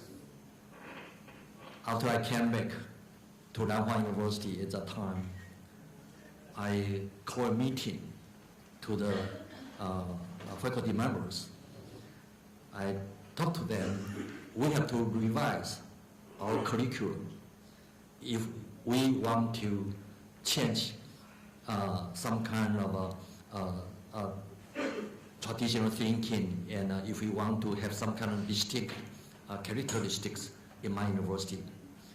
And finally, we get some kind of consensus. The first one is that we give a general requirement course to each department. Ethics, professional ethics, is a compulsory course to each department.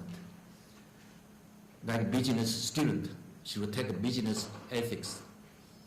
Engineering students should take engineering ethics, something like that. We also invited professors, experts coming from industry to share their ideas about professional ethics, try to give some kind of advice to the students. The second item, what we did is that try to nurture spiritually. Mindfulness is a compulsory course at Nanhua University also. The first year was an experimental basis, and we found out the result was quite positive. The reactions from the students are very positive.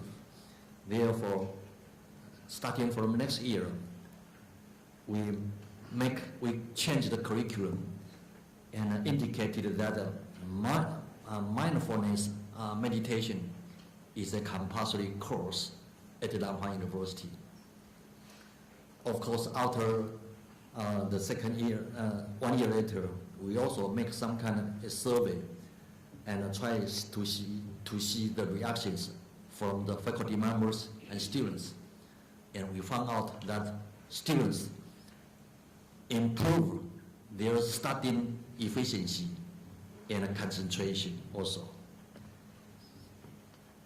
The third items we changed is that about service education activities. Service learning in Taiwan is a compulsory course with non-credit. Each week they have to spend 1 hour to serve the community, to serve for the university. And we also encourage them to work outside of the campus to help the aged persons. And we found out the reactions from the students are also very positive. We also implement a special project to those students which are handicapped or have serious problems mentally. They can apply special service from the university. Like for instance, we have one female student. She cannot speak, she cannot hear, and cannot see anything. We hire a special person to help her to use some kind of special symbols, writing, touch it hand, and hire some special expert to help her go through the education period, 4 years. And finally, she said that education changed her completely. And after she finished her bachelor degree there at Nanhua University, she was hired by some special schools. The next project we offer is something what we call Hope Project. We give this kind of opportunity to the students who want to challenge themselves, who want to surpass themselves. They can make application for financial aids, and we form a special committee to evaluate that. If they fit this kind of model, the requirement, they will get some kind of financial aid for them to participate, to do some kind of special project. Also, in Taiwan, we also promote what we call coming of age celebrations. I don't know whether you have this kind of system here in India or not. In Taiwan, generally speaking, this kind of ceremony will be held in the high school. However, at the Nanhua University, we do believe that that is very important for the students. In the ceremony, we invited parents to come to school. And we try to inspire the students to pay the appreciations to the parents. And as far as we understand that students, they usually in the past they probably don't say, "Papa, Mama, I love you," but in that situation, frankly they speak. They talk to their Papa, Mama, say that, "Papa, Mama, I appreciate you for your support, for your bring up for us." At that time, a lot of parents cry immediately. We do believe that this kind of a celebration is a very important activity in Taiwan, and the celebration procedure will follow the traditional Chinese customs. We have 3 stages, and try to let the people, parents, teachers, and some expert to come to attend the ceremony and try so that the students can be inspired to say something about the appreciation for the bring up to the teachers and to the parents also. Also in our university, we set up some kind of campus environment. We ask our engineering students to design 3 acts of goodness lights. We put some special lights on the campus. And if student do something good action, and he will push the button, and the machine will accumulate about the total activities what we have. If he speaks some words, some good words that day, he will push another button, and then the machine will accumulate about total times. If the students have some kind of good thoughts in mind, then he will push another button again, and so that this kind of lights will try to give the students some kind of chances for them to evaluate themselves. Also, in school, we also have 3 acts of goodness flags. Try to tell them you have to be careful about your behavior. You have to try to see whether you are good in speaking, you speak good words, do good deeds, or think good thoughts, and so on. And in the campus also, we play the 3 acts of goodness songs before the class and at the end of the class. And the performance, after 1 year later, we make some kind of survey about the students' performance, about the reactions, what we have done, about the holistic education curriculum. And about the reactions was quite positive from the students' side. According to our survey, 78% of the students presented that they have some kind of self-efficacy. And also, especially for the students, they reduce the emotional problems about 60%. We found out the performance was quite positive, and the government adopted this kind of, was also very pleased to have this kind of result we have, and finally established Nanhua University as a national life education center, and asked us to promote this kind of ideas nationwide. And due to the time is quite limited, I just try to explain something to you for you to understand about how we promote human value education systems there at the Nanhua University. And we do hope you can make some kind of comments. Thank you again. Thank you. Thank you, Professor Lin. He shared with us the kind of practices which are being held for such kind of activities for the students, where students can be inculcated good qualities in them as per social requirement. Now we have our friend from Bangladesh. We have with us Professor Dr. S.M. Mahbub al-Haq Majumdar. At present, he is working as Pro Vice Chancellor at Daffodil International University, Dhaka. He started his career as Research Fellow at Dhaka University in 1969. He was a professor and chairman, Department of Chemistry, Chittagong University. He worked as Registrar, Chittagong University, then Treasurer at Congola University.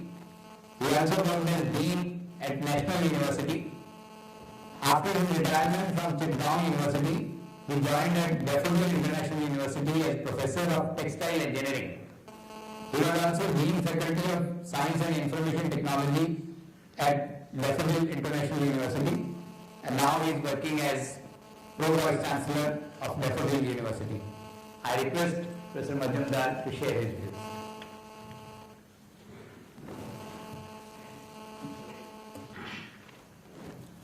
Honorable Moderator, Professor Arora, respected panelists, and distinguished audiences. Good afternoon.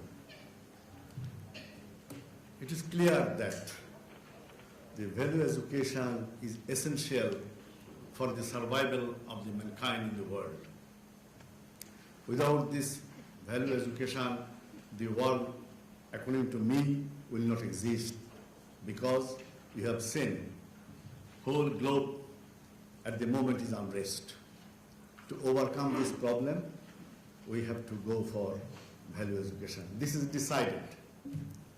Now what we have to do, how we can implement it. According to me, first of all, I think it should be in the 3 tiers: primary, secondary, and tertiary. The initiation should be from primary education, because in the infant time, the young mind can catch what the teachers teaches. They will be able to catch it very quickly, and it's sustained for even up to old age. If we think ourselves, what we learn in the primary stage, still we remember all those things. So I think the first initiation should be from primary level. Then comes propagation, that is, which should be implemented from the secondary tier. And then, after that, there will be a ripening stage, that is, it will take a proper shape in the tertiary education. So, the curriculum should be designed in such a way, it should be started from primary, then secondary, then tertiary. Now, another thing is that there should be effective curriculum. What I have observed in Bhutan, I attended the 4th International Conference on Human Values at Bhutan. I really amazed. They implemented it like anything. And in that case, I've seen the delegates where they took their meal, the plate was washed by the students, by the volunteers. So this is amazing. This is what is called your human values. And I have seen many, many things which is really appreciable. I really appreciate the Bhutan government as well as the implementing authorities. So my suggestion, we will have to design the curriculum in that fashion, or we have to think about the matter how to implement more efficiently. My another suggestion that it should be implemented in all arenas of the education. That is, not only engineering or science faculties, it should be in humanities, it should be in the business, it should be in diploma, polytechnic, etc. Because if we teach us only in one stream, I think that will not be fruitful for the society. It should be from all arenas. And another thing is that our society is mainly governed by the civil servants.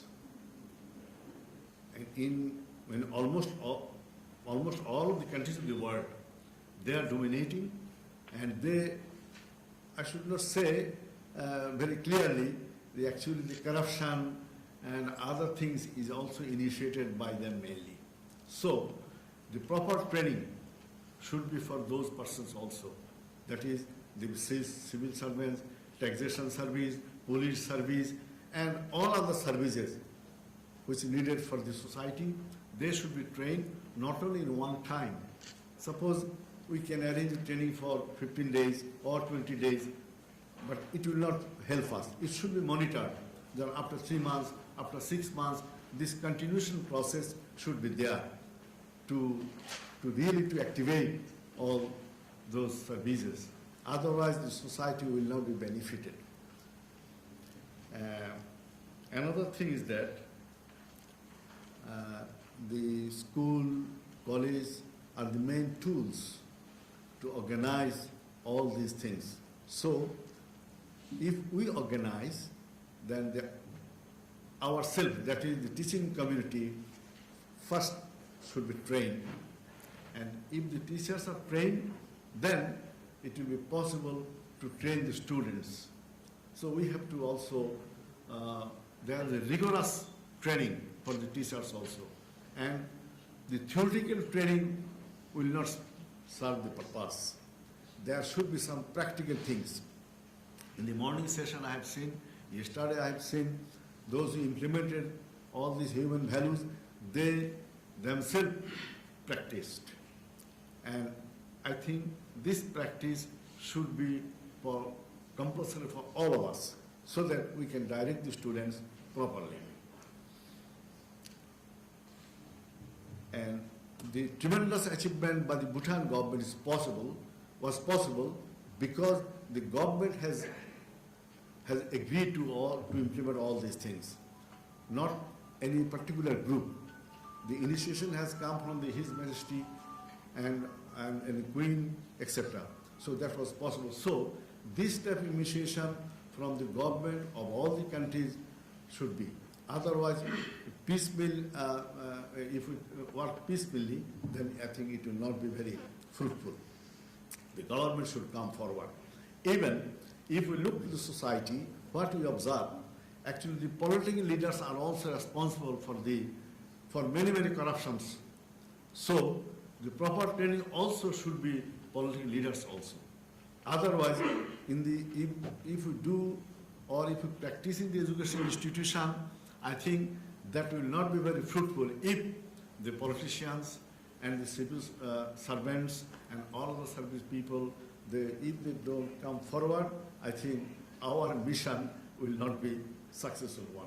So I think the members of the parliament and the ministers, they also should be trained, even the ministers, because corruption also spread by their followers. So if they are in right path, I think things will be all right. So now the curriculum.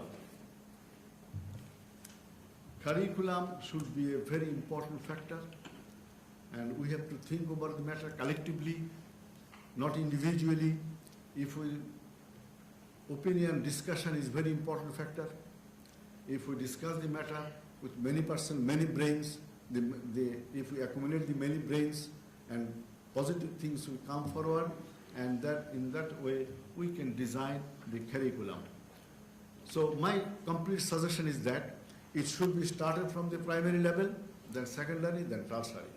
The another thing is that it should be spread in all the arenas of the education sector, that is humanities, business, science, engineering, etc.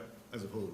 And then the government officials should be trained, and the politicians also should be trained, ministers also should be trained, and if we go ahead with this mission, I think we will be able to be very successful in this mission.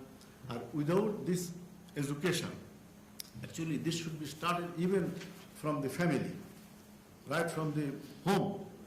And then our children will be educated, they will be able to know. Then I can cite one example of corruption in my country. One of my friends, he has a plot of land at Dhaka. He made a plan with a good architect. The plan was very beautiful, and he submitted it to our authority, that is, we call it Rajdhani Unnayan Kortripokho, that is Capital Development Authority. But one engineer says that, oh no, this is not very good design, you have to remember. He says that I made it from a very good architect of the country, and he's a renowned architect, and I think everything is. Then he says, no, there are many paraphernalia which are not in accordance with the rules. So then he said, what I should do now? Well, then one thing you have to do, then you can reject it, or if you like to make it in a positive way, then you have to wait for some time. So why I will wait for some time? Then you have to give some speed money. If you give the speed money, then it will be, in toto it will be passed. So why, he says, why I will spend this speed money? Well, you see, I'm serving, I'm getting the salary. But I'm helping you. That's why you have to give speed money. So the those who are corrupt, they are so shameless. What they are telling, even they can understand. So openly, and a very literate person, can he say like this? So this is our society. So we have to change this society. So in our home, if we train our children, if we behave them properly, if how they will talk with their maid, how they will talk with their relatives, this lesson should be from the home. So I think if we follow all these things, and if we move collectively, if we have to convince the government, so government should come forward to implement the human values. I think we will be successful. With these few words, I'd like to conclude, and I'm giving my warm thanks to you all for giving me the patience hearing. Thank you all.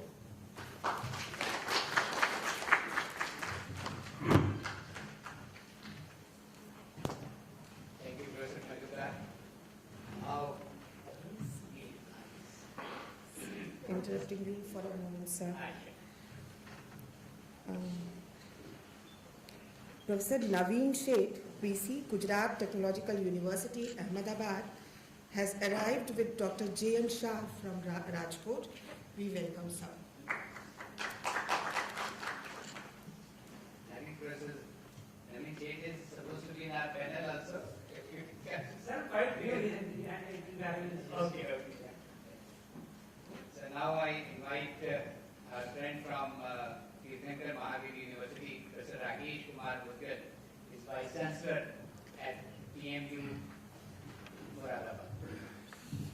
Respected Chair, worthy panelists, and enthusiastic learner present in the audience. Learning and earning, they go hand in hand. That's a belief we all are moving with. When I say so, learning and earning go hand in hand. I'm not limiting the earning of money only. I'm talking about the trust, the faith, the confidence, the love, the recognition, and whatnot. All possible good adjective can be part of the earning as such. When it comes to curriculum, of course, curriculum must answer two basic questions. One, why something is to be included, why something is to be excluded, and what is to be included, what is not to be included. Then comes the question how it is to be transacted. What all methodology, techniques, pedagogy they are needed. Then when it is taught, by whom it is to be taught, where is it taught, what place, what you call time of the day, and what not. When we are basically doing this in our university, because I come from a university which has patronized the three basic philosophies: right knowledge, right conduct, and right philosophy in all its program, policies, and procedures. That's the university I come from.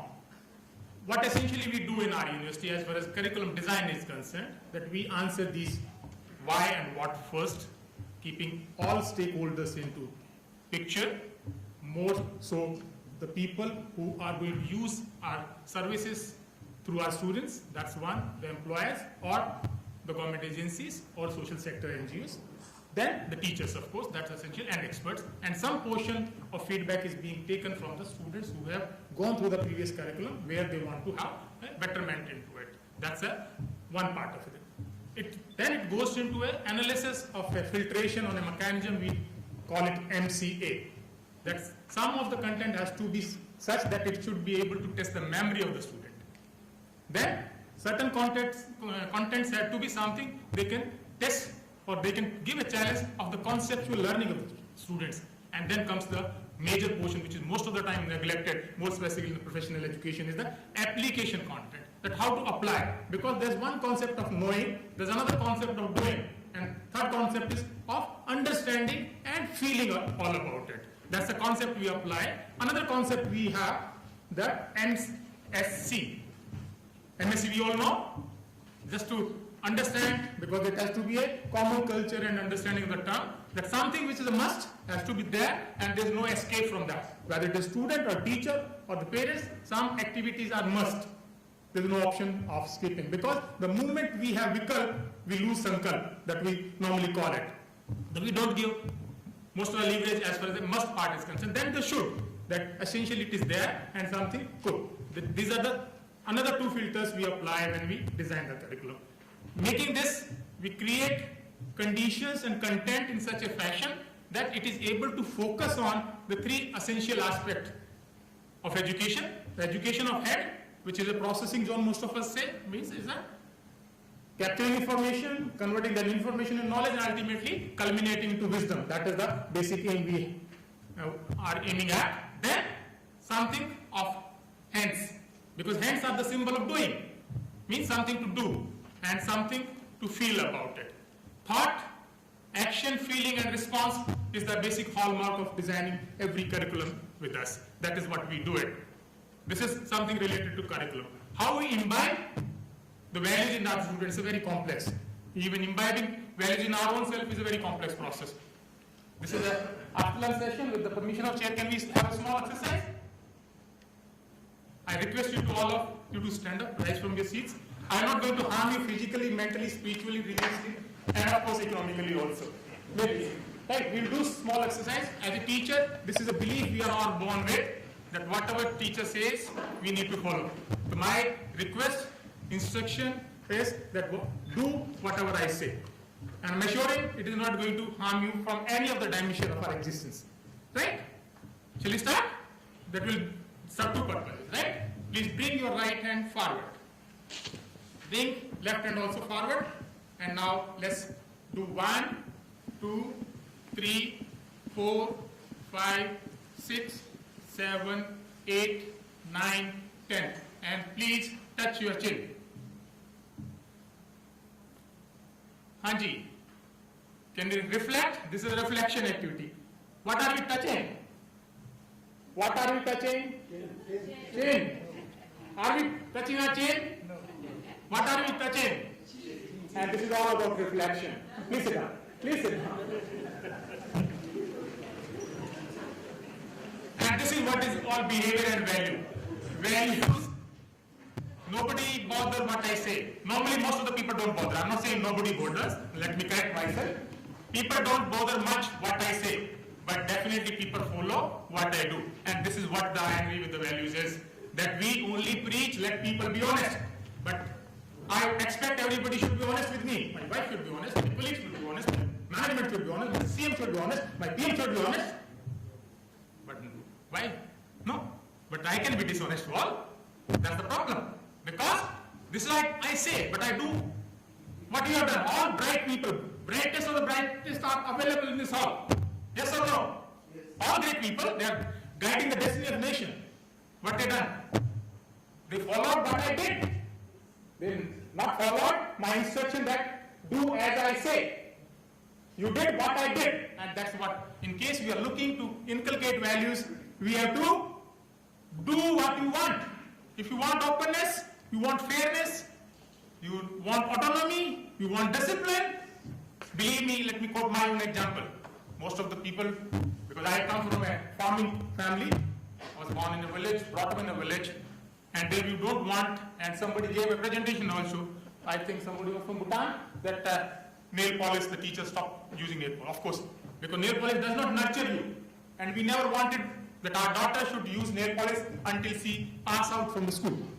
Because after that you are adult, you can elect and select the government of the day, so you can do anything for you also, that's for her. Right? My wife never used nail polish until she graduated out, my daughter graduated out of the school in 12th. Of course, she passed out from BITS Pilani as an engineer in electrical electronics. That's a separate issue altogether. But you have to lead by example. My father never bought a television until we all graduated out. It's not because, see, temptation is always so tempting.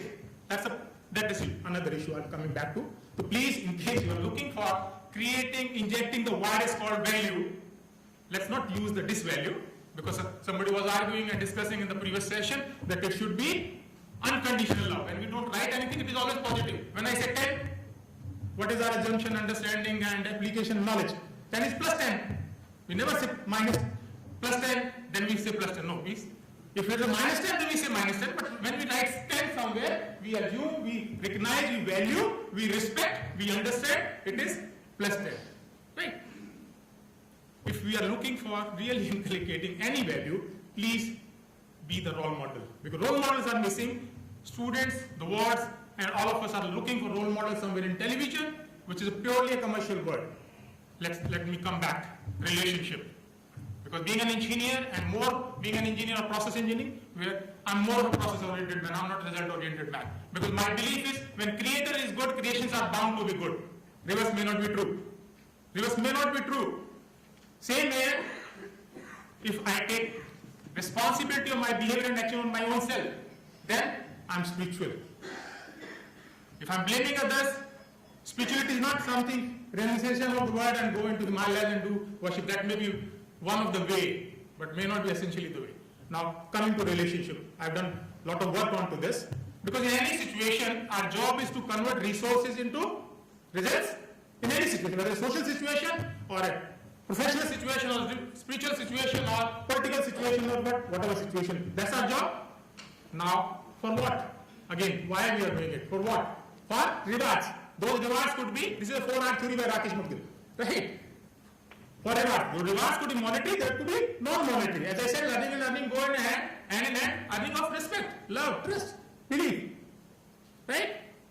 What binds the resources results is a very, very important aspect, because fourth are the relationship. And most of our resources are lost in the arena of relationships. If we have good relationship, something which cannot be done can be easily done if you have good relationship with the people around. And reverse, if you don't have good relationship, something which ought to be done, should have been done, must have been done, may not have been done. That is what. And what is the basis of creating good relationship? Create common conditions or commonality. Why we are brothers and sisters? Why are human beings? Why are male and female? We are brothers and sisters because we had common parents. That's a relationship. We studied in the same school, we were boarding from the same bus, we were going to the same library, mosque, church, temple, institution, plane, whatever the things. More commonalities are there, stronger the relationships are. Because how it is to be done is a very, very important thing. One day my father taught me, मैं बहुत तेजी से खाना खाता था, and he gave me very simple tip. That Vaishal Gandhi said that you have to shoot 32 times, I suppose, or 36, 32 or 36. Don't pick up the next niwala unless this person particular has gone inside. You will never come across a condition of eating fast. Don't pick up the next one unless this goes in. Simple. So very, very simple. Now, what is to be done? A family which eats together stays together. This is another belief my father has injected in all of us. Try this. It's very simple. Because to be simple is most difficult.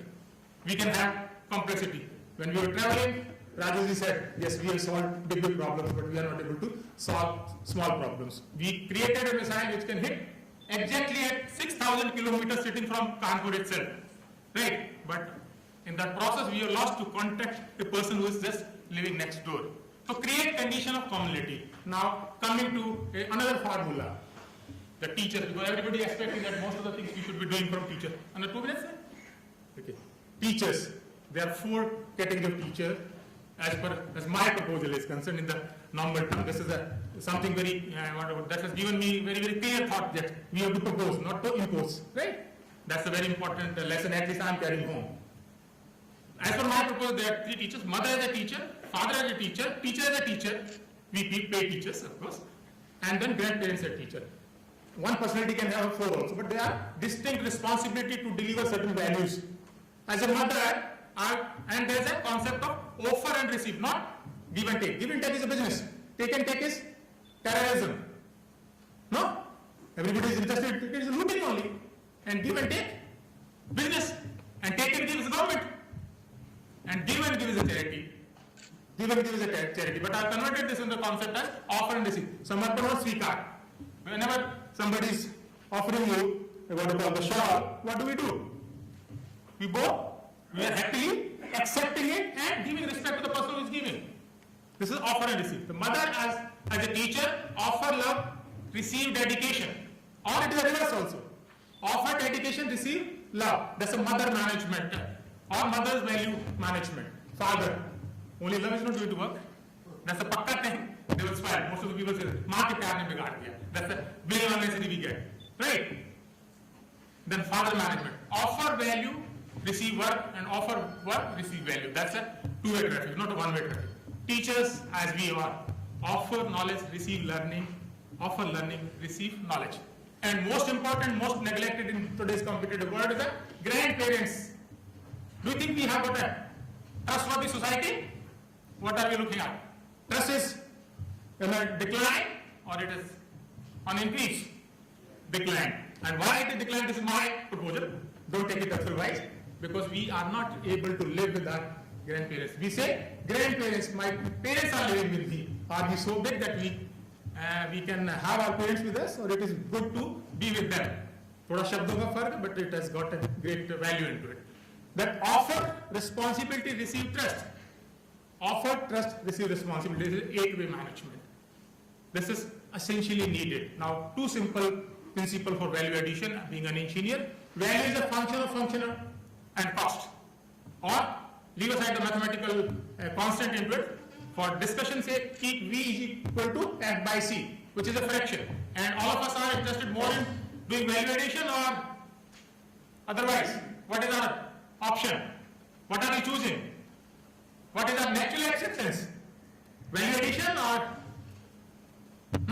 Anji, what do you think? We should add value? Like, keep smiling, it enhances the value. That is what the normal saying we have always. That is what our chair does. Right? Now, what is the alternative available as? V is equal to F by C. V is a functionality, means utility. If we are able to increase utility and reduce cost, that's a value addition. By chance, we are not able to reduce what we call cost, we have to increase utility. Or by chance, we are not able to increase utility, we have to increase cost. That is the only way of creating value as far as the physical world is concerned. Of course, mental world, I don't know the equation. Now, the last take home is what we need to do as teachers. Teachers are categorized starting from mediocre. There is no poor teacher. God has, by default, given us a privilege to be starting from a higher datum. Right? That's a mediocre teacher. There's a good teacher. There's an excellent teacher. There's a great teacher. Right? That is what the classification. And what is the key? If you are only categorized as a what we call as a mediocre teacher, our focus most of the time you will find is only telling, do this, do that, don't do this, come in time, wear properly, do your homework, submit your assignment. That is the most of the time we will be focusing on. That student will be able to put us on there, or we can also put ourselves in the mediocre category if we are focusing primarily on this. If you want to go up, starting from telling, please transfer into explaining, and then we become good. That this is how it can be. Right? If you want to be excellent, focus on demonstration. How many of us can solve our question paper we set for the students? If we are not able to demonstrate, definitely we are creating condition of not reaching the level of excellence. That's a pakka thing. We can make paper from any of the good books, 7 books here and there, and with a Google Baba around, we can do anything. But can we demonstrate that I can solve paper within 3 hours with a green level? And last, if you want to be a great teacher, inspire people, right? And this is what I have tried to do from that exercise that yes, we were expressed from two aspects, saying a day, when there's a conflict between two, doing prevails then on the same. Thank you so much.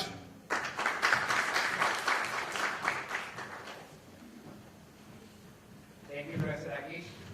We really had Nice presentation there. Now I have a friend from Galgotia University, Noida, Professor Jaishankar Variat, who is Pro Vice Chancellor at Galgotia University.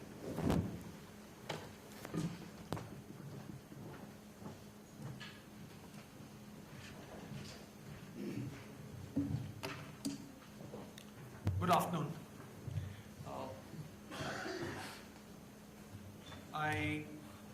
My job is very simple. The three eminent speakers have spoken before me. They have conveyed many of the areas of what is important in value education, how the curriculum changes are going to be made, some of them. Now I'll focus more on the what is it that we expect from a human being. The human being basically, the way I look at it, has four dimensions, which is basically thought, behavior, work, and realization. So with that, what the human being does is he tries to have different levels of living, which is at the individual level, then at the family, and then at society at large, and then in harmony with nature. Now, in many of these cases, when we were discussing, we were talking about the physical needs. Now, I used to teach I'm a chemical engineer by profession, but I also used to teach environmental studies, which is a mandated course by the Honorable Supreme Court of India. And there are reasons why it was mandated. Now, while teaching that, what I found was that many of these things which we are discussing today was something that I used to put into that course, because there are many areas here which, unless you transform as a human being, you will not be able to implement. And the thing is, from the environment, if you look at it, there are many tools now that are available to convince, for example, an engineer. In many cases, we are not able to convince them why you need to do this. Why should I not drink Pepsi? Or why should I not drink coffee? I'm not saying that excessive, when you talk about excessive consumption, some of these tools tell you is, for example, the amount of water that's consumed when you make rice, when you make sugar. Okay? And those are all done to actually satisfy our physical needs. Now, in a sense, when we integrate both when we are talking about values, it's in many cases, once we make sure that the students understand that the physical needs that they expect cannot be met, then the remaining transformation in my mind actually happens quite holistically. Now, the other point is actually what does society at large think about us as an educator, as educators. Now, the society at large, if you look at it, if you discuss with the parents, and this is true of any place, even an institution of higher learning like I think Kanpur, Dr. Bargaria shared it with us today morning. Once they come in, they think that the exit is already planned, right? It's not that I need a high-paying job. In many cases, it is actually, you need to get me a job. I've come here, now it's your job. That's the transformation. So that, again, we need to, in some ways, and this is an image that's created both. It's not just at the student level, it's also at the parental level. I've put in a lot of effort, I've put in a lot of money, I've reached this place. Now from here on, the system should take care of me as I go. Unfortunately, it's not that simple. It's not that. So for all these transformations, we will actually need to undergo, we need to make the students undergo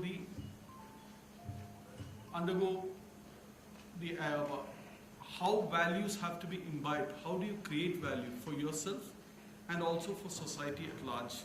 Okay. The third issue is actually the generation change. I think this is particularly true for India because the advent of internet was somewhere in the late 90s. The advent of mobile phone has happened in the classroom, has happened in the last 5 years or 7 years. This again, these two disconnects, what it does is actually it reduces the attention span of the student. The traditional lecture, for example, if you look at the presentations we've had presentations for about 40 minutes, 50 minutes. With the millennials, especially those who are born after 1995, if you can get 3 minutes of their attention span, you're lucky. It's not just about being a good teacher or a motivated teacher. So how do we transform our pedagogy on something which is actually it's not something I want to learn, right? Values is not something I want to learn. Let's be clear. Because it tells me something negative because I am not able to, physical needs is what I have been conditioned to actually acquire. And here now we are going to transform and tell them that you really need to control your physical needs, only then you'll go into a higher level. So we have two challenges. One is the lack of attention span, and the other is the pedagogy that we need to use. How are we going to use that pedagogy so that we can actually give them the understanding that they need? So if you look at the policy, if you look at the parents, they say that it's the educator's business. If you look at the educators, it's back to the parents. So finally, at the end of it, you have a product which is not really what the society wants at large. So at the university where I work, we have been implementing this process. We have been running this course for the last 3-4 years. And we are now in the process of trying to make sure that we actually get more value out of it. It's a work in progress. So I'll be able to share with you maybe once we complete it.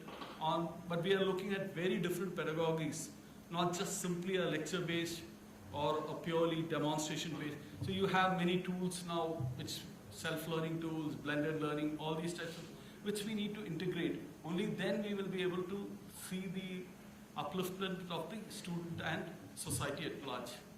And once again, I would like to thank the panelists and the chairperson for allowing me to speak.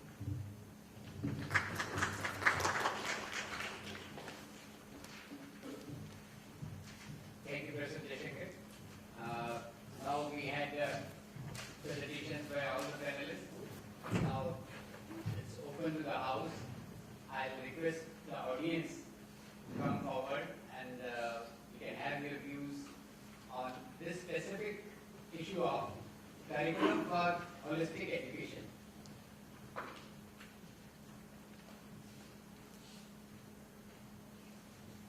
What are the challenges while taking these issues in our curriculum and specifically in higher education? Because all of you are there for higher education. Yes, come, introduce yourself. You can come and speak from here.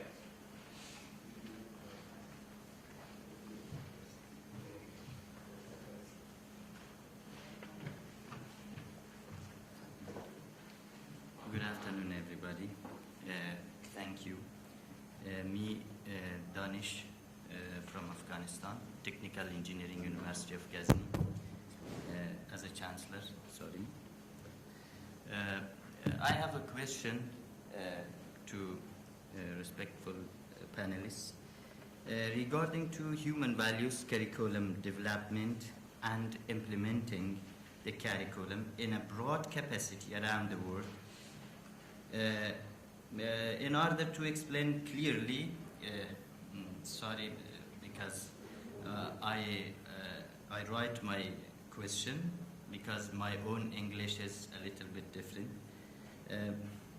In order to explain clearly, as an example, I want to say a nice memory of myself when I was as a secondary school student. We had a teacher of trigonometry subject who was the best teacher, but in the exam, because the questions was difficult, one of my classmates didn't understand the answer of some questions, so he wrote at the end of his paper exam in Urdu. We, Afghanistan, we have two national or official languages, which is Farsi or Dari, and Pashto. But he wrote in Urdu. बहुत मुश्किल है. And then when the teacher had checked the paper, he wrote that बहुत नाकाम है. And he got 0 marks in that exam. And next day when teacher came to the class, he said to the student that you have an inhuman attitude. Don't repeat again. And in the other side, we have theologues or religious persons in the mosques which are insisting to that every kind of values may transfer or inculcate to society, and schools have to spread or distribute through the mosques and through their considerations and speech and thoughts, and they don't agree any kind of values. So I come to my question that in this situation, how to inculcate or teach human values which scientists and educators only teach scientific subjects or scientific courses, and theologues don't agree any other new values. How to enter this idea to the minds in the case which nobody is permitted to teach or inculcate values except theologues or religious person? Thank you. Would you like to respond?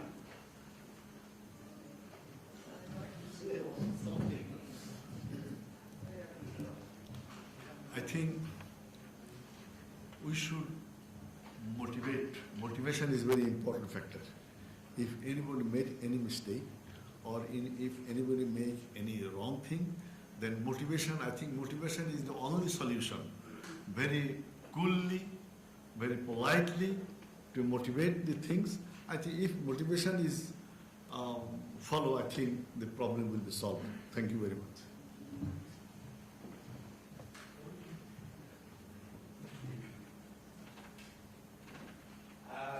Yes, I'll ask you also to share your views, but just a chance that among the panelists, all the male panelists are there. I would like to have some lady person from audience can share their views.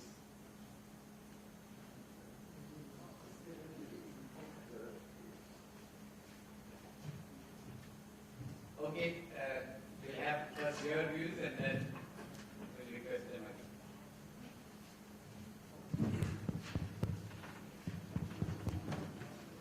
Actually, not my views, but simply Professor R.K. Mudgal just he inspired me with something. So I want to just supplement it. उन्होंने सही कहा कि वो missile तो बनाना हमने सीखा है लेकिन लेबर की पता नहीं. तो मुझे कुछ शेर याद आ गए तो I want to share with you people. ढूंढने वाला सितारों की गुजरगाहों का अपने अफकार की दुनिया में सफर कर न सका, अपनी हिकमत के खमपेच में उलझा ऐसा आज तक फैसला नफजर कर न सका, जिसने सूरज की शाहों को गिरफ्तार किया जिंदगी की शब तारीख को सर कर न सका. Myself Shakil Ahmed Bhai, I am Director of Education at Suka, Srinagar, Agricultural University at Srinagar.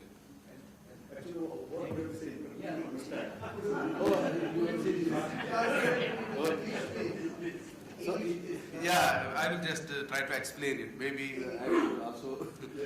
Yeah. In your own English. ढूंढने वाला सितारों की गुजरगाहों का. That means he is looking for the moon, the stars, and he is traveling to those places.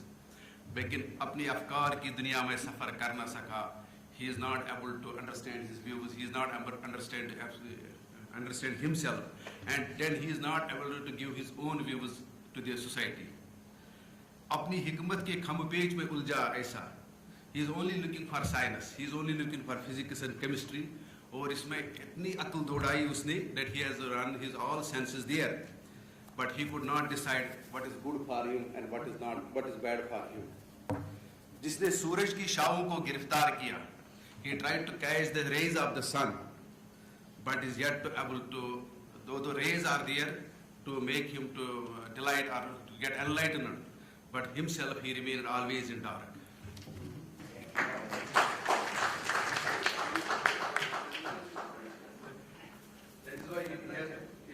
Solution lies only that he has to go to himself, as we were talking about the self. Yeah, and that self will actually guide him. Because these values, what we are talking here, as a humble request I have here, that these values to me, they are hidden inside. That treasure needs to be only explored. We are unfortunately not exploring it because by these reading this chemistry, physics, and biology, and all those sciences, though they are very needed by many people. They are essential for us. I cannot relate their importance. But while taking those courses, we ignore ourselves. We don't see what are the side effects, and side effects actually damage us. And I will give one example there. For example, if we don't have a road in Kanpur, there will be no accident. But once we try to have a very good road, we should take care that accidents could be there. So we have to take safety measures. So while doing this education course we are reading, we are not taking safety measures. That is why the human beings are getting the accident.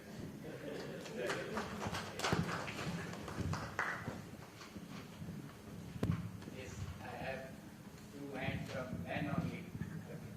Yes, go ahead. How you present that?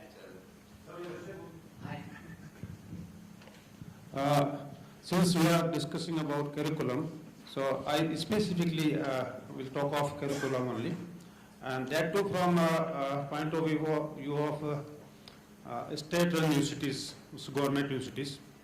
There, as you know, to decide a curriculum and to do a subject like this in engineering is very difficult because a variety of views are there in the persons, and we have to pass through number of the bodies.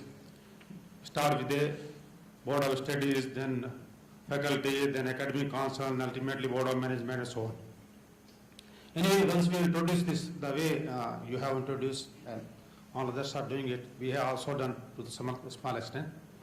Now we are facing two problems. It's a theory course, credit course, means that it to be evaluated, means continuous evaluation as a midterm test, and that's the end term exams. Now there are two problems on the part of students. One is a medium problem. We can explain them in Hindi. It's better to explain them in Hindi so that it can be better understood and better to be practiced. Now when the question comes of writing the same, they are not able to write. One thing. And secondly, as I come to know, you have allowed them to write in other languages rather Hindi or Punjabi. Even then, if we allow them to write in Hindi, the level up to which we expect them to express this subject, they are not in post to explain. So this is what I wanted to know from you, how to tackle this problem. We'll have you with us.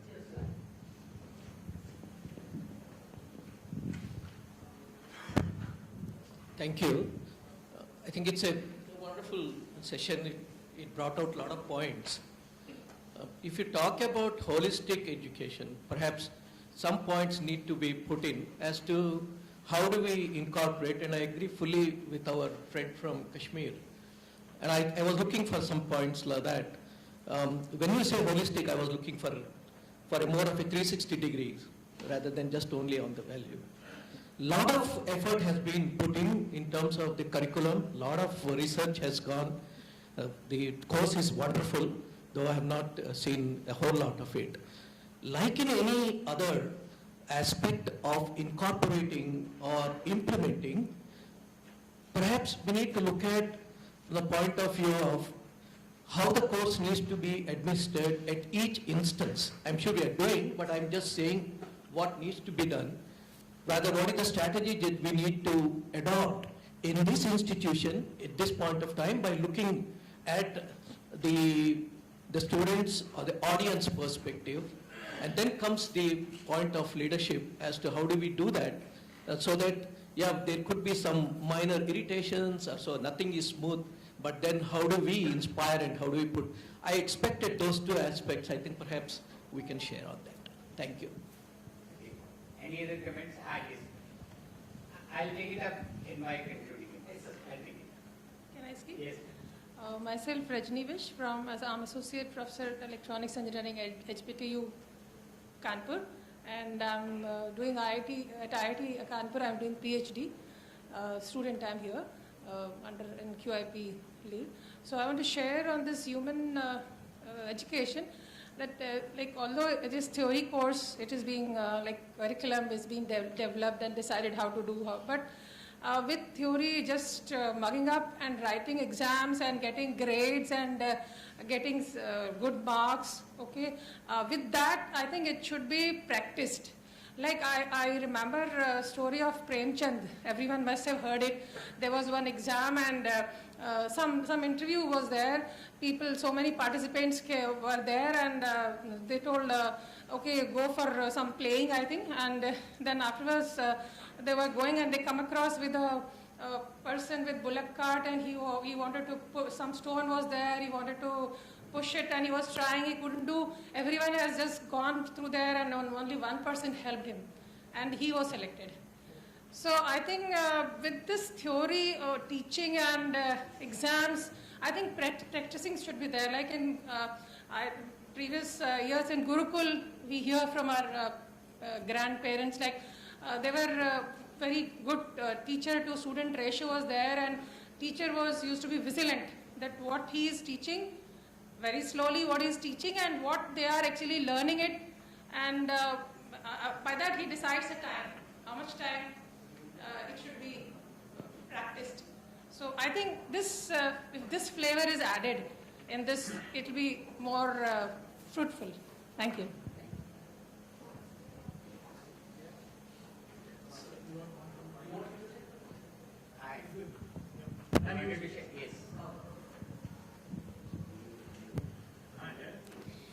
I'm Geraldine Everett, okay, a teacher touching the hearts and minds of students.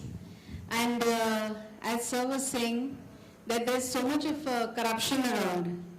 You know, we have to pay bribe everywhere. I agree to it. But actually, who's responsible? When I was small, I was told, when you are pointing your finger at someone else, they are responsible. Keep one thought in mind that there are 3 fingers pointing to you. He is wrong once, you are wrong 3 times. Why am I wrong? Because I am paying that particular bribe. I am giving vent to those particular people who are paying the bribe. And the same thing what Mudgal sir said. There are 4 teachers. We are just one among those 4. Touching the hearts and minds of the children. Where there are 3 at home. But today's children, how many of them are actually having good family time? How many of them are actually being able to speak to their parents and getting the values from them? If today I am a valued person, it could be because I received values not only from school, but even at home. Today's children are missing that. How is this particular course going to fulfill that? That is my question. Thank you. Good afternoon, sir. I am Dr. Manorama, Regional Director, ICHVHE Regional Center, Lucknow. I just want to add a few things to what my colleague has said. These days we are moving to single family and both the parents are working. And the children, they don't know where to go. They have to stay with maids and they start behaving as the maid behave. And these days it is very difficult. Like we say ki power hai, paisa hai, money hai, sab kuch hai. Both of us are earning, but what we are giving to our children? Nothing. We don't have even time to stay with them, to discuss with them, to give moral values with them. We don't even stay with their grandparents. No female these days, bahus and all, they don't stay with the grandparents. They want to stay alone. But at the last, they have to pay for that.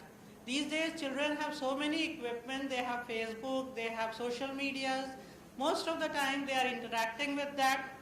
They are not sitting with their parents. Parents don't have time. One father is sitting on the one laptop, mother is sitting on another laptop. Nobody is having relationship as we used to have earlier. We used to wait for a father, that when father will come, we'll have lunch together, we'll have dinner together. But these days, father, mother, children, they are all alone. Where society is going, we all know. Every day things are coming on the paper. We are seeing everything. Such type of moral education, value education, it should be inculcated right from the day one when the child is born. Mother is responsible for that.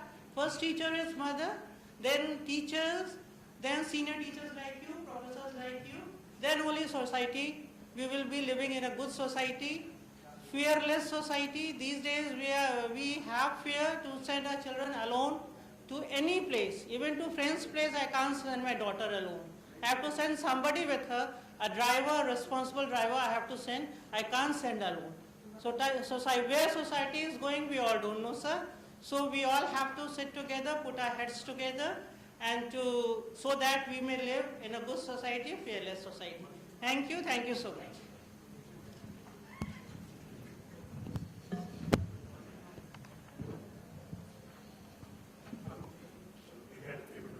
The issue is, are we allocating enough resources? That's one question we need to ask ourselves. Where to draw a line? Another aspect. Or our education system is able to train at least 6 position holders who are good ones. Because education is a seed, it's not a fruit. And when seed is good, fruits are going to be good. That's the essential part. Because teachers have been blessed by God having capability to trust the future. That's the essential part. Now, as PM, if we are able to select a good PM, we are safe. We are able to select good CM, we are safe. And we are able to create or select a good DM, we are safe as far as administration and governance is concerned. When it comes to seat, if we are able to create good vice chancellor, good college principals, and good school principal, I think the wonderful answer will be automatically answered. Question will be automatically answered. The issue is that we only talk about what ought to be. We are not really imbibing those values with our own self, and we are waiting for somebody to sacrifice his or her child for saving the nation. We are not ready to have that. Bhagat Singh was born in my family, or Chandrasekhar Azad was born in my family, or Rajguru was part of my family, or Guru Gobind Singh was part of my family. We don't have that. Let it be born into other family, and we just what to call, Hindi में बोलूं बुरा नहीं लगना चाहिए, हम सोचते हैं कि उधार का सिंदूर लगाने से स्वागत बने. That's not possible. We have to own that responsibility. We have to involve ourselves and come out with implementation strategy to improve upon everything. And because implementation, improvement, involvement, they all begin with I, and that I has fleet. That is what I wish to say. Thank you.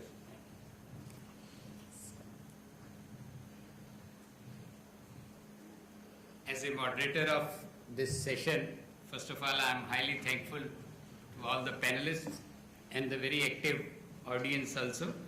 And I am very thankful to them, to all the speakers, that we are going very much well in time.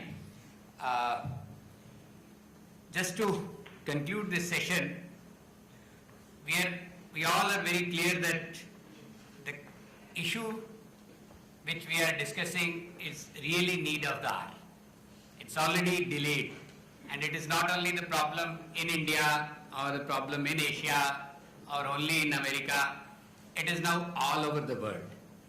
And everywhere we find these issues, to which direction our next generation is going and how we are treating our whole nature and where our relations and everything is going. We are all very much concerned about it, specifically the teaching community.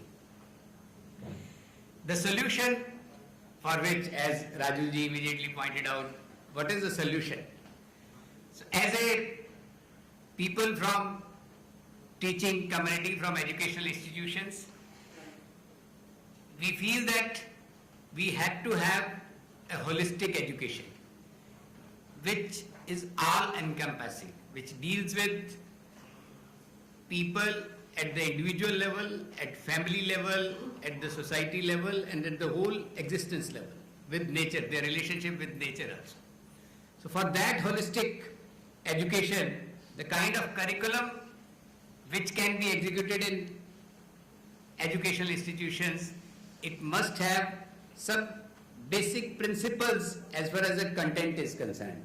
Today for this value education, we can only have the content which is applicable universally. That's why we are talking in this conference about universal human value education.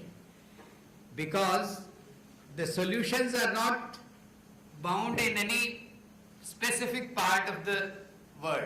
It is not that this is the solution for Indian society, this is the solution for Bangladesh, this is the solution for Taiwan or some other solution for Afghanistan. So the content has to be universal in nature. It is beyond the national boundaries, it is beyond caste, creed, religion. The values cannot be, these are the only Hindu values, these are Muslim values, these are the values for Christians. So this is number one condition when we design curriculum for holistic education. The second is, the things will not serve if we just say, do this, do that, don't do this, don't do that. Just sermons will not serve.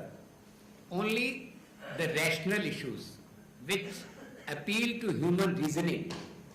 It is not only that they appeal to human reasoning, but they are naturally acceptable to the next generation. They can verify it on their own right. They are verifiable. They are not just based on some dogmas because it is written in some book, some big book. ये तो गीता में लिखा है, ये तो कुरान में लिखा है, ये बाइबल में लिखा है. This will not work. Is it appealing to your reasoning? You can explore within yourself, you can think within yourself, and this has to be the basis of our curriculum for holistic education. And because it has been said by some big person, ये तो क्योंकि स्वामी विवेकानंद ने कहा है, ये तो क्योंकि स्वामी दयानंद ने कहा है, ये भगवान कृष्ण ने कहा है, ये तो मोहम्मद साहब ने कहा है, ये भगवान बुद्ध कह गए हैं. This will not work. Whether you can verify on your own right. So this is the condition for curriculum for human holistic education. Then it has to be all encompassing. It has to be related to your individual life, family life, life in society, your relationship with nature, your work, behavior, realization. It was pointed out by one of the speakers also. And at the end, all these issues, all these proposals must lead to harmony at odd levels. There cannot be contradictions at different levels. Yes, it is good in our family, but it is damaging the neighbors. It is good for our society, but it is otherwise it is damaging the nature. So those kind of things cannot be. There has to be harmony within yourself, within family, within society, and harmony with nature. So only that kind of content will succeed in taking up all these values to the next generation. And it was very well pointed out by many of the speakers that those who are involved in this process of teaching, they themselves will have to be learners for these issues. They have to practice these issues in their own life. Otherwise, only putting it in books, only just talking or having good presentations, beautiful pictures and all other things, good English, good language, that will not work. It was real good exercise that touch your chin, but nobody touch the chin. Just क्या teacher कर रहा है उसको देखते हैं. We have many stories in our books. We have a story that there was one religious man, one of the followers, one mother went to him, my son is very fond of sugar, so just tell me how I can stop him to take so much sugar. He said, come after 15 days. So you say, he came after 15 days. That religious person, he just said, okay beta, चीनी ज़्यादा नहीं खानी है, गुड़ ज़्यादा नहीं खाना है. Okay, she'll do. He will not take sugar now. He said, you could have told this thing 15 days back also. you have asked me to come after 15 days. The person said, because at that time I was also very fond of sugar. If I am taking sugar, I cannot stop anybody else. It applies to everybody. Then there was issue that how to manage our different bodies in our educational institutions. Anything, if it is to be added to the curriculum, it has to go through Board of Studies, Academic Council and Board of Governors, Senate, Syndicate. Yes, they are all stakeholders. So before taking it to the students, we have to have a good dialogue with all these people, at least to the leaders of these bodies, at least to the management. That's why in the earlier session, I shared that when we introduced it in Punjab Technical University, we had all the top leaders in the university, all the top officers, all the senior professors, deans also, they also undergone about this content of universal human values education course curriculum. They had 8-day workshop. We conducted 8-day workshops for them, and it was then only it was easy for us to take it through the different bodies, and I found that this is the only way we can introduce curriculum in our system where all the stakeholders have to be involved in this process. Then there was issues that we find the people of establishment in the society. We have religious people. He pointed about Afghanistan, then other places also people can challenge. This is the job of mosque, this is the job of temple. You are just to teach them physics, chemistry, psychology, sociology, and all other things will be taken by religious people. In Punjab also, we came across this issue. When it was introduced in Punjab Technical University aggressively, it was being taught in about 400 colleges and large number of workshops were conducted. So everything was in open, it was not a secret kind of thing. So the complaint was sent to Chief Minister by people connected with Gurdwara Prabandhak Committee that something is being taught in Punjab Technical University as per RSS agenda and it is against Sikhism. So it was really a letter came from CM office that how can you teach something which is against Sikhism. We worked very hard at the initial stages also. We were expecting such kind of issues in this whole curriculum and in this issue itself. In our bodies, in our academic council, in our board of studies, board of study for value education, all the Sikh academicians were also there. Even the chairperson of our academic council and chairperson of our board of studies, both were Sikhs.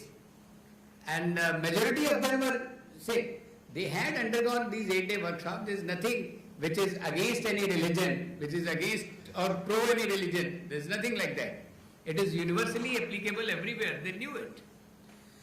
What we did, I sent the textbook and the teacher manual to the CM office, and I also sent a panel of 5 Sikh experts, academicians, senior people, those who had prestige in Punjab, ex-vice chancellors or senior principals, professors. I said, these people have undergone this content. You can send this book to anybody, let them read it. Without reading, you cannot blame that this is against Sikhism or pro-Hinduism or something like that. So after that, there was no communication from CM office. There were newspaper, media coverage, because it is against Sikh Panth, it is against Khalsa Panth, it is something RSS agenda, but everything subsided when we went formally, we worked formally, and we were ready to have dialogue with anybody and everybody. And that was the reason that we are able to execute it, implement it, very successfully, and now the things are going on. Even if many times people feel that if such and such person is there on chair, then only it can go forward. So it is not like that. Because a team has come up, they are taking it very vigorously, and things are improving like anything. There is a team which has come from Punjab Technical University. So I think this taking the curriculum for holistic education on ground, these are the basic issues which everyone has to face, and if we are prepared, then we can do it very well. And then the other thing, preparing the teachers for that, just 8-day workshop will not do. Like Calcutta University mentioned that they are having weekly meetings for that, every Wednesday or every Friday, so that the teachers are always updated about the issues, because when issues come from students, every teacher is not able to answer those things. If they are in touch with the central team, then the things go very smoothly, and with this kind of smooth dialogue at every level, starting from top management to the teacher concerned who's teaching in the class, we can take it rigorously. I think we are very much in time for our session. We will have this summary again in the next session when all the 3 other panels will also put up their summary. Thank you. Thank you, speakers and the audience again. Thank you.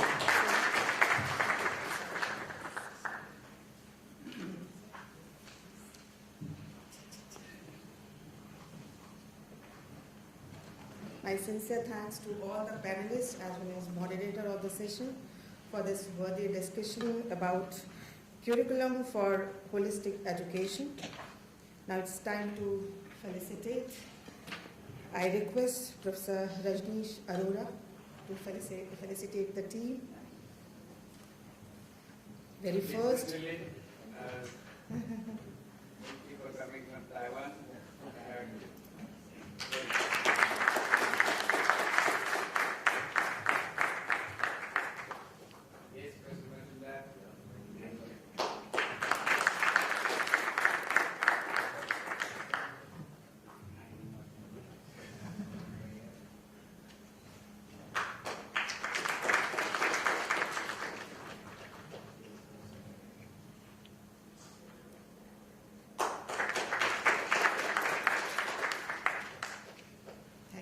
Sir, for conducting it very responsibly and very So, departing from here for next 15 minutes, sir, is it okay? For next 15 minutes, and we'll come back after 15 minutes for next discussion. Thank you.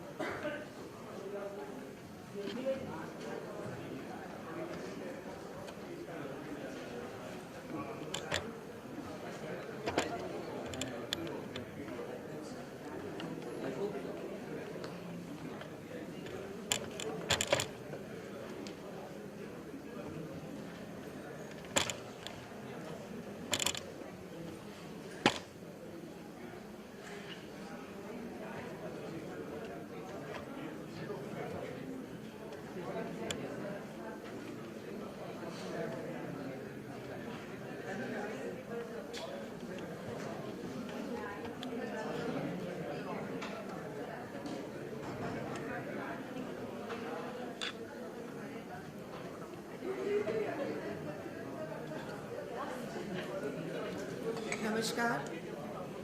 On the second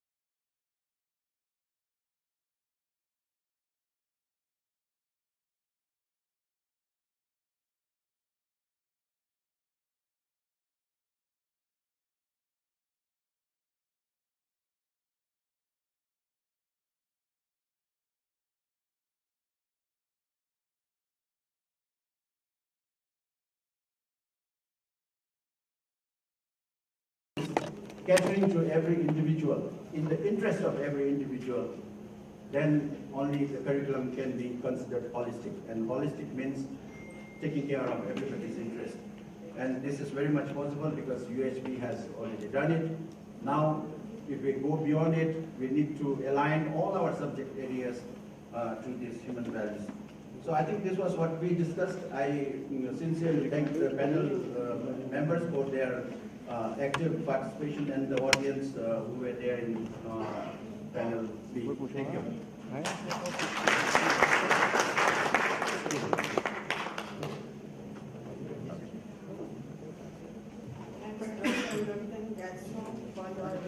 For your involvement. We have noted your recommendations. Now may I call Professor Rajneesh Arora-ji, ex-Vice Chancellor from PTU India.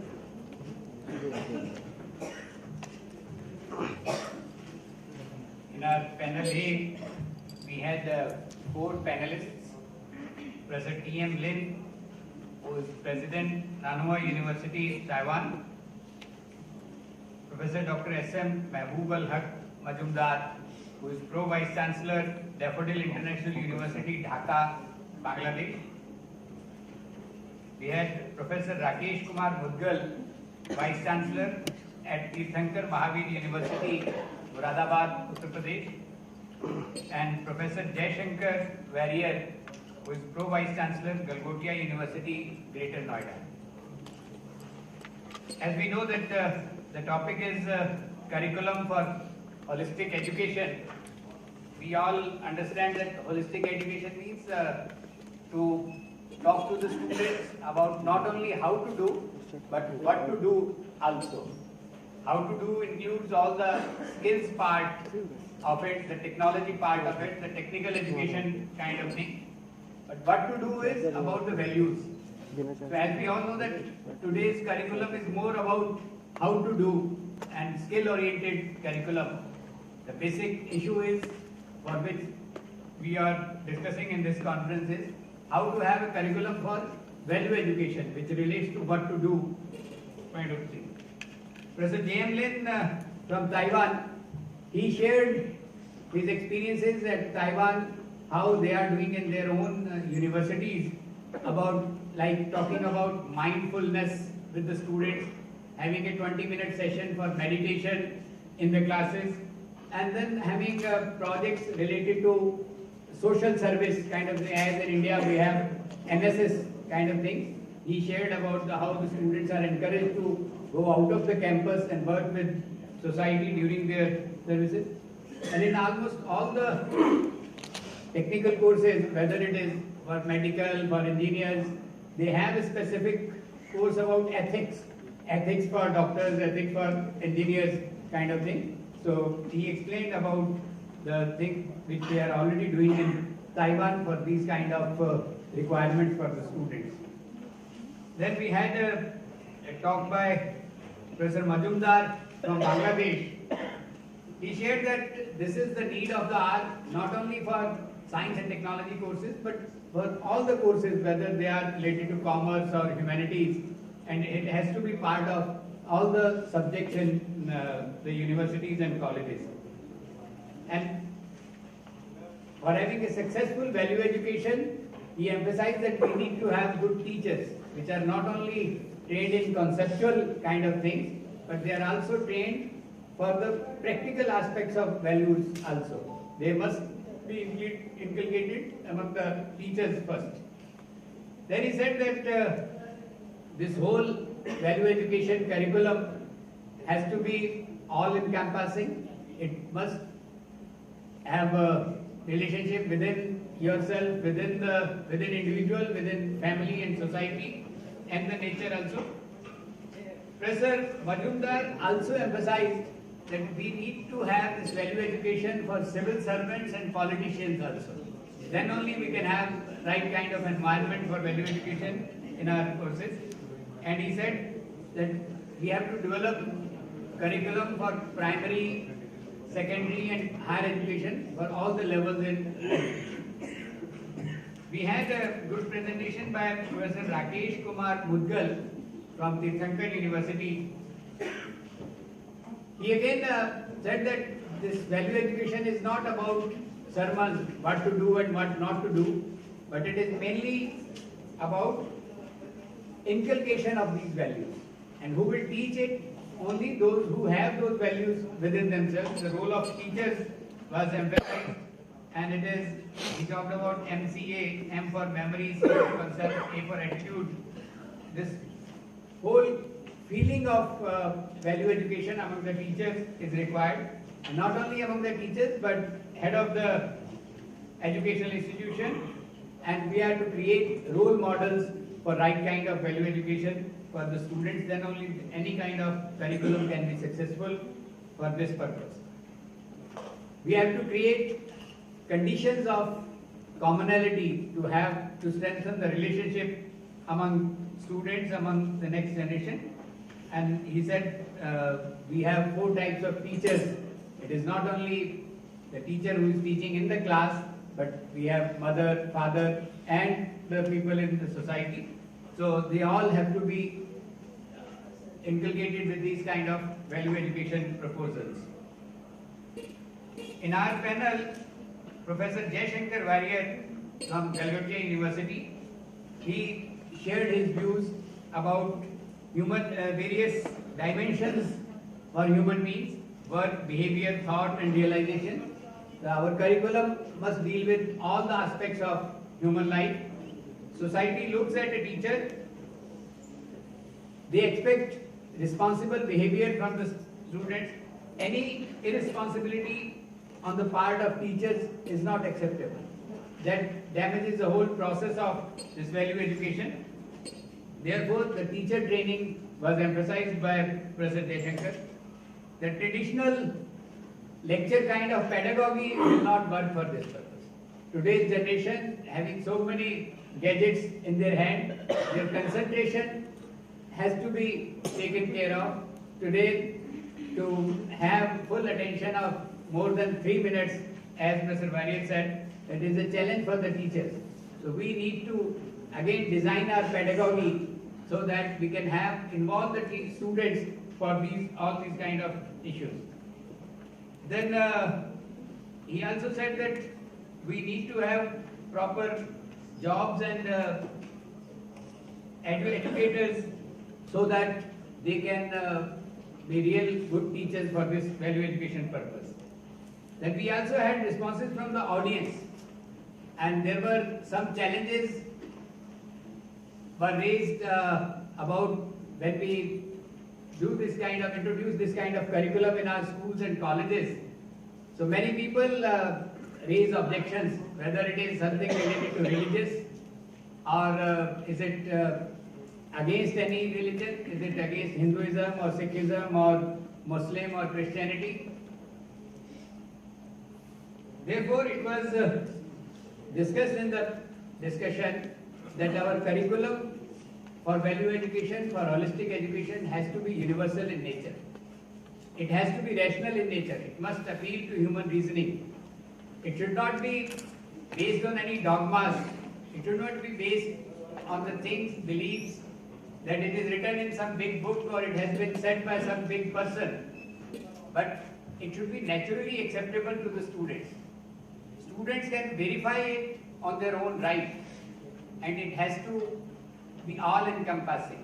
It has to deal with all the aspects of life, the relationship within the self, with the family, with society, and with the nature. And finally, the purpose of this whole curriculum for human education is, for holistic education, is harmony at all levels. Harmony within self, body and self, harmony within family, harmony within society, and harmony with the whole existence.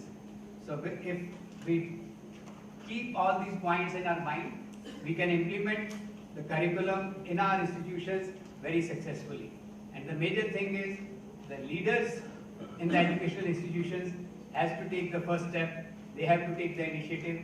Then only they will be able to have a good dialogue with all the stakeholders and for successful implementation of this curriculum plan for holistic education. Thank you.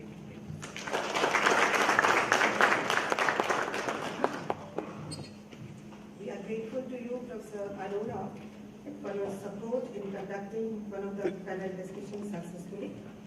Now, I would call Professor Sundar Iyer, Professor of Electrical Engineering at IIT Kanpur.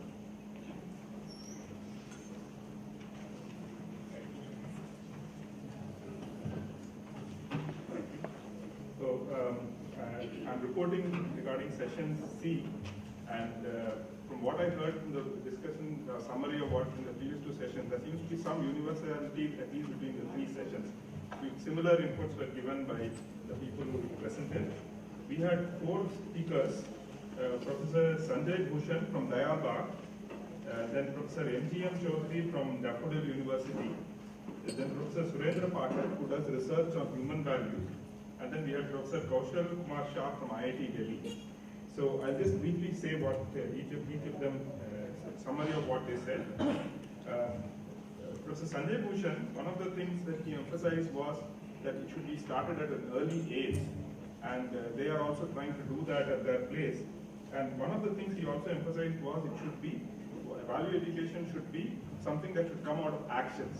So right from the early morning till they go to sleep, the various activities that are part of their curriculum and what many students go through does involve certain aspects which is linking them to the real world.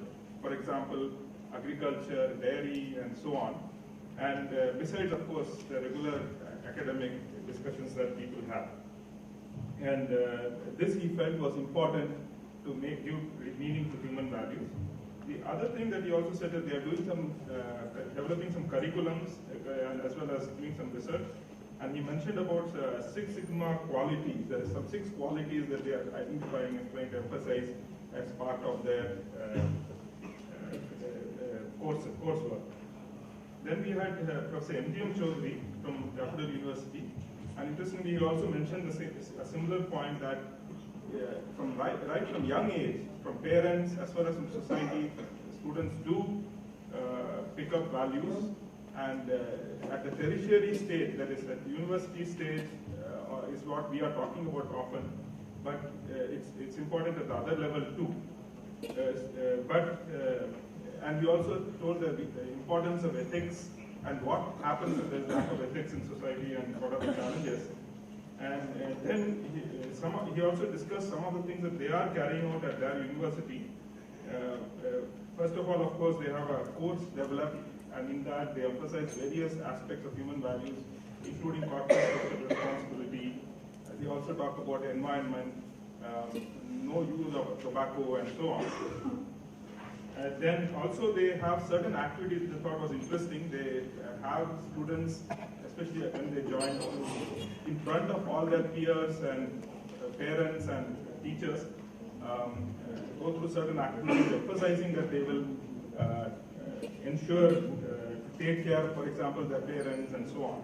So that I thought was a very interesting way in which, in public, when they affirm that they are going to try and follow human ethics, I think it helps them also when they actually have to do, when nobody is seeing them. So it helps in building integrity. Then Professor Surendra Pathak, speak back. So that means I'm too loud, so maybe lower my voice. Professor Surendra Pathak, he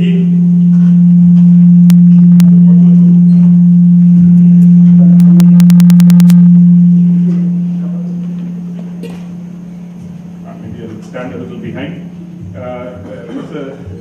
Surendra Pathak, he talked, he gave a very succinct description of Manav Kendrit Saha Astitva. I think that sort of captures the essence of human value that he was wanting to, or the method to follow. And he emphasized also that in the past, there was a lot of emphasis on spiritual education. And nowadays, there's a lot of education, emphasis on material education, and both doesn't seem to satisfy the needs of humans. And in that context, he felt that one needs to have another approach, and that's what Manav Kendrit Saha Astitva is about. And he described also the various aspects of it. And then we had Professor Kaushal Kumar Shah, and he gave a very interesting presentation where he discussed what he has been practicing in his, during his teaching as well.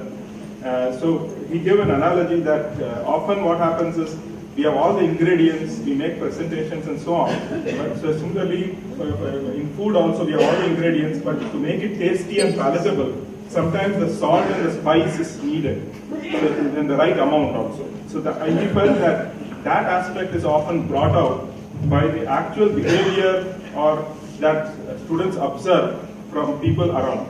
So he felt that as instructors and as professors and teachers, it's important that besides just transmitting information and data and knowledge, it's about how we behave in class, how we approach a problem. And also he was emphasizing that when teaching certain things, it's better to start from what they know and build on that. And another important point I thought he mentioned towards the end of his presentation was that to handle stress, he felt that it's very important that there is a one-to-one interaction, a human interaction, a personal interaction, without any gadgets in between. Of course, nowadays we have also the social media and so on to help people feel part of a society and to hear their concerns and share their joy and so on. Maybe there are telephones and so on, but best thing would be one-on-one, and I think that's very important to minimize overall stress. And I felt that we had a really engaging session, and I think it was made all the more engaging by some very useful questions that was posed to the presenters, and that brought out more of what they wanted to share. Thank you.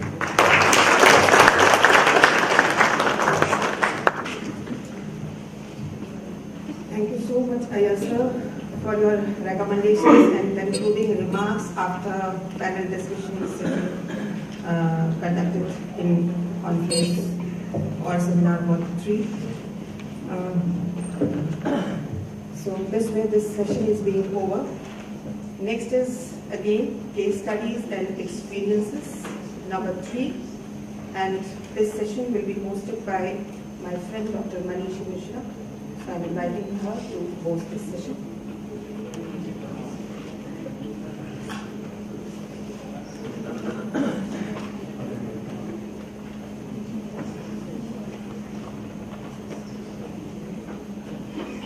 Good afternoon, Namaste. Once again, welcome back to the enlightening and enriching session of experience sharing and case studies of implementing universal human values at personal and institutional level. AGI Rajkot, Sadhu Tyag Vallabh Swami Ji, has been the guiding force behind the work on Atmiyata, that is relationships, living in relationship-based education at AGI. They have been experimenting with UHV since 2014 with a commitment to prepare 100 resource persons at AGI to propagate value education. We have Dr. J.N. Shah amongst us to chair this session today. Dr. Shah is pioneering AGI's vision and commitment for the group. So I would request Dr. Shah not just to chair but to share also the impact of universal human values and his future plans. Sir.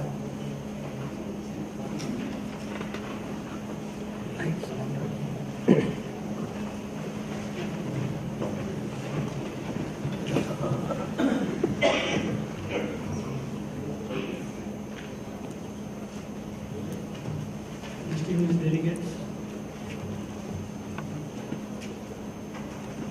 I am given 2 duties. One, to present our experience at our group of institutions about introducing human rights in chairing the session. Indirectly, I am given more time to present.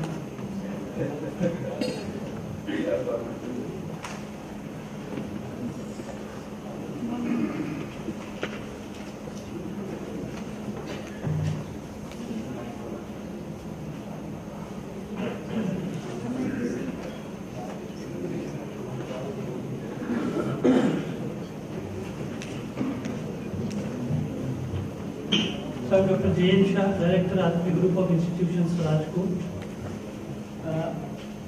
I would be talking about the journey of implementing human value education at our campus.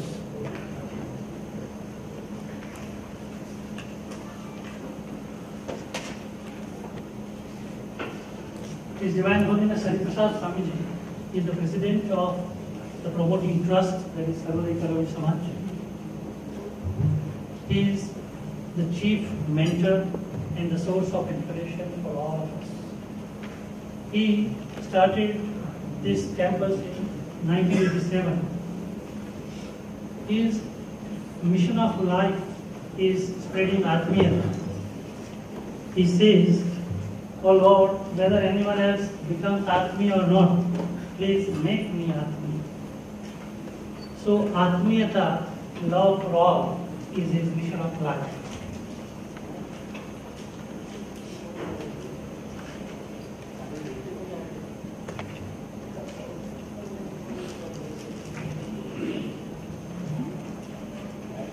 Vallabh Swamiji is our secretary, and he is the person behind bringing this universal human value education to campus. He took over this campus in 1987 when it was in a very bad shape. Only plants were there. Hardly 32 students were there in Virani Science College, Granty Lake College, and 52 faculty members. So he worked day and night and brought the campus to the state it is today. Those who have attended the international conference on human values last year, they must have seen the campus development it is. So established in 1987, promoted by Yogi Divine Society, which took over Sarvodaya Karavana Samaj, which is a trust.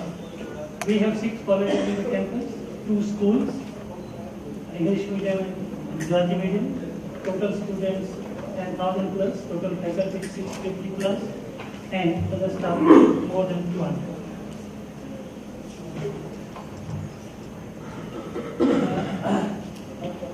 Our journey started in March 2014. We sent 3 faculty members to attend international conference, 3rd international conference at Punjab Technological University.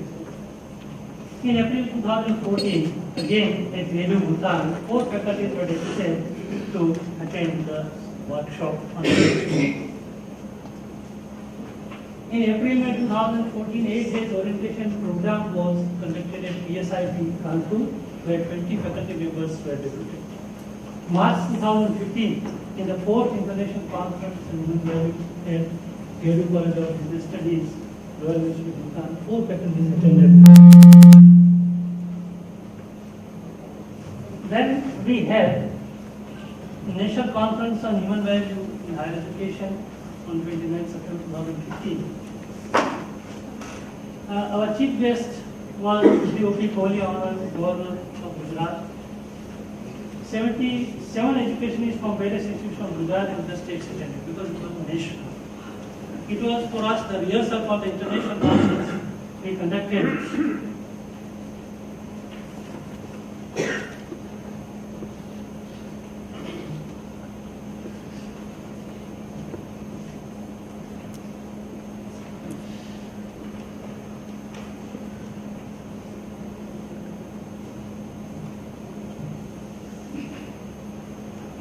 We conducted, organizers are the same, had organized the international conference in 2016 at our group of institutions, wherein 170 participants from 13 different countries attended.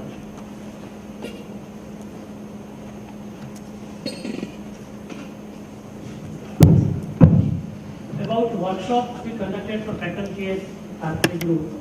In 2014, 3 days national workshop on management, total participants 619. Sri Ganesh Bagaria was Prabodhak.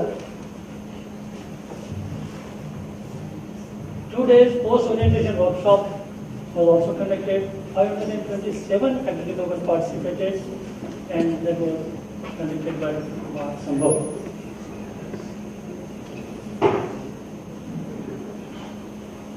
In 2015, 8 days workshop on universal human value at AGI and residential workshop at Sea Southern Gale Forest, the only abode of lion in the country. Total workshops arranged in 2015 were 7, total participants 650 faculty members. And out of the 7, 5 workshops were conducted by Department, 1 at Gale Forest by Kumar Sambod, and 1 on Jivan Vidya by Sri. And these workshops were followed by many recreational workshops also.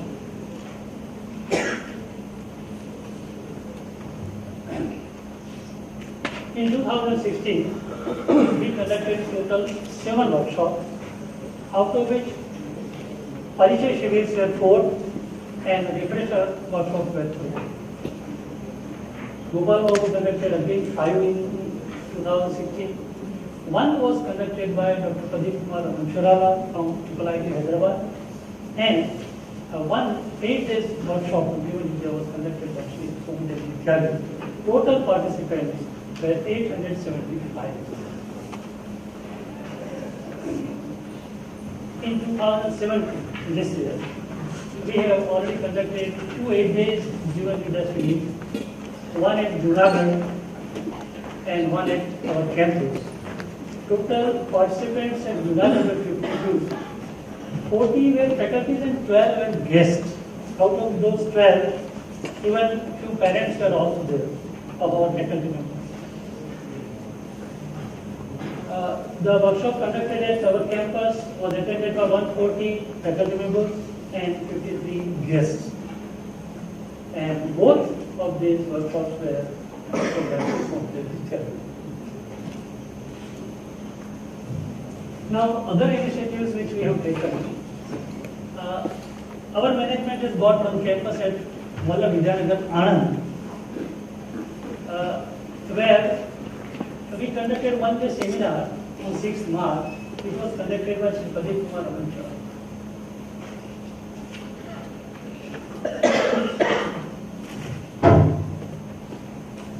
One more session was also conducted to discuss on how we can implement the human values in higher education institutions of state.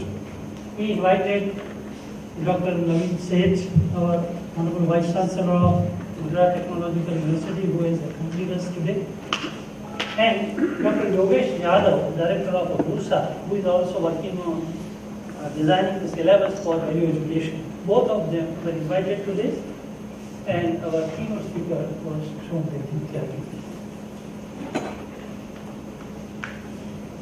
The workshops were, 8 workshops, 6 workshops for 8 days. They are attended by Vijay Jadulak Swamiji, our secretary. All sessions he attended without missing a single one. So that is what is discussed by many, that this value education will be effective only if it comes from top. So he has followed that. Many faculty members attended the workshop with their spouses. It is also said that unless the wife or husband agrees with this, it is very difficult to implement it effectively. And particularly when many faculty members attend this, their husbands are very happy. This is my experience. They attended with their parents.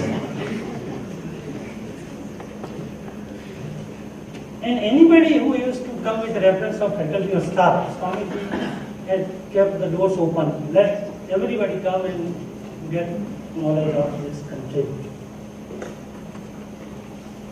50 faculties attended more than 5 workshops.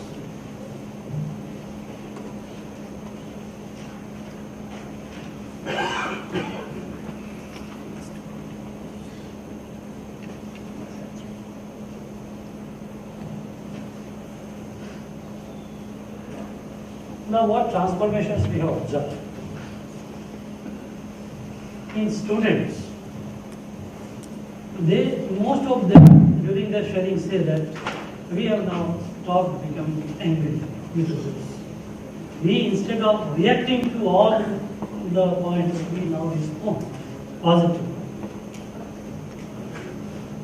they have started, analyzing their basic necessities. So they have stopped luxuries, buying luxury items. They have realized that relationship is more important than physical facilities. This is what they have been trying. They have become regular and sincere in classes. Attendance has increased. They have started respecting their parents and understanding their feelings. They have started paying attention and requirement before shopping. Many of them told that now we are not buying the things we don't need. We analyze first, do I need this or not? That is something very nice. Increased feeling of happiness and prosperity because they understand what is prosperity now. They have become friendly with nature and started saving electricity. Now many students have developed a habit that after the lecture is over and it is recess, they put off the switches of pens and ribbons. Started spending more time with their family. So this is a picturesque representation of what was the status before workshop for the students and what happened after workshop. See, before workshop, the happiness was defined as a lot of physical facilities by 48% students. Ensuring respect from others gave happiness. Ensuring fame was happiness for them. Fulfillment of all my desires is the only happiness. No contradiction in myself is happiness, but it was very little portion of the total. After workshop, you can see 89%, more than 89% started believing that there is no contradiction in myself and I feel happy. So far as relationship is concerned, the students used to say that I am not related to anybody, I am related to none. Some say I am related to one, some said I am related to many. But after the workshop, most of them confessed that yes, I am related to all. So far as the intention of others is concerned, the students used to believe, 87.9%, that intention of every person is not good. But after the workshop, they realized that the basic intention of everybody is good. Natural acceptance is same for all. So far as faculty and staff members are concerned, my problem is also solved with great extent. They have become very regular. Improved interpersonal relationships. No complaints are coming to me for petty things. So they are now looking at larger picture than small things. Give more importance to relationship in family too. I will also share with you their sharings. They show affection towards students. They used to neglect the students earlier. Now they have started having affection for them. Stop complaining for petty things. Look at larger picture.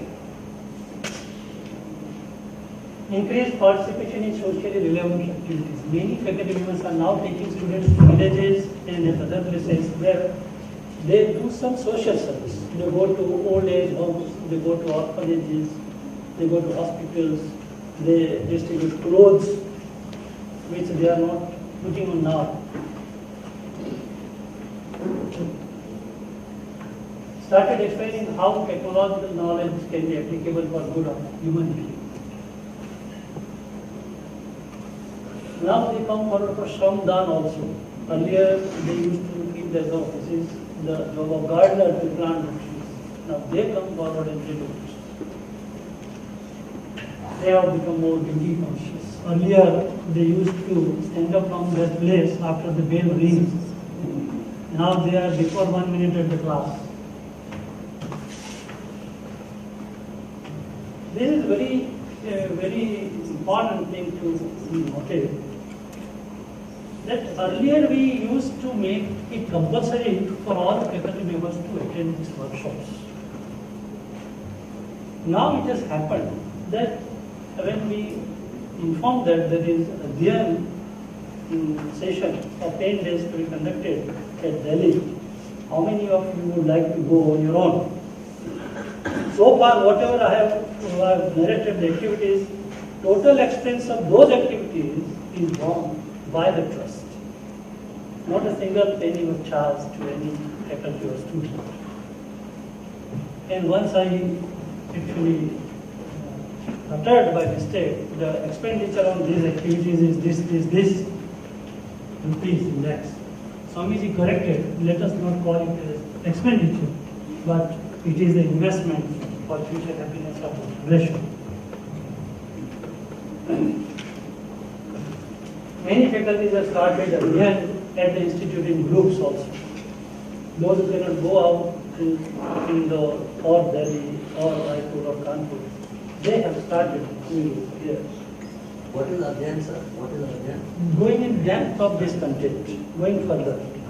What is taught in the college? Adyan in your context, what is Adyan?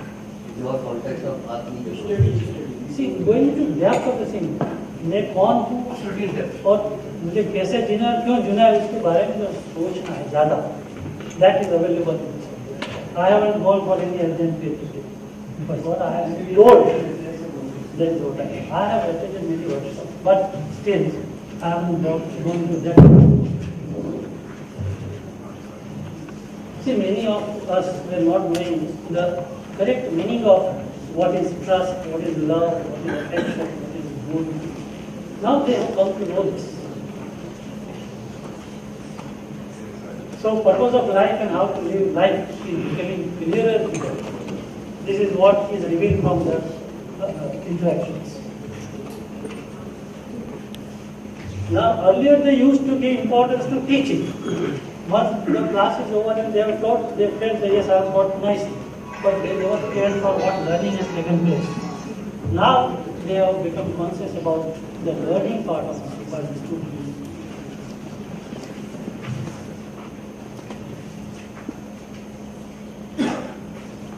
So what activities we carry out to sensitize the students towards social service or be harmonious with family, society, nature. See, tree plantation is there. Swamiji has planted on his own more than 10,000 neem trees in the campus. Fuel Free Friday we used to celebrate. Students and faculty used to use bicycle. We have paper recycling plant also small. We conduct competitions on save nature.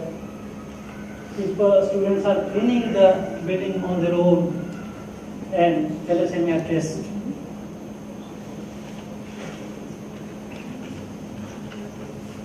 Save Electricity Company campaign is also going on. Entire campus is now LED campus and use of appliances are with 5-star rating only.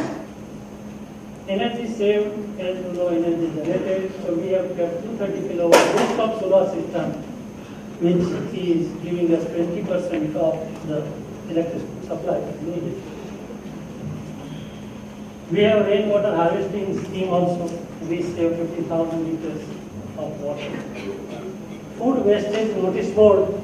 This is what we have implemented, and every day we write on the board how much in terms of weight the food is wasted by students and how many people would have paid by that. So they have become very conscious in now taking the food in the dish. Group-wise preparatory meeting of faculty is arranged by ICHVHE.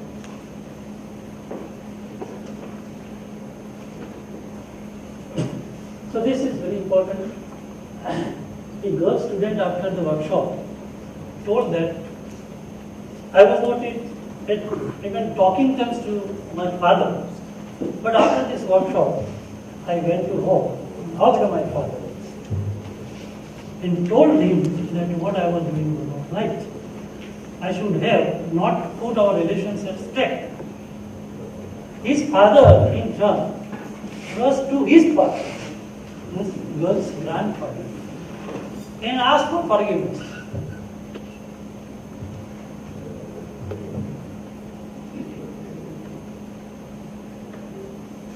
One boy told that my parents are calling every day. Sir, if you call them here and if they attend this workshop, they will stop calling. One told that my parents would not have divorced had they attended this workshop.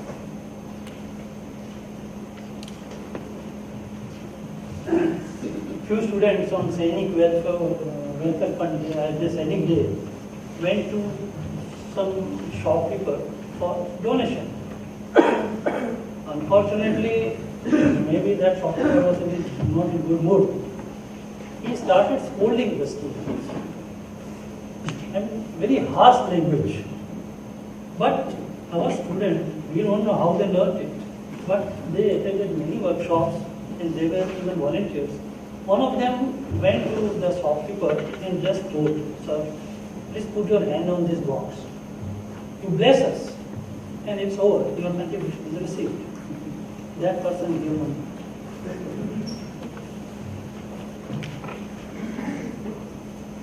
This is what those who attended the international conference last year at our campus must have heard this girl.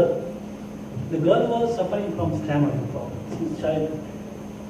After she attended the workshops, and particularly this sentence she heard many times, "Dusra bhi mere jaisa hai," she developed confidence and she delivered a speech during the last international conference without any sign of stammering. This again a very emotional incident happened.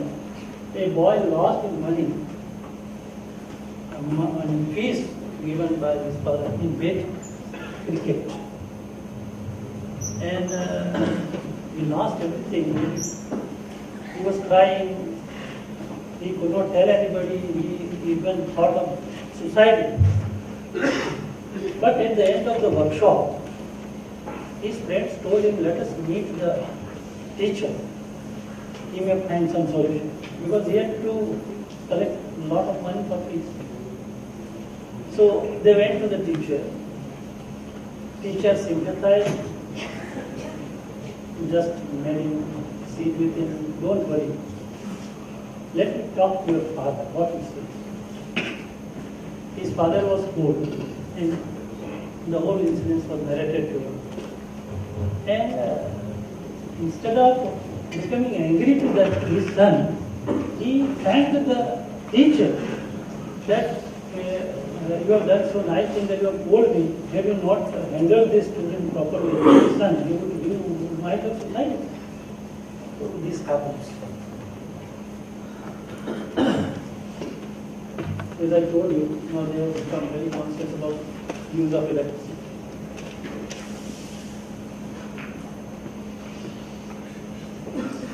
This is one incident which took place after a workshop conducted by Gopal. As you know, generally the wives tell their husbands that when I come back, if it is ready, please take the clothes inside, which are there in the house. Generally they don't do, isn't it? And then when the wife comes, they have a problem. One day, what happened? That lady faculty member went home, and as usual, she had instructed her husband to take the clothes inside if it rains. It rained, the clothes were not taken in. She went home, took all the clothes, stayed inside the house. His husband saw all this, went to her. She was not getting angry today. You know, Gopal Babu has told that we must be in relationship. His husband said, "Wow, Gopal Babu." What I could not do, you have done it.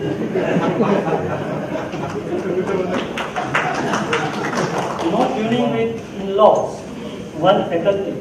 This is again a very, very serious case.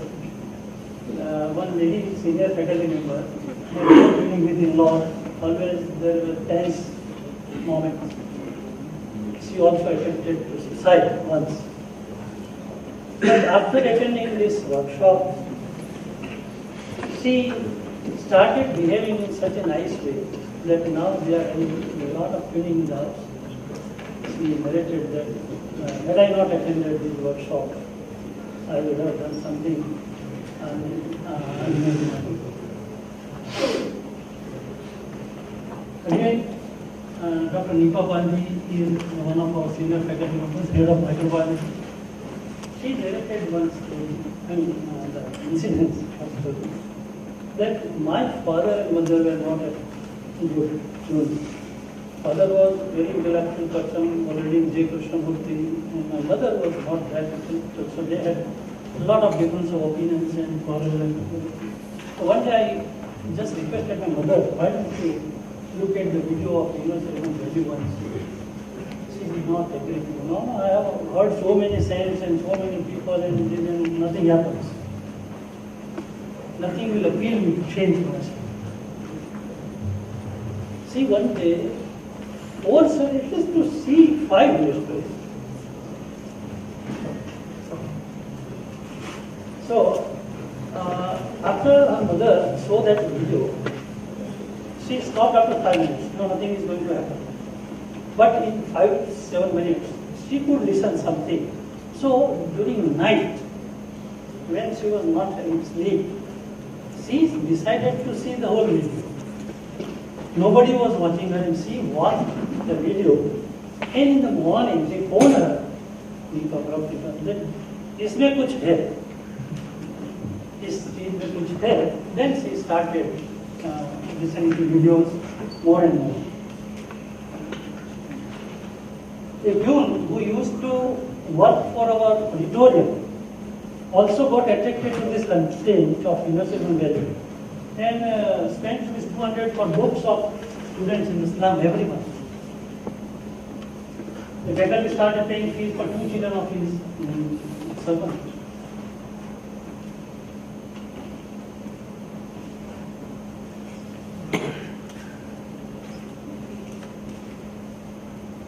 This is one very good development in our campus. We have got Girani Science College autonomous status this year, and because of autonomy we could implement universal given value as a credit course, and the response is good. We have got 2 semesters for this course, and students are not only taught in the class, they are given some activities also, and reports are to be prepared. In engineering college and other colleges, what we experienced that when we made it compulsory for them, then also there was not effective teaching. When we gave some weightage in the appraisal, annual appraisal, then what happened that every teacher used to go for teaching this, but the effective teaching could not take place.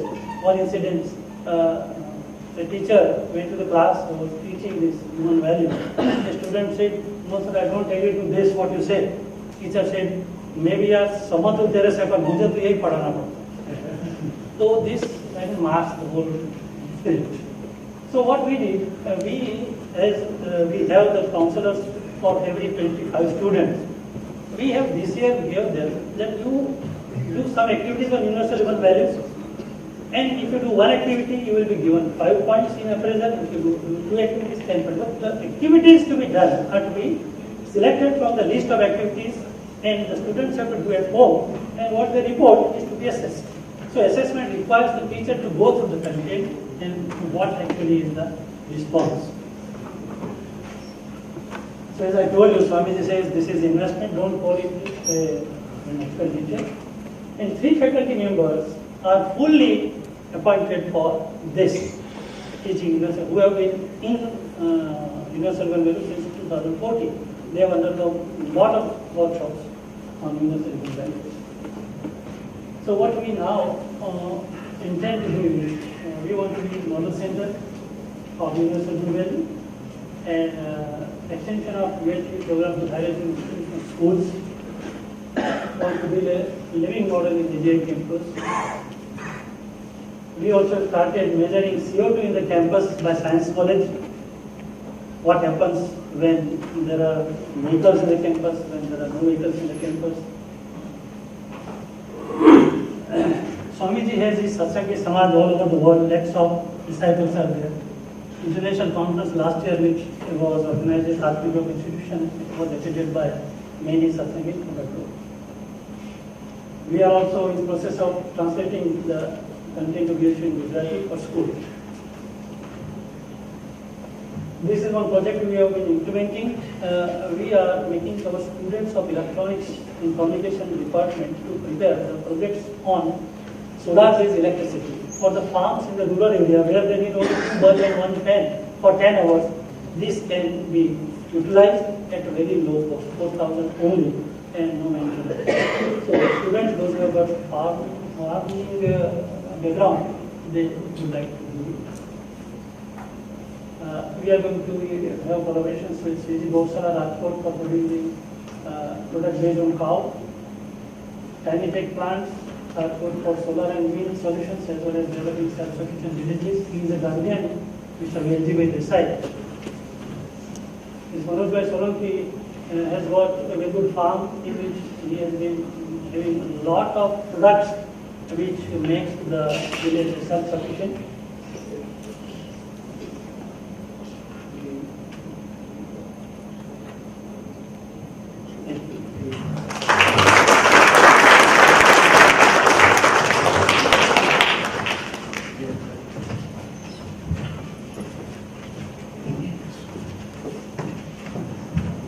Thank you, sir, for sharing the programs and the beautiful sharings, beautiful experiences that you shared with us. I would now take this opportunity to request Dasho Nedo Georgie, Vice Chancellor, Royal University of Bhutan, to felicitate Dr. J.M. Shah.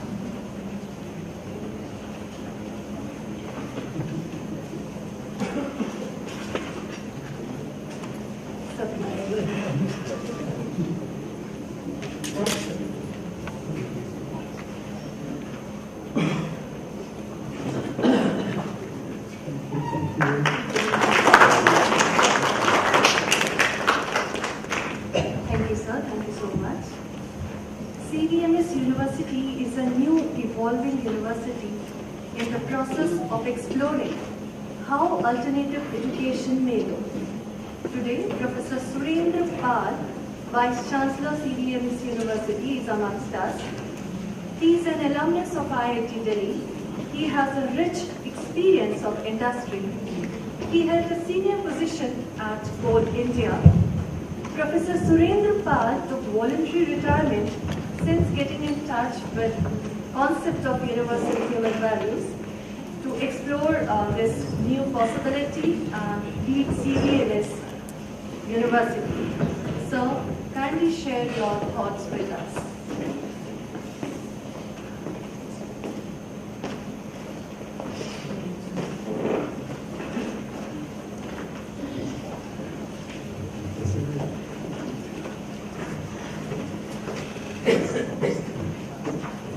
सभी को नमस्ते।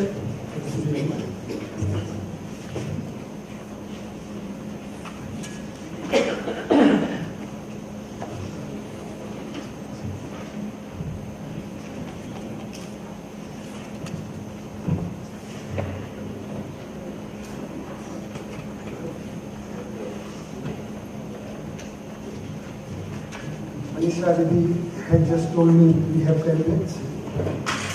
My intention, as we discussed in the morning, is to complete it in 10 minutes. But my competency, you will not see. First of all, so let me go through very quickly, as it will make the time. चेतना विकास मूल्य शिक्षा विश्वविद्यालय सबसे पहले due to lack of time, since I was told already, I must mention it here that there is a society behind it, which is Gandhi Vidya Mandir at Rajasthan, which is supporting this endeavor, along with Divya Path Sansthan, which is based in our country. And both together, we are putting up this university. What are the basic theme, basic ideas of this university? I will be only outlining today. And of course, if there are bound to be questions, I'm very sure about it. Either we can discuss when I am here tomorrow also, or some other time. So let me take you through very quickly. Chetna Vikas means conscious development, consciousness development, and that is through value education. That is how we are proposing this idea. What does it mean? Why is there a necessity for this university? As we know, animal instinct is for survival. This idea we have discussed today. And if you look at the animal kingdom, we will find more or less, largely survival process is harmonious. But the human aspiration, seeking happiness while ensuring their survival. And what is our aspiration? We seek harmonious living in self, family, society, and nature. This is more than survival. But there is a dilemma. What is the dilemma? The process of survival in human beings is causing an increasing rift and conflict at various levels in family and society while aspiring harmony. There seems to be, at least in the present circumstances, no all-encompassing solution available. We have succeeded, and mind you, as a human race, we are continuously endeavoring to find solutions. That's our own inherent propensity. And we have definitely succeeded in prolonging average human life, human span, and it's an achievement. If you look at the bottom line of all our development, at least this is what we have achieved. But what about harmony? We find still eluding. What is missing? What should we do? Is there any solution? So there is a proposal. It is existence-based human-centric philosophy. We call it Madhyas Darshan or Sahastitva, coexistentialism. This is based on realization of coexistential truth, Sahastit Param Satya by Honorable C.A. Nagraj, just like another inventor, as there have been many in human society, and discovered, propounded, and established Madhyas Darshan through contemplation and understanding of reality. What is the proposal? Fulfillment of human aspiration through education is possible. This is the essence of the proposal. How we can do? There are certain attributes, we have been talking about it. So by now, I take it for granted that we all know about it, what these words mean. When we look at the proposal, it is universal, studiable, livable, and secular, natural. So these are the, and also there are few more attributes. It's holistic, covers 4 dimensions of human living: thought, behavior, occupation, understanding. These are the 4 aspects that any human being lives in, and it covers the 5 states of human living, that is individual, family, society, nation, international, whole existence. What is the proposal? The education is fundamental to human beings. What a great knowledge, we all know it anyway. Human beings have power of imagination and freedom of action. This is again key part of the proposal. Human beings can understand the design of existence. This is part of the proposal. Can understand self, can decipher the human goal, which is more than survival, and the social goal. Can organize themselves to achieve these goals. That is, there is no need to lose hope. Education is the key to achieve these goals. That is why we all are here. Then everything on this topic.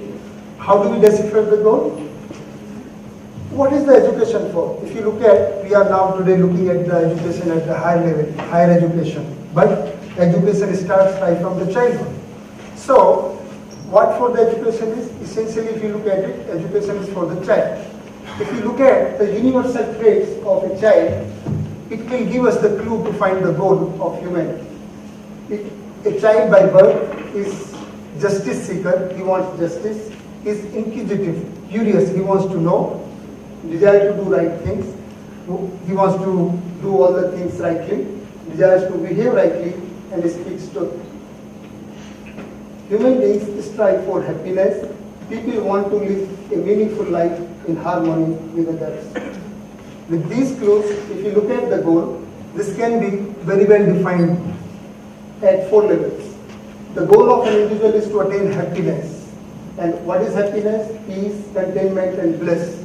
And this can be achieved through attaining wisdom and living in accordance with that, which is called resolution or samadha. The goal of or objective of family is prosperity along with resolution. Prosperity is attained when we are able to identify our needs correctly and the efforts we put in to fulfill our needs by right occupation. Social goal, mutual trust, lack of fearlessness. Fearlessness is attained by living with trust in all our relationships that we have talked in the morning. And coexistence, when we have been able to achieve harmony among all the state of being, that is called coexistence or sastritva. These are the goals. Let's look at it. Now, we know child, so we can work backward. What do we want a graduate to be? Can we define what is a graduate?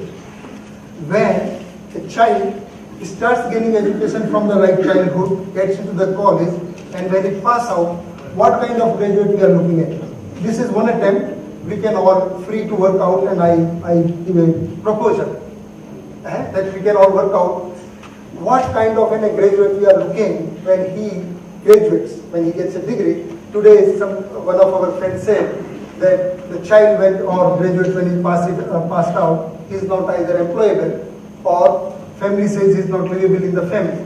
But here we are looking at certain traits of a graduate. Trust in self. He has to have the confidence, trust, respect for excellence, equilibrium in intellect and personality. These all have meaning, but again looking at the time, I'm only mentioning it. Self-reliance in occupation, social and behavior, and has competency. Intention is always there. He has competency to realize human goal, what we defined just in the previous slide.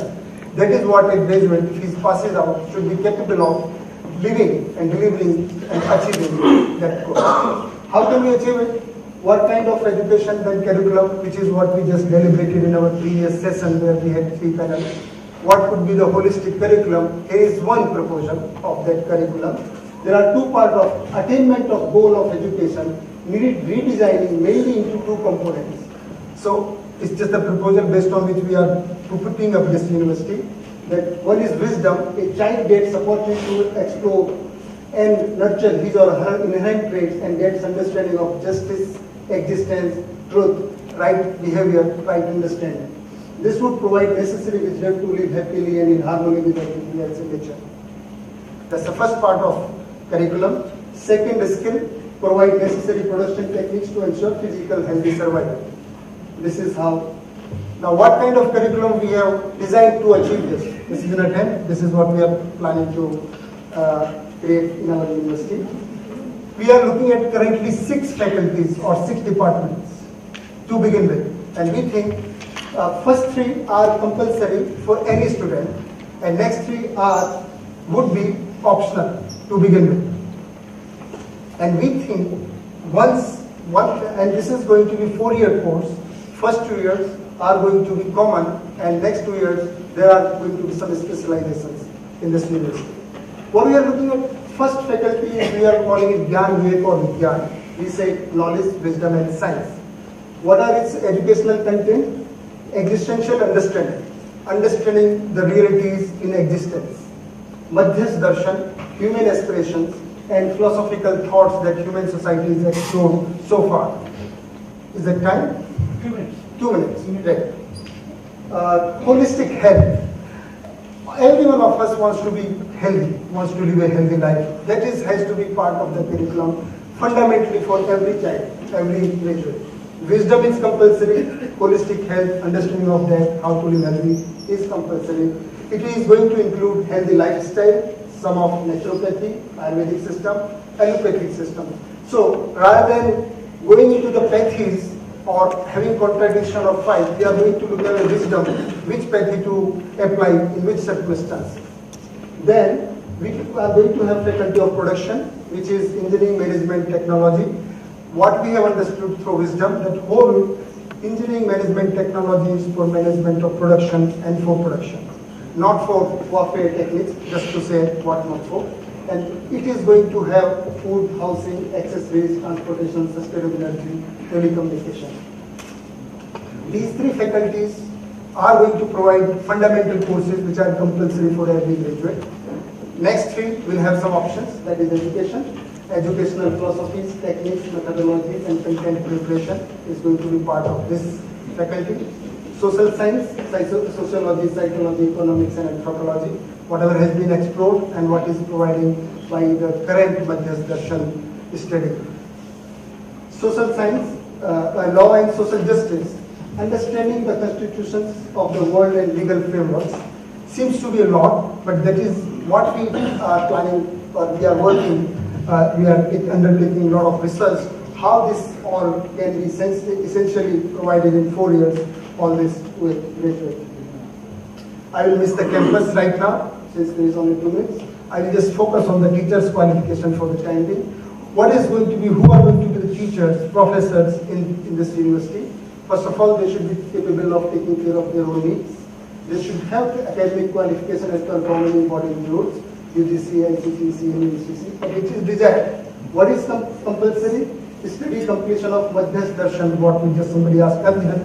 Of course, since it is based on the Madhyas Darshan, so Madhyas Darshan is going to be an essential part of understanding it. It's compulsory. Willingness to live in campus and willing to contribute to production for one's living. So since there is not going to, he is going to be capable of fulfilling his own needs, they are going to be, it's compulsory. And foremost, no expectation of salary. That's another requirement. My God, how is this to do? You can have some answers. What are going to be the expected outcome of this? This is what we are targeting, this is what we should be able to achieve. Self-disciplined student to act as a change agent in building harmonious and undivided, somebody said it can be positive, so I would say unified human society, Akhand Samaj, and in establishing universal order that is called Sabhav Vyavastha. The students to fulfill their and family physical needs related to food, housing, health, energy, and education by means of self-production and manufacturing, thus generating value in society. Less pressure on natural resources, balance in villages and cities, rich and poor, male and female. These are the terms and have a lot of meanings behind it. Focus on production activities as a result of reduced pressure on community health. These are all byproducts in transnational state. And finally, my friend J.N. Shah had already put it in the last of the slide. I mean, I intend to put this. It is just the English translation of what was there in the last slide. May the earth be heaven, may the human be divine, may human religiously succeed, may the goodness prevail.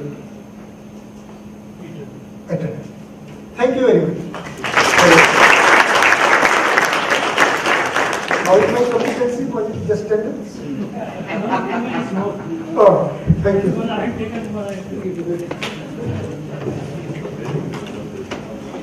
Thank you, sir, for this thoughtful sharing of yours. Nan Hua University, Taiwan. Professor Lin, shouldering the responsibility as the president of Nan Hua University, Taiwan is amongst us.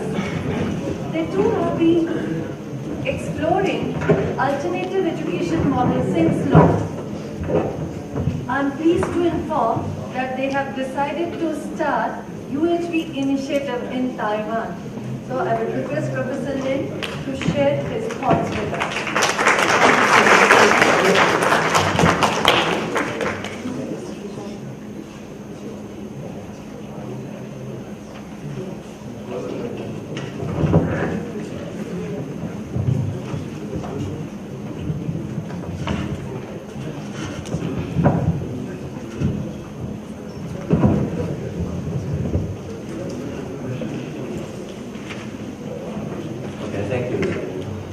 Thank you so much to the organization committee for giving me this chance to come here and share the experiences that we have there in Taiwan. Probably the situation is quite different. However, we do have some kind of promotion activities, and I hope it can give you some kind of reference. And in case I do hope you can understand my English.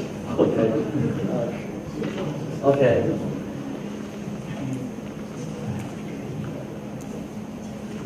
Okay. Taiwan is quite small. The location is near in the southern eastern part of mainland China, and the total area is about 36,000 square kilometers. The population is about 23 million. The per capita income is around $22,000. But the purchasing power, according to the economic magazines, indicated that the purchasing power of the people in Taiwan ranked one of the best, the top one in the world. The ICHVHE world ranking in the global competitiveness rating is about 14. The World Economic Forum's ranking is also the 14th in the global competitiveness rating. And in the past, we do emphasize a lot in the development of the economic situation. However, we do have some kind of side impact of economic growth. The first one is that the internet is like opium, and the suicide rate is a little bit higher. I think according to the calculation, in every 2 hours, we have one person suicide. And the bullying is also quite popular, especially in the higher, in the middle high school. Drug abuse is also quite popular, especially for the younger populations. And Taiwan is limited in resources, but the natural disaster is also quite often. Therefore, in the government, they do emphasize about life education. Our life education is very similar to the one human value you have here. And the first one is that try to educate the people, the students, respect their own life, and also try to respect the others, and try to teach the students to respect natural resources and environment.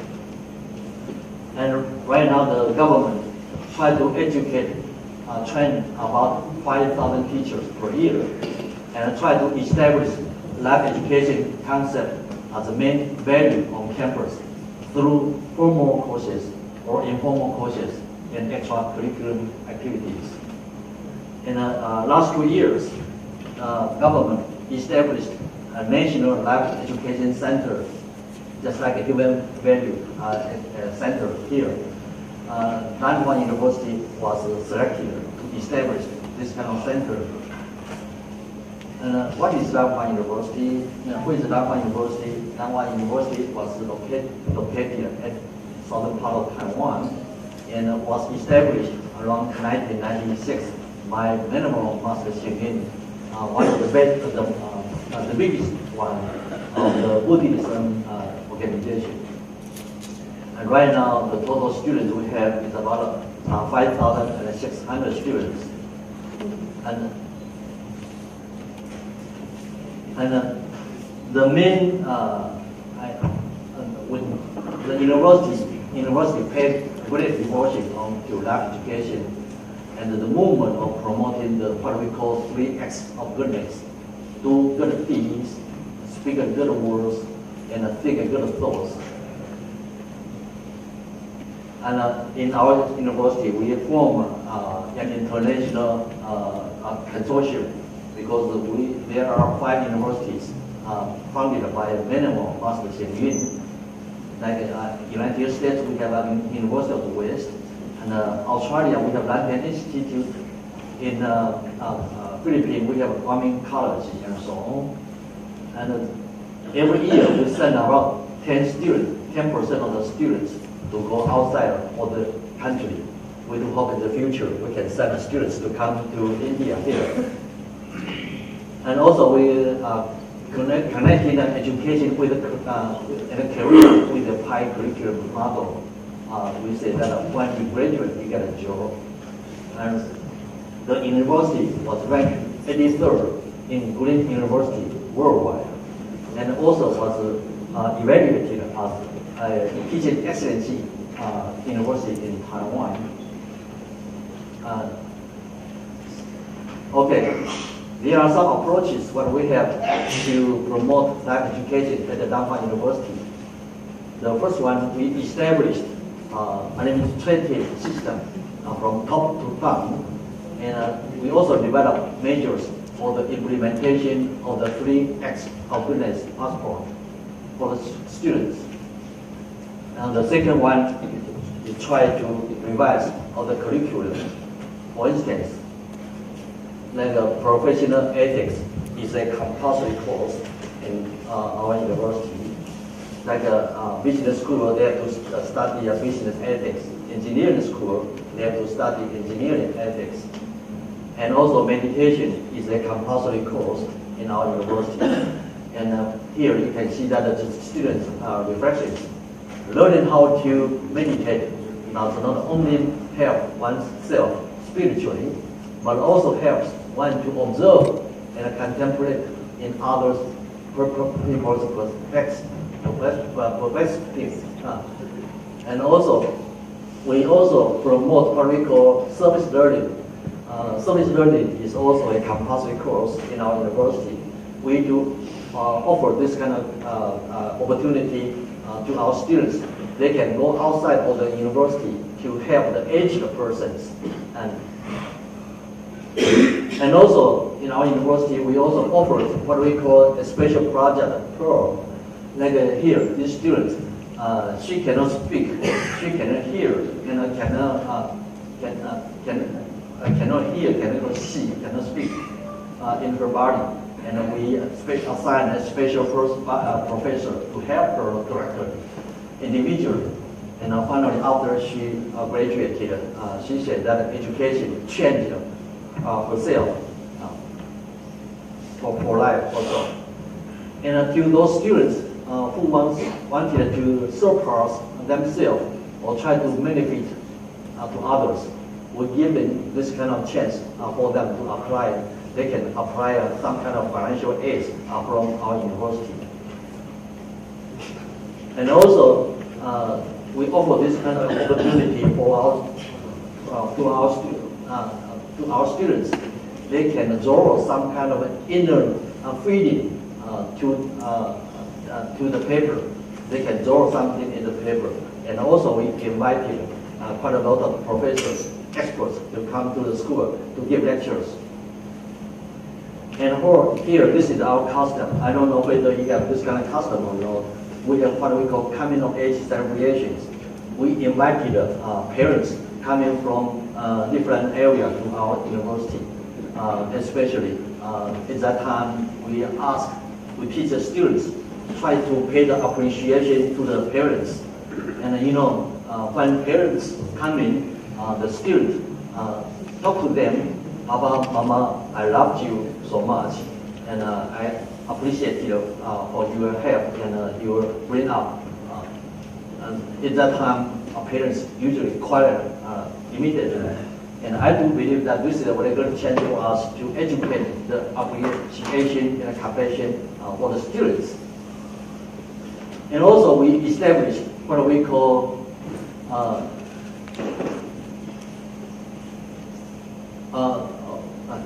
we also established this kind of light facilities. This was designed by our engineering students. And like here, they can push, like here, you do something good today, and you speak a good word today, and you have a good thought today. If you push that button. Like if you speak a good words today, you push one button here. If you do something good, you do push the button here, and so on. So that students can examine themselves every day. And also we have a lot of 3 acts of goodness flags around the campus. And also we, before the class, after the class, we play the song of 3 acts of goodness so that to get the students to understand that you have to be very careful about your behavior. And also we design some kind of life education courses or MOOCs so that students can get this kind of lesson in the internet.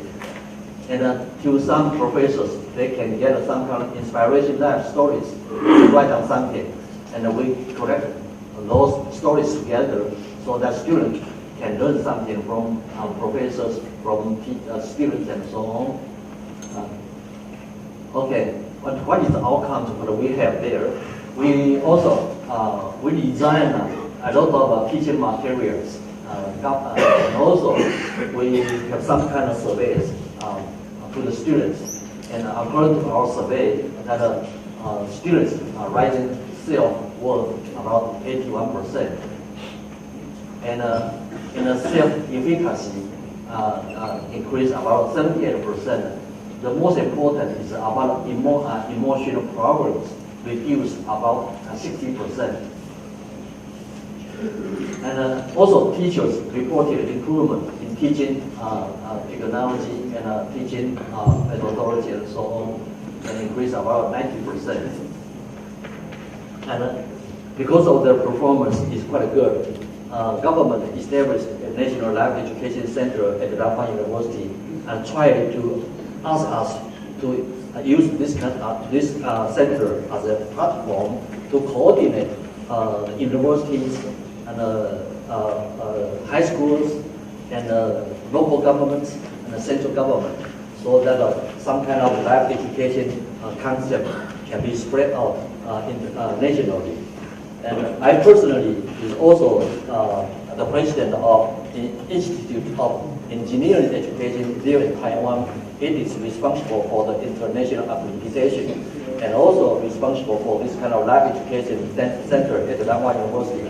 Therefore, in the future, if you want to have some kind of exchange ideas or some kind of information related about engineering international accreditation or human value concept, you're welcome to contact with us.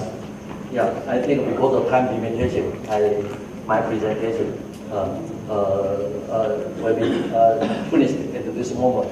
And in the future, if you have chance, you are quite welcome to contact with us. Thank you so much. Thank you.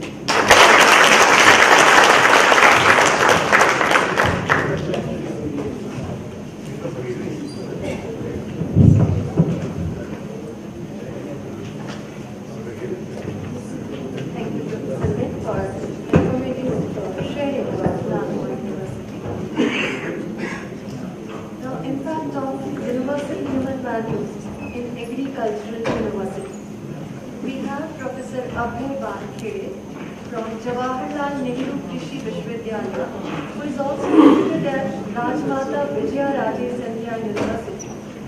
Professor is coordinating value education cell activities since 2013. He is the key person to take universal human values at university level as a faculty. I would request Professor Wankhede to share his journey.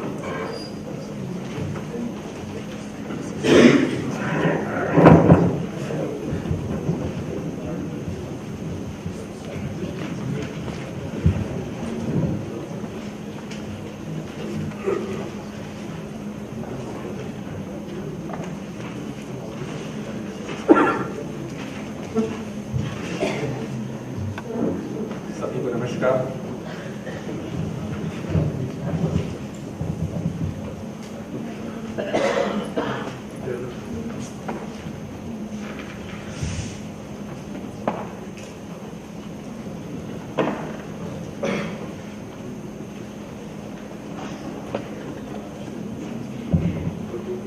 सभी को पुनः एक बार नमस्कार।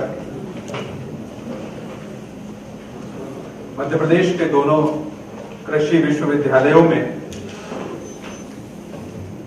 पिछले लगभग 3 वर्ष से universal human values and professional ethics इस कोर्स की शुरुआत एक छोटी सी हिस्ट्री में बताना चाहता हूं। स्पेशली एग्रीकल्चर यूनिवर्सिटीज में ये एक बहुत क्वेश्चन है कि कितना प्रोडक्शन किया जाए। एक प्रेशर है। उस समय जो सिनेरियो था मध्य प्रदेश में, जो पॉलिटिकल सीक्वेंसेस थे, उसमें यह हुआ कि प्रोडक्शन को डबल कर दिया जाए। ऐसा एक रिक्वेस्ट किया। बहुत कुछ प्रेशर भी था एग्रीकल्चर यूनिवर्सिटीज में, रिसर्च में। लकीली कुछ लोग, मैं खुद भी और मेरे कुछ 1-2 फ्रेंड्स इस कंसेप्ट से लगभग पिछले 10 वर्षों से हम लोग वाकिफ थे। बार बार अपनी रिक्वेस्ट कर रहे थे कि क्यों नहीं एग्रीकल्चर यूनिवर्सिटीज में इसकी सबसे ज्यादा जरूरत है, जहां हम नेचर के साथ काम करते हैं। तो बहुत जरूरी था कि उसके प्रॉपर यूटिलाइजेशन की बजाय हम अभी यूटिलाइजेशन को पहचान नहीं करते। तो बेसिकली नेचर के सारी चीज, चाहे वो वाटर हो, एयर हो, सॉइल हो, उसके एक्सप्लॉयटेशन पे काम कर रहे हैं। ऐसा ध्यान में आते ही ये बात ध्यान दिलाने की बार बार कोशिश की कि इसका प्रॉपर यूटिलाइजेशन करने की जरूरत है। लकीली काफी कुछ अप्रोच यहाँ से गणेश जी के द्वारा हुआ, वहां कुछ मित्रों का सहयोग हुआ। दोनों यूनिवर्सिटीज के vice chancellor and agriculture minister इसी कैंपस में आके हम लोग 7 दिन के वर्कशॉप में रहे। देयर वाज 6th डे ऐसा एक डिसीजन हुआ कि एग्रीकल्चर यूनिवर्सिटीज में इसको कंपलसरी क्रेडिट कोर्स के रूप में शुरू किया जाए। फर्स्ट फेज ये था कि वहां जो फैकल्टीज है उनको पहले प्रिपेयर किया जाए। देयर अबाउट दोनों यूनिवर्सिटीज की अगर मैं बात करूं तो दोनों यूनिवर्सिटी में जो कोर्सेस हैं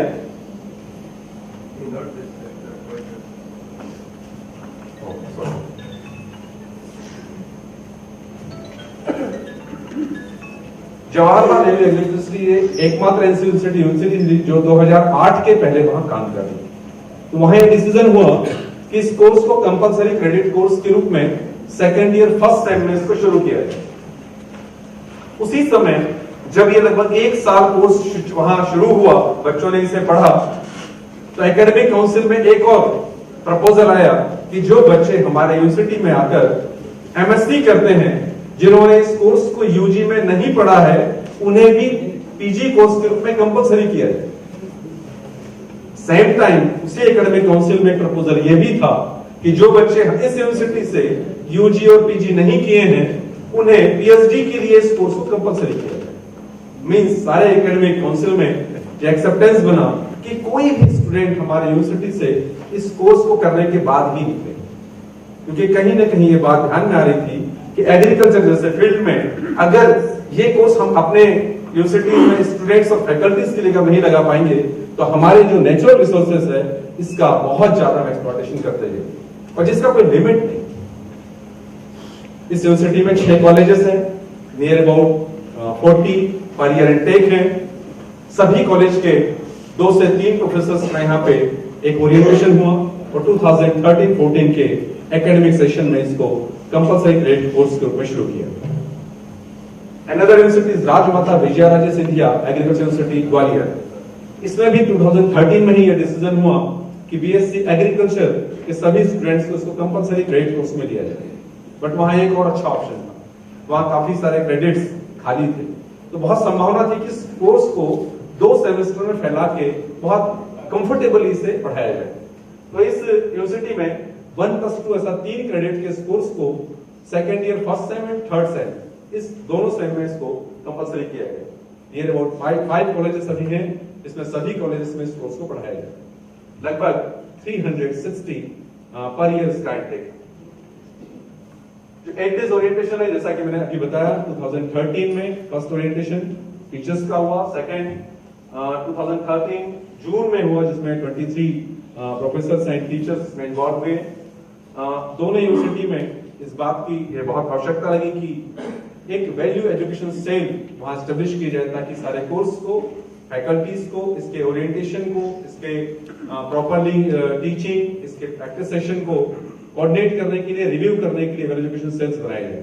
दोनों यूनिवर्सिटी में 2014 अप्रैल तक वैल्यू एजुकेशन सेल बना दिए गए। ये कुछ फोटोग्राफ्स है जो अभी पिछले लगभग 1 साल की एक्टिविटी देखें तो हर कॉलेज में एटमॉस्फेयर और वातावरण क्या कि इस कोर्स में बच्चों को पढ़ा क्या रहे। तो सारे फैकल्टी मेंबर्स के लिए 3 दिन के एक शॉर्ट ओरिएंटेशन वर्कशॉप्स किए गए, जिसमें यूनिवर्सिटी लेवल पे जो वर्कशॉप हुआ उसमें भानु जी आए हुए थे। इंदौर एग्रीकल्चर कॉलेज में जो हुआ उसमें गोपाल बाबू आए हुए थे, और खंडवा और मंदसौर एग्रीकल्चर कॉलेज के जो वर्कशॉप्स हैं, मैं और रवि शेषाद्री भैया, हम लोगों ने इसे पूरा किया। एक अच्छी बात ये रही, जहां एक हमारे वाइस चांसलर को भी लगता था कि संडे सैटरडे को अपने वर्कशॉप कर रहे हैं, ग्वालियर जैसे सिचुएशन में कैसे लोग सैटरडे संडे को आएंगे, बट ये हम लोगों ने देखा फ्राइडे को जहां स्ट्रेंथ 45-50 था, संडे को मोर देन 60 था। सभी लोगों को लगा कि हमारे अलावा हमारे परिवार के लोगों को हमारे बच्चों के लिए भी आवश्यक है, तो उन्होंने परमिशन ली कि अगली बार जब 8 डेज वर्कशॉप हो तो हमारे परिवार के मेंबर्स को भी इसमें शामिल किया जाए। जैसे जैसे ये वर्कशॉप का दौर दूसरे कॉलेजों में गया, तो वहां के डीन ने अपने आप से डिसीजन लिया कि क्यों न इस वर्कशॉप में हमारे शहर के और दूसरे जो कॉलेजेस हैं वहां के भी 2 से 3 फैकल्टी मेंबर या टीचर्स को इन्वॉल्व किया जाए। रिसेंटली खंडवा में जो वर्कशॉप हुआ, 6, 7, 8 फरवरी को, उसमें ये बहुत अच्छा एक्सपीरियंस हम लोग का ये रहा कि लगभग शहर के 6 कॉलेजेस के सभी फैकल्टी मेंबर्स उसमें शामिल हुए और सभी का कहना है था 2 साल से अगर ये कोर्स आपके कॉलेज में चल रहा है तो हमें इसके बारे में बताया क्यों नहीं। तो हमारा कहना यही था, आपको बताने के लिए ही वर्कशॉप की है। बस फर्स्ट हमारा प्रायोरिटी था कि हमारे कॉलेज के सारे फैकल्टी मेंबर्स के लिए वर्कशॉप हो जाए। बच्चों की तरफ से जो फीडबैक है उसे मैं आपके सामने शेयर करना चाहूंगा।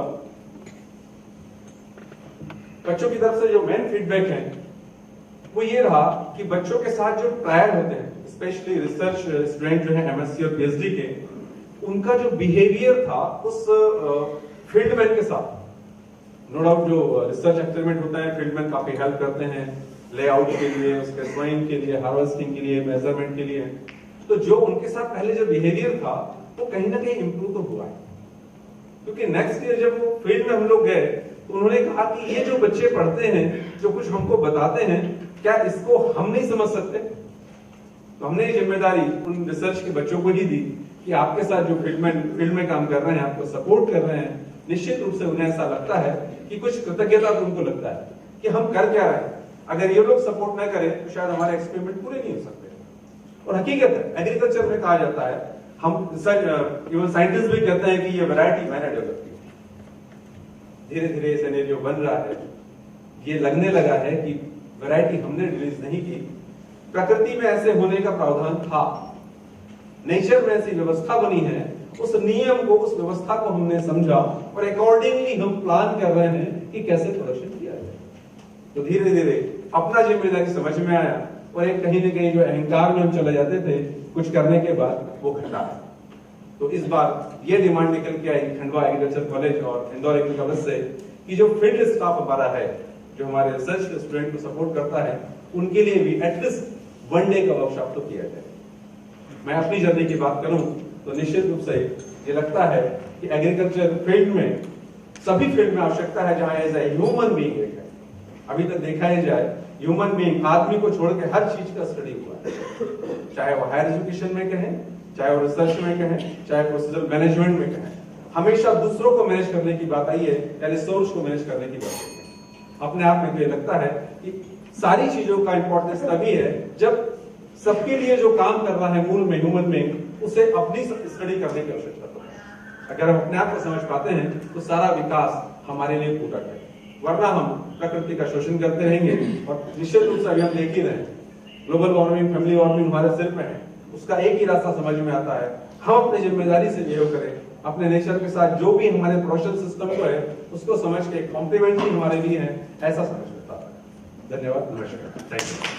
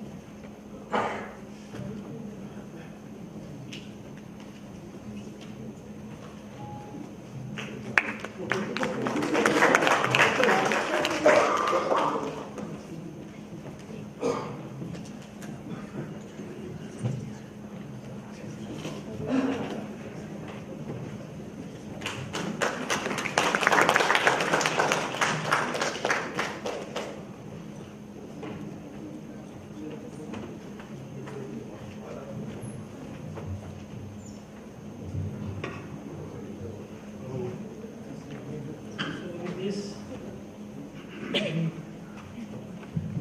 we come to the end of this session, but one thing is very certain that in every part of the world, the need for peace and happiness is felt, and everywhere people are doing something to do this, bring peace.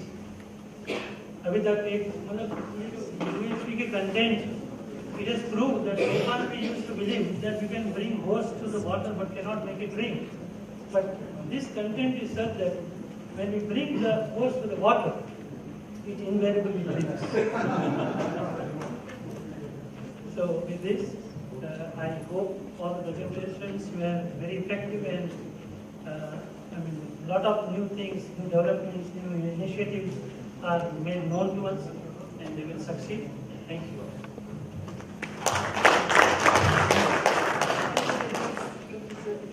I will now hand it over to Umesh Shadowji, my friend, to take it over. So, thank you, Manishi. It was really tough time to conduct the sessions after heavy lunch. But you did very well, Manishi. In fact, I was sitting on the other side when the session was going on. And after the heavy lunch, generally, we tend to take a nap. But it was such a powerful session. Yesterday evening, there was so much of confusion. But all these panelists who shared their individual experiences and so much of activities taking place at the level of organization really, remain high. At least I was sitting on the other side and I remained awake. It was really inspiring, motivational experiences shared by everybody. So yesterday evening, we had a first keynote which was addressing to understand the basic aspirations of human being and how to fulfill the basic aspiration. We came along with those three things in the diagram: right understanding, relationship, and the physical facilities. This morning keynote address was an extension of it, understanding the 9 feelings in the relationship, and those 9 feelings are definite. But now the keynote address we have will unfold almost everything. Those few questions are remain unsolved. So this keynote address will address to all those unsolved questions. The keynote address is on universal human order, developing educational institutions as models of holistic development and holistic living. And I would like to invite Professor Vincent Yasoji, Pro-Vice Chancellor, Royal University of Bhutan, to deliver this keynote. And I think by this time, every participant sitting in this hall knows very well, Vincent ji. So I got short with his introduction, just in the interest of time. So Vincent ji.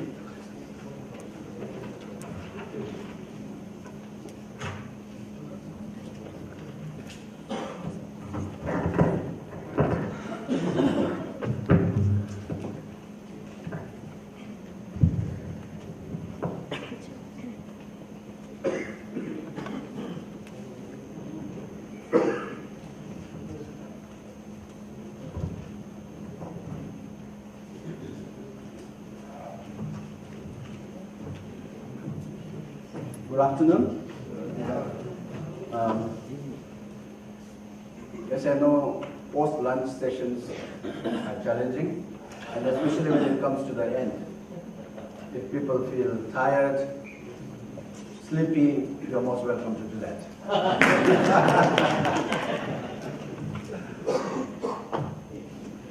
So, we looked at this the human consciousness from yesterday. We talked about human being and animals. And just a little while ago, somebody talked about the animal instinct. Animal instinct is to survive.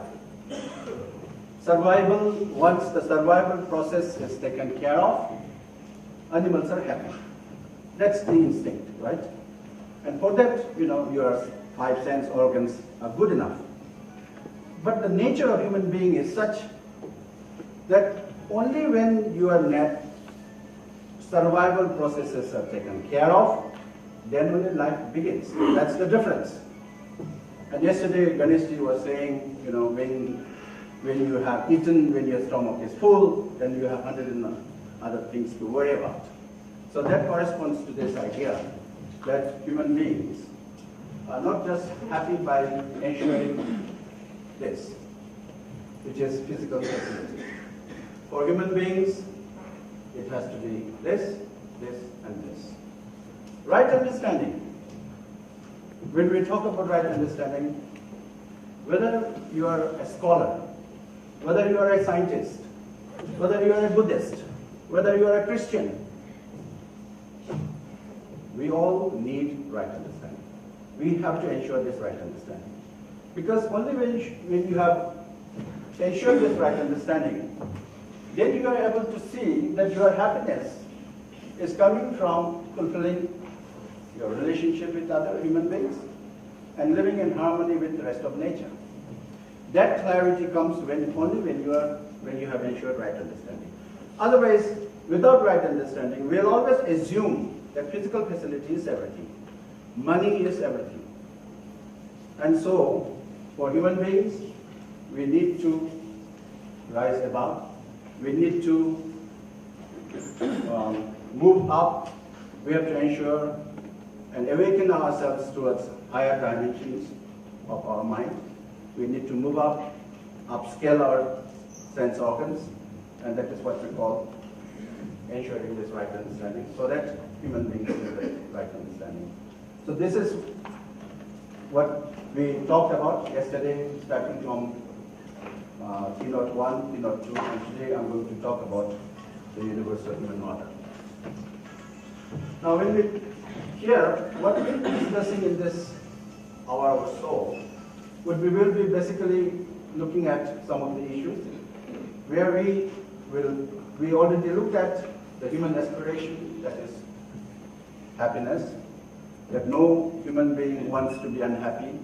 Every human being wants to be happy and prosperous. Nobody would have got up this morning saying, may I suffer the whole day, right? Rather, we would have aspired to be happy the whole day, right? So, human aspiration and its fulfillment, we did talk about right understanding at all 4 levels. And then we talked about human-human relationship in terms of feelings, right from trust, respect, affection, care, guidance, glory, reverence, glory, and gratitude and love, which, if you ensure it, then it leads to undivided human society. Now, with this background, what we can do is we can talk about the universal human order. We can talk about roles of educational institutions. Now, what do we mean by universal human order? Universal human order basically talks about human goals.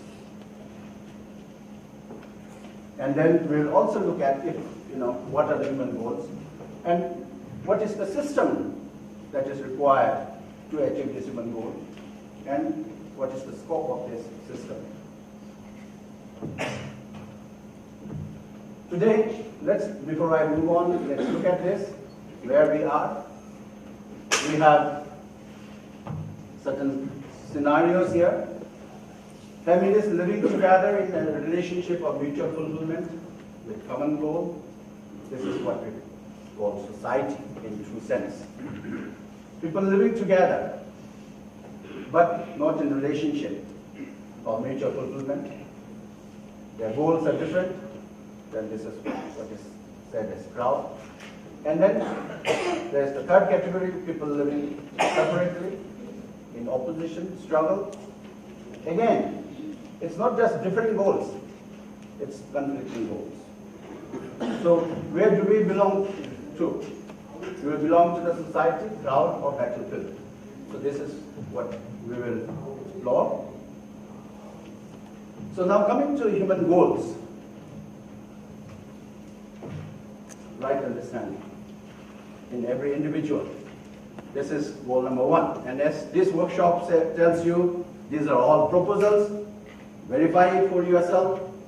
and find it out whether this relates to you or not.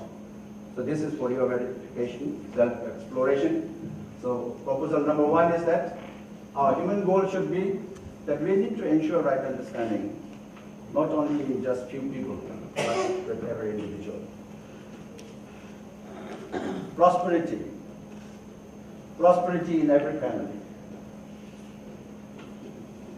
Now, when this individual has the right understanding, then he can be placed here as part of the family, and that's where prosperity in every family becomes second goal. And then fearlessness in society, which I will talk about it, and then coexistence in nature and existence. These are the 4 human goals. Is there anything that we can think of more than this? Can we leave anything out? If these are the goals, are we working for it? This is what we have to ask ourselves, because this is all about looking into yourself. Till now, we have been looking outside. We have been trying to know what Donald Trump has been doing the past month, how the sun rotates, the earth rotates around the sun, how the other fellow behaves with me, but we have never looked into ourselves and tried to understand ourselves. So, if these are the 4 human goals, are these acceptable to you? Are we working for all this? We did look at it yesterday, Ganesh showed this one, the current situation. Our goal is right understanding in every human being. Right understanding and right feelings in every human being. But if you look at the current situation, is that the case? Is right understanding and right feelings there in every individual? Or instead of right understanding and right feelings, is there assumptions that money is everything? We all want to be happy, right? In the inaugural session, I remember I did mention this one. Even a criminal wants to be happy. In fact, the urge of happiness of a criminal is much, much intense than ours. You and I can wait for the month end to get our salaries. You and I can stay in the queue and wait for your turn. But the criminal is never willing to stay there. He is ever willing to jump across the Lakshman Rekha. Right? So everybody wants to be happy. Now, the definition, our expectation of happiness, our understanding of happiness is that so long as I have money, money is everything. And if I'm going to get money, let my relationship mess up with anybody, whether it's your father, whether it's your mother, whether it's your spouse, anybody. Is that the case? That assumption is that, well, we may not say it. We may not say money is everything. But at the back of our mind, the way we conduct our lives, the way we give importance, the way we give priority to money, isn't this the case? That assumption that money is everything. And in the name of prosperity, prosperity means ensuring more than what is enough. Because when you have this clarity, when you understand that your happiness is actually coming from within, from feelings, and when you ensure this feeling of love, respect, trust, care, affection, etc., look into your state of being. When you have devotion for somebody, when you have respect for somebody, when you have shraddha for somebody, when you have that feeling of sneha, what is the state of your being? You are happy, unhappy. And on the contrary, when you have this anger, anxiety, jealousy, what is the state of your being? So you are able to clearly see that when you are, when these negative emotions creep into you, you become unhappy. Now, when you have that clarity, when you do not have that clarity, then you are not paying attention to it. Then you assume that money is everything. It's only money that's going to give me, it's only position that is going to give me happiness. It's only name and fame that's going to give me happiness. So we will run after physical facilities. So in the name of prosperity, what we will do is that we will accumulate by elements. If I'm able to get money, I'm able to get physical facility, let it be. But then the irony is, the statistics show that every human being wants to be happy and prosperous. Every human being wants to, be prosperous. But the statistics show that only 20% of the world population has been able to manage 80% of the world economy, which means even though we all want to be rich, we want to be, prosperous, but not everybody is becoming prosperous, right? So, in the name of prosperity, we are accumulating. So now, when you do not have this right understanding of prosperity, now the possibility is that you assume, that money is everything, and when you assume that money is everything, then the next step is that you accumulate by any means. And when this happens, then the outcome is that you are obsessed. Mindless consumerism comes in.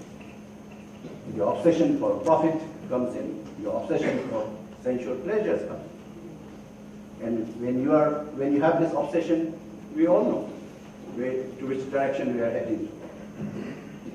Similarly, when there is the goal here is fearlessness, because you understand that your happiness is coming from relationship. And when you fulfill that relationship, there is trust in the society. But when you do not have this right understanding, you assume money is everything, therefore accumulation, therefore there is domination and exploitation and fear. Now, when you dominate, is it naturally acceptable to the other person? When somebody dominates you. See, today what we call business, what we call economy is all about expansion. We are trying to expand our territory. Now when you try to expand, there are only two things. Whether you would like to expand on the basis of domination, or you want to expand on the basis of relationship. That's the only choice we have. Now if you go by domination, then we all know that you have to really force upon the other person. And the other person doesn't buy that domination or exploitation. So the other person will work out all possibilities to make your life miserable. But when you try to expand not with domination, but through relationship. Relationship means feelings in relationship. And when you have this feeling of love, trust, care, affection, etc., your behavior is touching the hearts of other people. Other people bow down to you because you have touched their hearts. So, instead of trust in society, there is domination, exploitation in the society, and when that is happening, we all know many wars have been fought on this basis.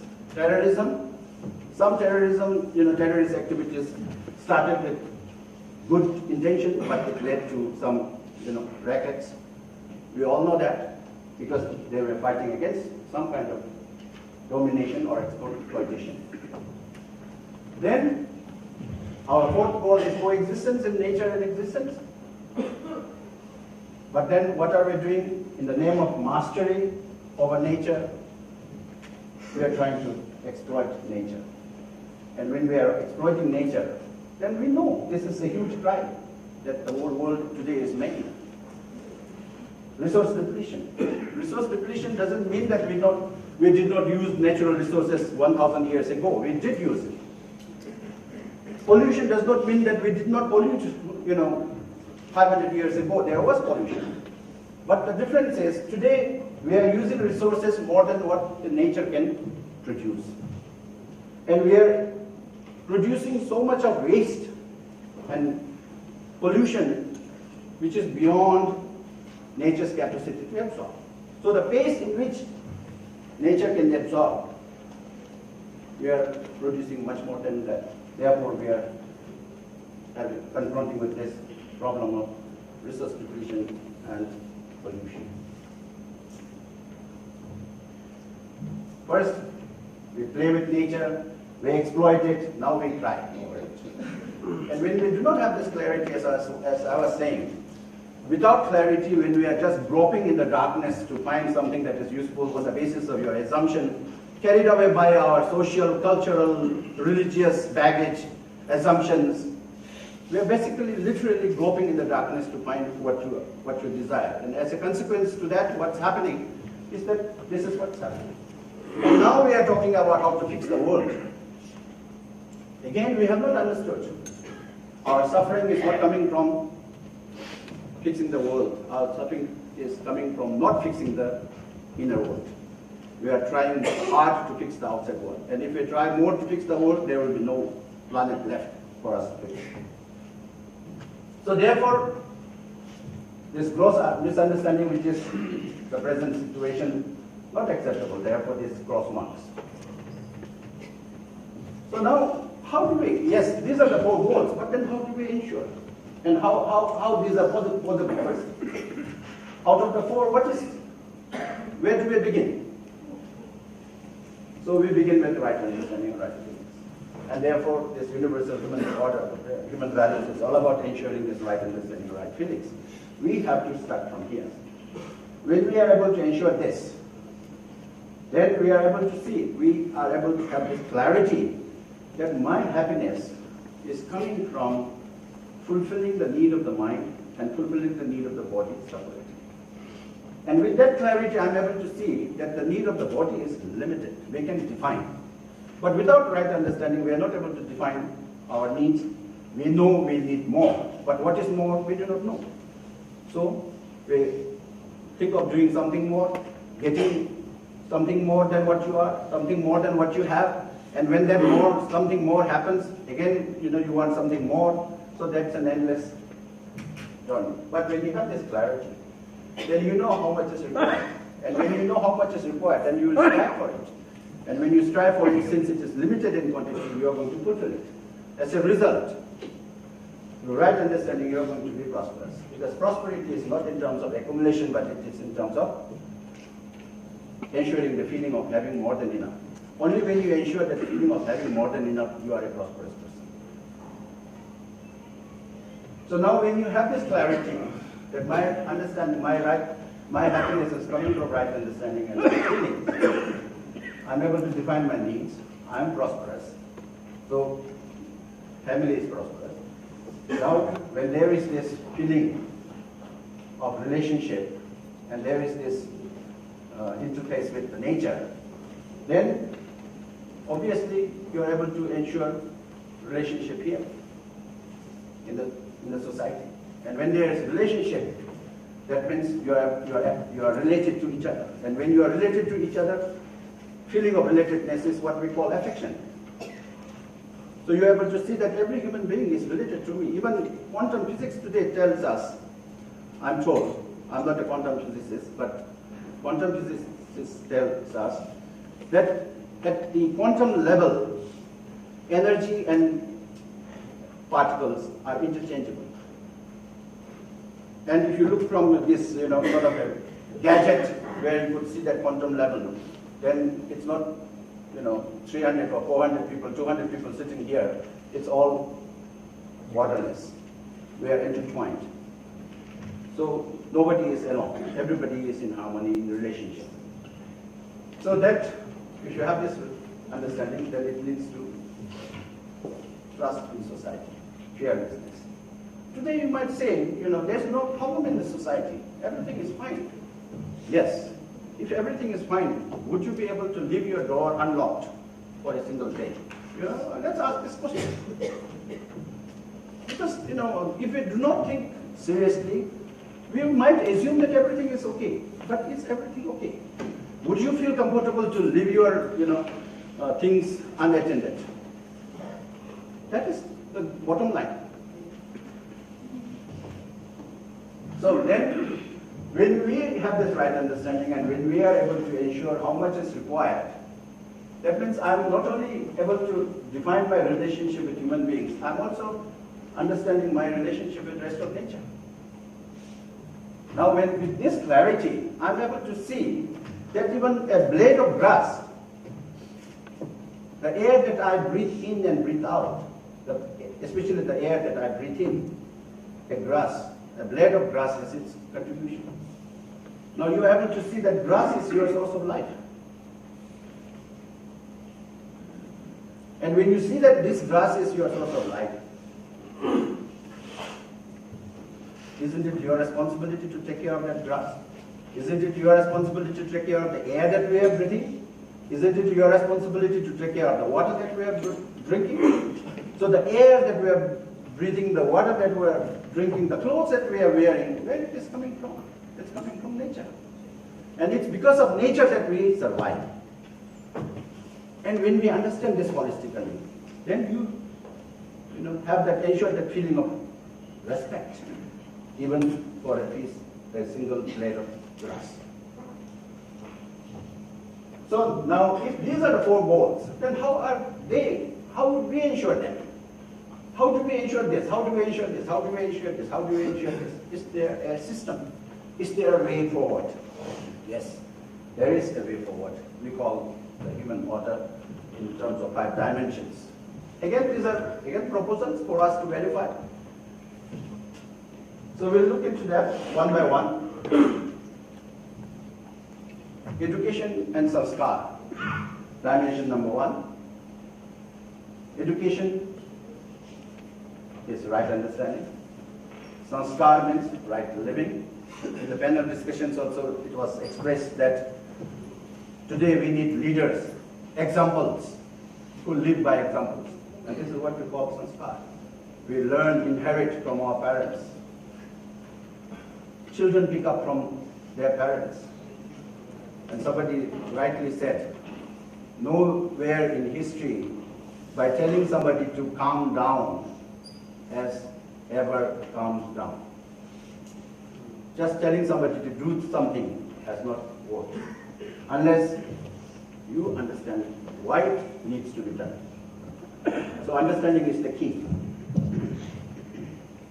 So now if we ensure this right understanding and right living, so that means I'm able to ensure this, through education. And that's why this is, one way that we bringing people together, share, put them through this thinking process, and verify on our own. And if it makes sense, then you live with it. That is right understanding.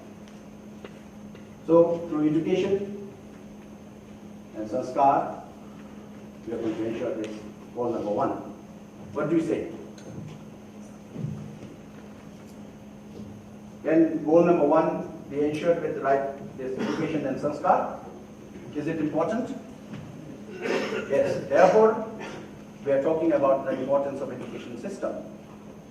And now, when we talk about education system, let's look into our conventional mainstream education system. How much of values is it imparting?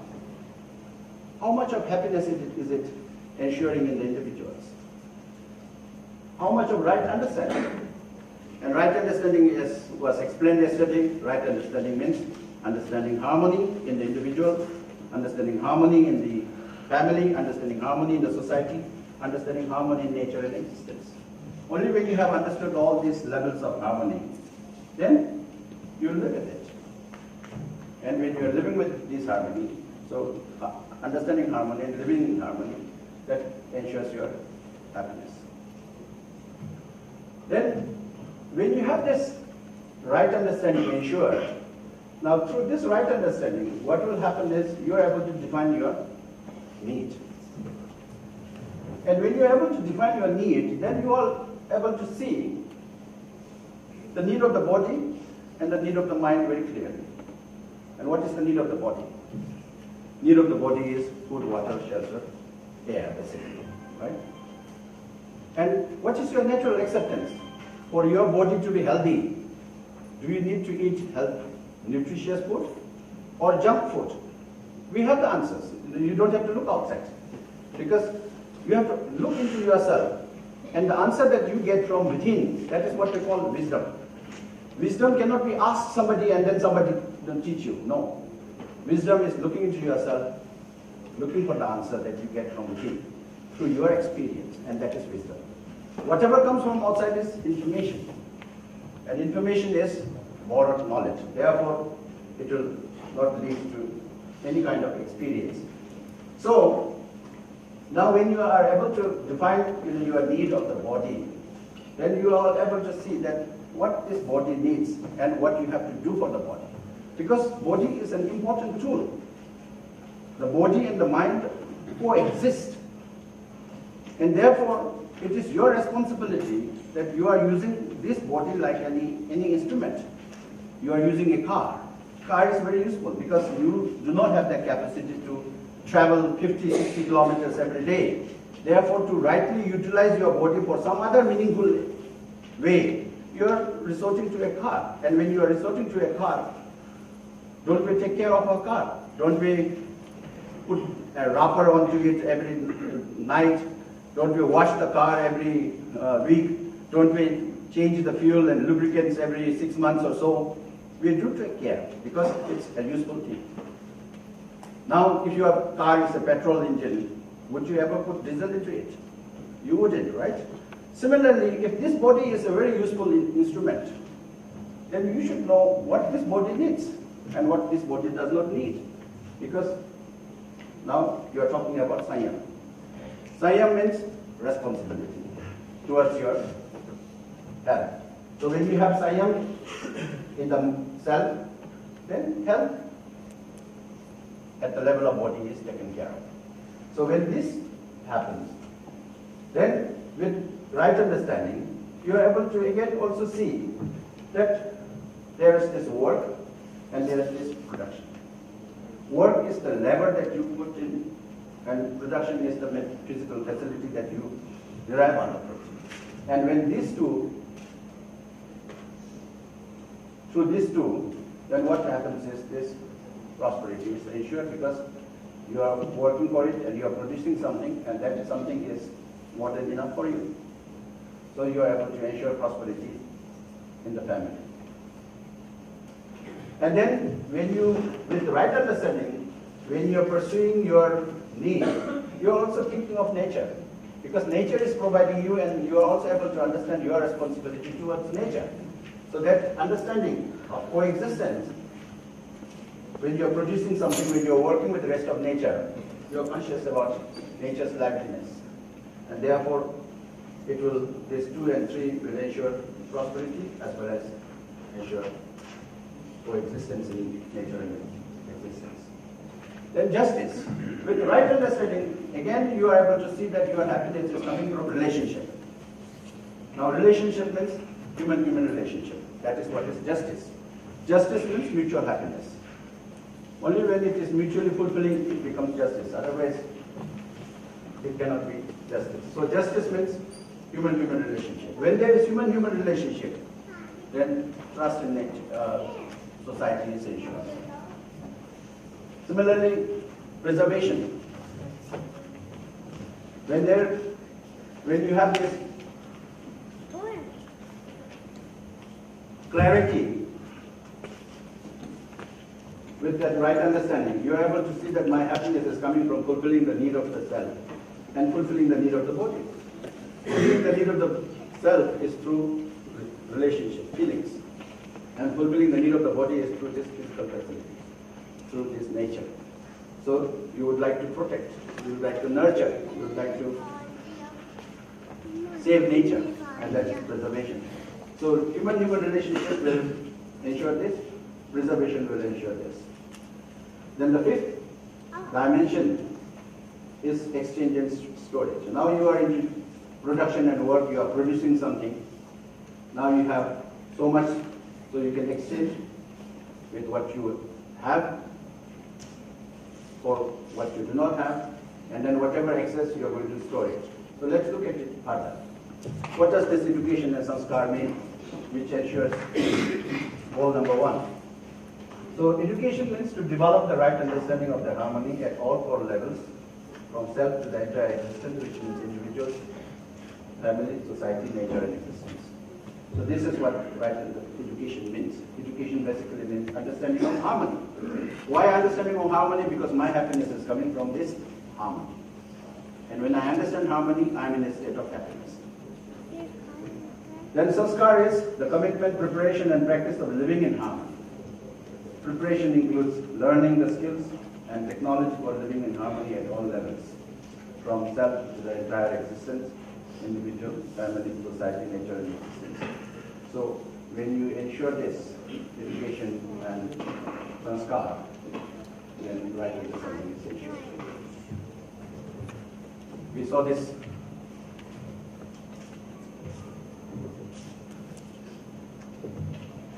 So we have seen this one, that the education system is, it's only the education system that will enable you to move from the animal instinct, animal consciousness to the human consciousness.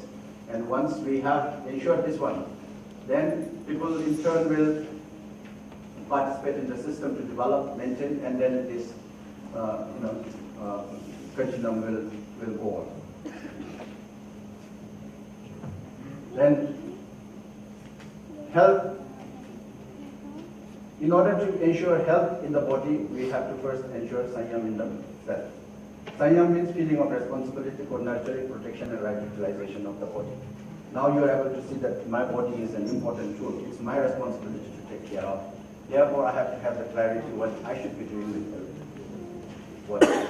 So now when you have the Sanyam at the level of mind, at the level of self, then health at the level of body is ensured. Because now your priority is not just the taste. Your priority is nurturing as well as the taste. But if you do not have Sanyam, then your priority will be just the taste, not the nurturing part of it. So that's the beauty.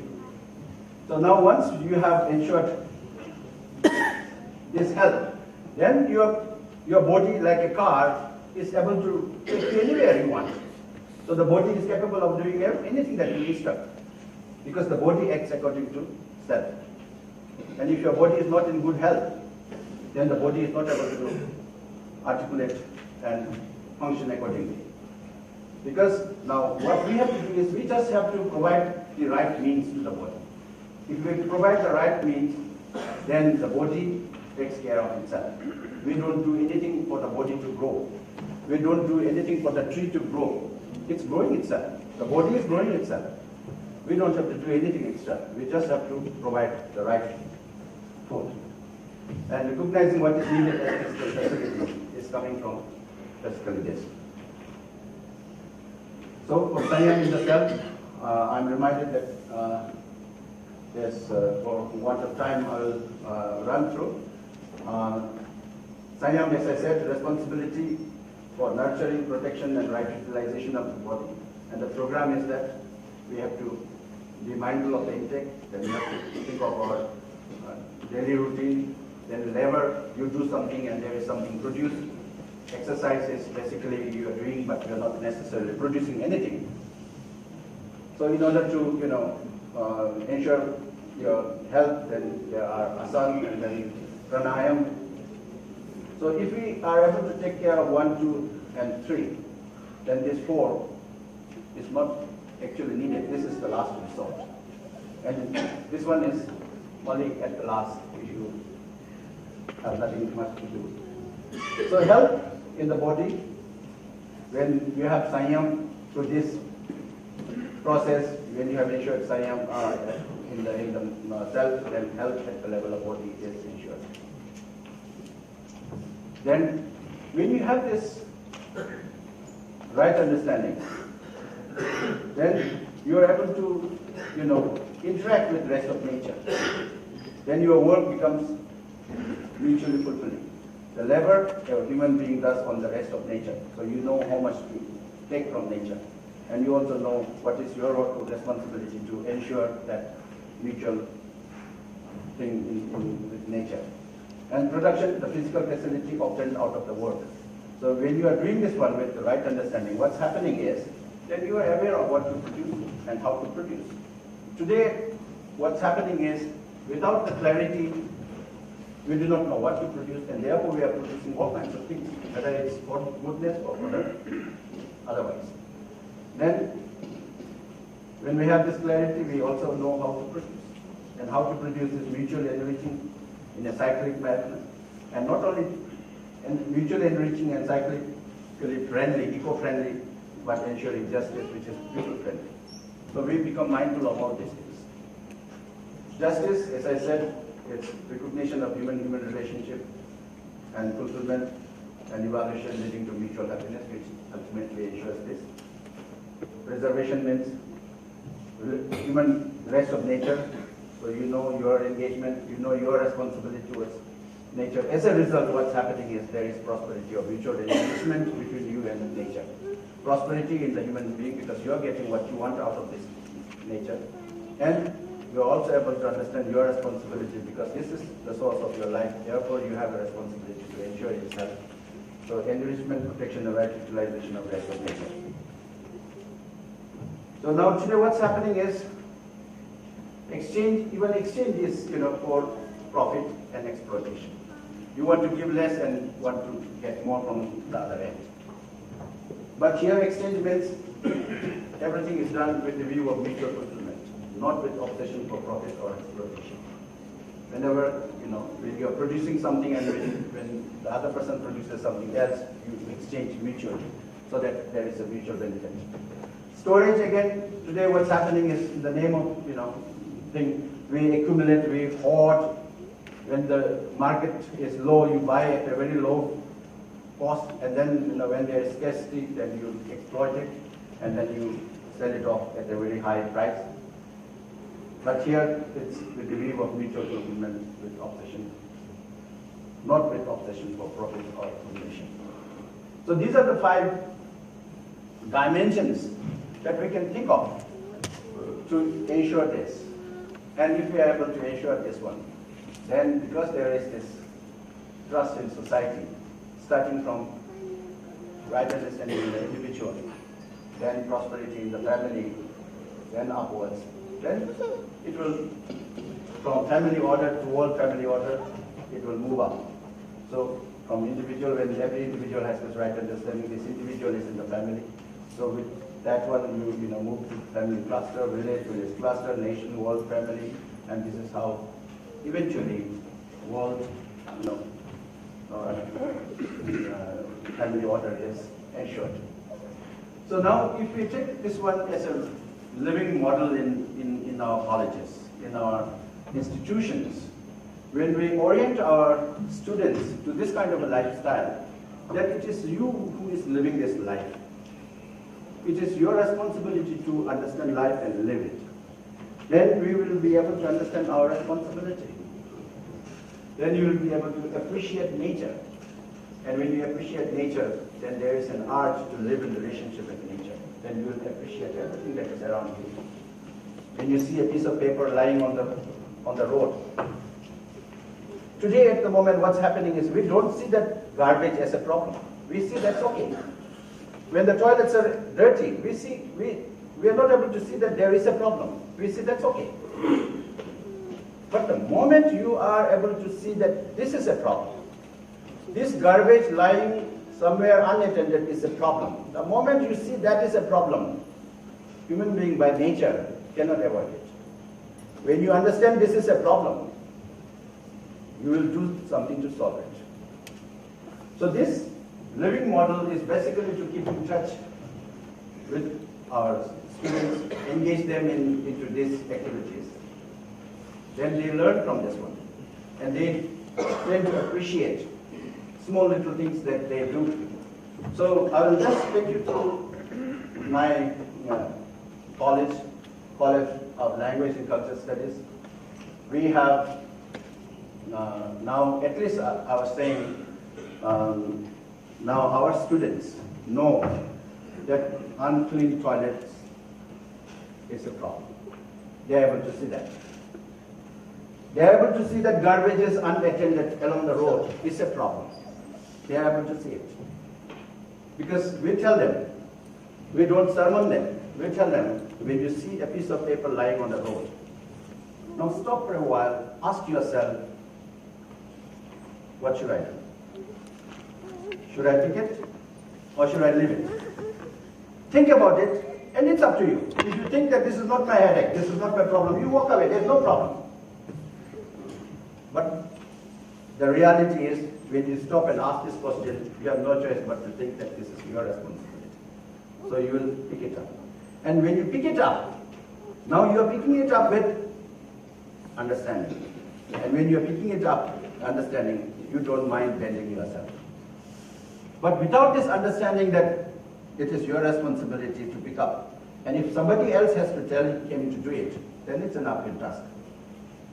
As I was saying in the panel discussion, if you are asked to get up 4 o'clock in the morning, you have a difficult time to get up, right? But if you choose yourself to get up 5 o'clock, tomorrow morning I have to get up 5 o'clock and say my prayers, say my mantras and jap my mantras. And for some reason, if you were not able to get up, you feel uncomfortable. Such is the case. So, at least through this living model, what we do is that we make our children understand. So now we are planning, we have already started gardening activity in the college. There are volunteers who have come forward to do kitchen gardening, and the deal is that they produce and they will sell it to the mess, in their mess, and we'll pay them. So now children are able to understand at least farming. Most of them come from, rural areas, but still they have been in the school system for the last 15, 20 years. They have not really had that opportunity to really work and soil their hands in the village. Now, to reunite to their, profession of their parents, we are starting this kitchen gardening. And children love to do that. Now, there has to be somebody to set it, somebody to drive it. And when that happens, 1, 2, 3, 4, and when a larger chunk of the students get into this, then the rest gets influenced, impacted. So people now begin to realize that the people are becoming now health conscious. People say organic. Now organic has become, this word organic has become a buzzword now. People are now scared of this over usage of chemical fertilizers, chemical contents. Newspapers, televisions are all the time keeping us reminding us there is huge chemical content in the vegetables and fruits that we eat.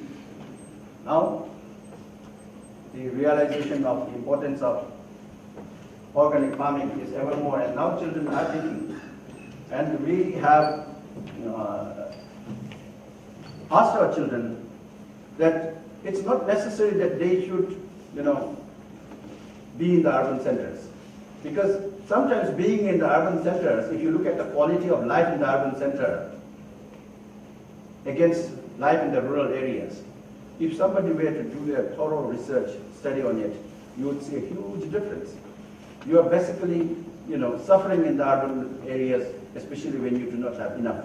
When your salary is not enough, when your livelihood is, not up to the mark. So now children are preparing to think that perhaps going back to farming, doing organic farming is a solution. That they could think of business, entrepreneurship, not in terms of really making money, but in terms of livelihood. So now, as a plan, what we are doing is now we would like to offer a PG diploma on the basis of gross national happiness and universal human values.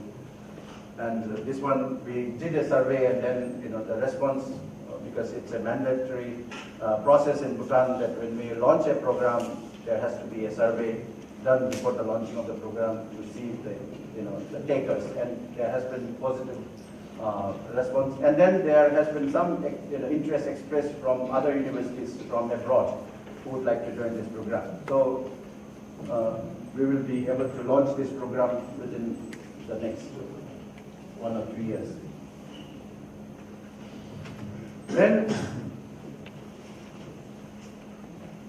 students, as somebody was mentioning, that my college does not have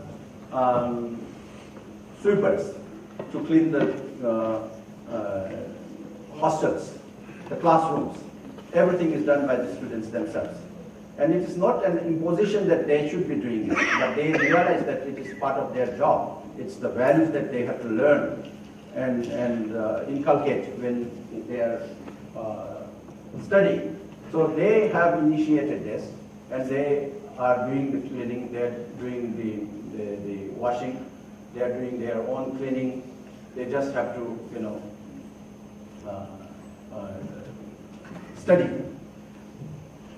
The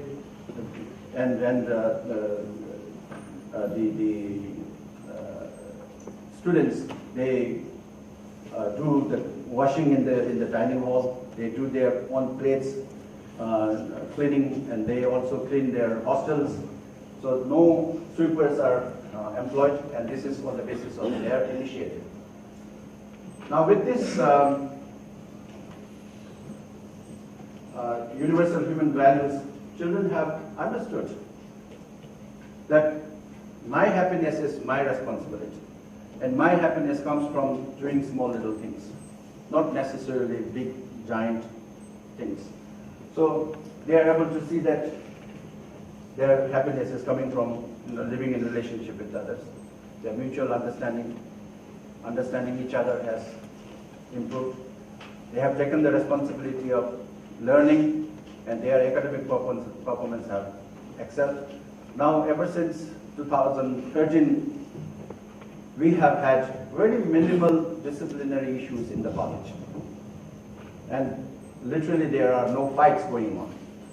Of course, coming late to the class, sometimes bunking, on the eves of a longer holiday, that still happens because that's, we have to work on it. But grossly, things are, fine. And in the organization, I think there is a mutual, trust and respect for everybody, because now we are able to see that it's not the director or the head of the college that matters. Even the sweeper in the college matters, because he or she is part of the organization. And everybody matters in an organization. And therefore we have made an understanding, a compact within ourselves, that whenever there is a social gathering, there is no division in the way we, sit. Usually what happens is the fourth class staff will tend to come a little late, and they would like to group on their own and stay in a different corner.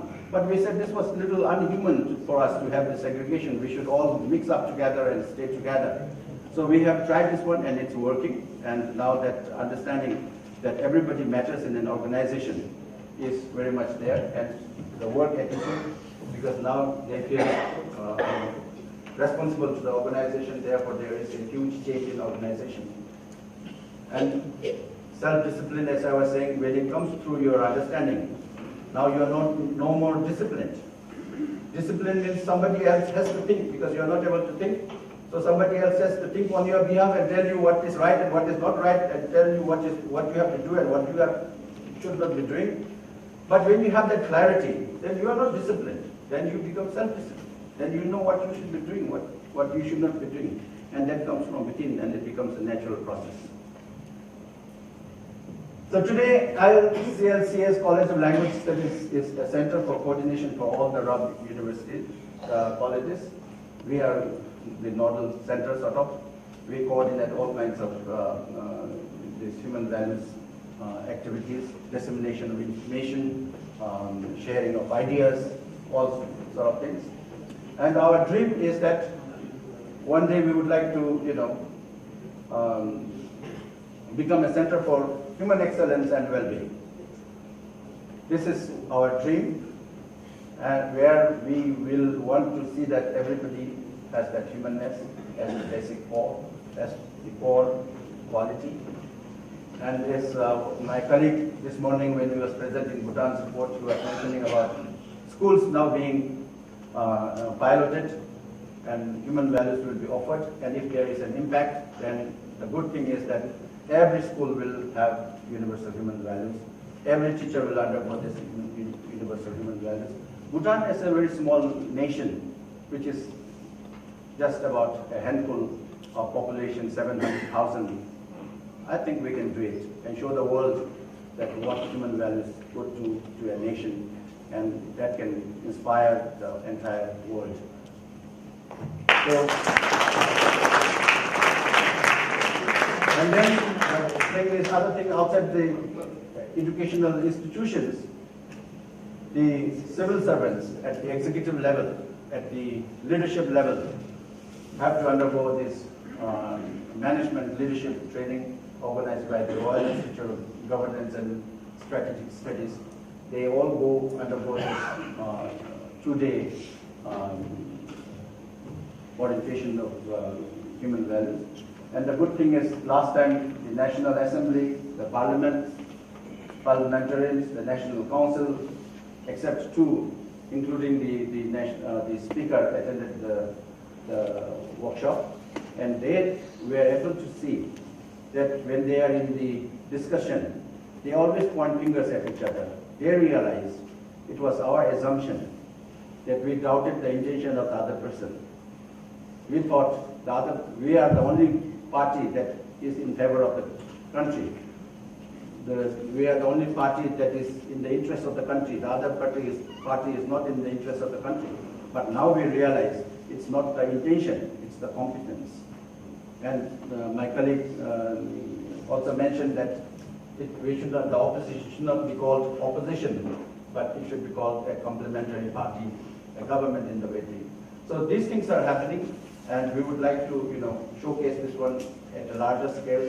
We would like to make this college a living model where students do their agriculture, their farming, their dairy works, all kinds of production, in addition to their subject area, discipline, whatever they study. So this is in a nutshell I wanted to share. Thank you.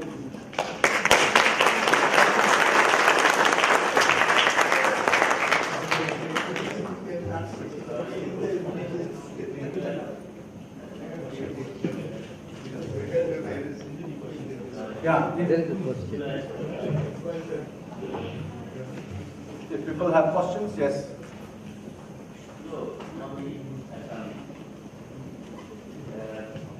We are speaking about relationship according to my conclusion. Could I have a comment connected to this because diagram?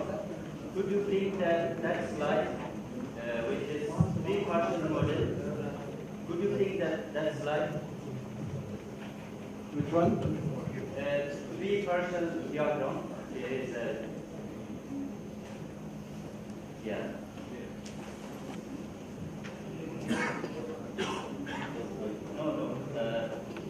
the model, the diagram. Could you bring that out? Right understanding and relationship.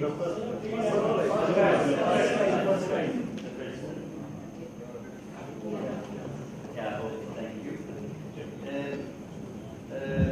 According to my conclusion, connected to this three versions, which are right understanding, relationship, and participation in larger part of the nature. To go to human consciousness, could we change these three terms to newer ones to find a better interaction and interconnection among these three virtual models to go to human consciousness instead of right understanding using relationship with ourselves or human health or herself relationship. And the second term is good, I think, relationship with human relationship, but the third one could be changed to relationship with other part of the nature or human nature relationship. Sorry. But if my proposing terms seems vague, so maybe the definitions or maybe some of efficiencies or significance of one of them or maybe two of them maybe a little bit changed. Thank you. Is there any other question that I can take up together and then respond to it? Okay, so there's no other questions. I think, see the words here, what is important is what are we trying to arrive at? What are we trying to understand? What is that we are trying to point at, So when you're pointing to the finger, to the moon, this is just a gesture of showing the direction. But what we need to know is the moon, right? So whether you show this or whether you show this or whether you hold a stick, it's up to you. But here, what we need to understand is that right understanding, if you're just talking about relationship, then relationship with yourself could be, the word right understanding could mean more than relationship with yourself, because for many, right understanding makes sense because it's there in the language that is used and that is there in the tradition and in day-to-day life also. Understanding is the key. So, so long as you are able to understand what it is trying to, look at, if you are able to do that, I think words are immaterial.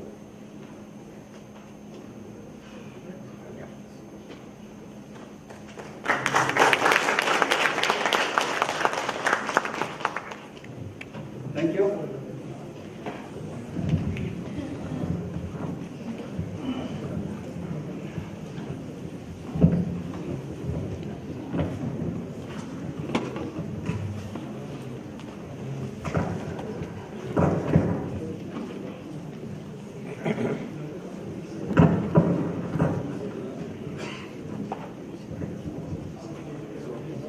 Thank you, Luntenji.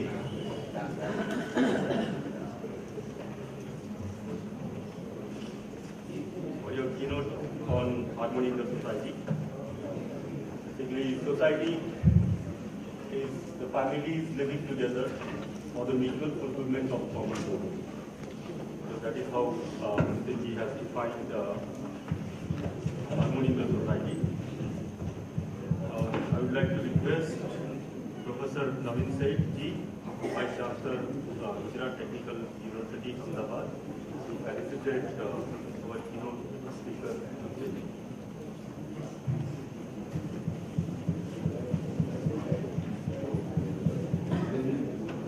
Luntenji, you can please show.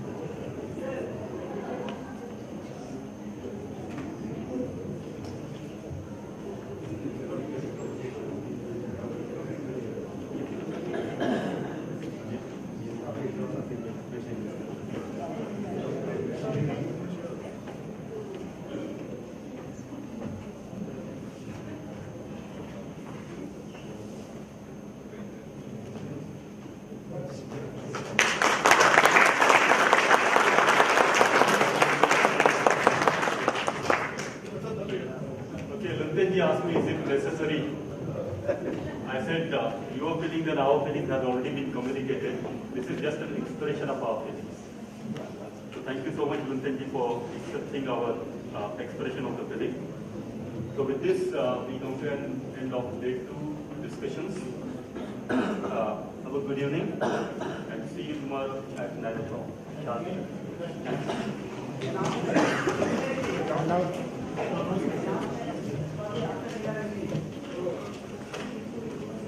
Just a minute, just a minute. Radhiji,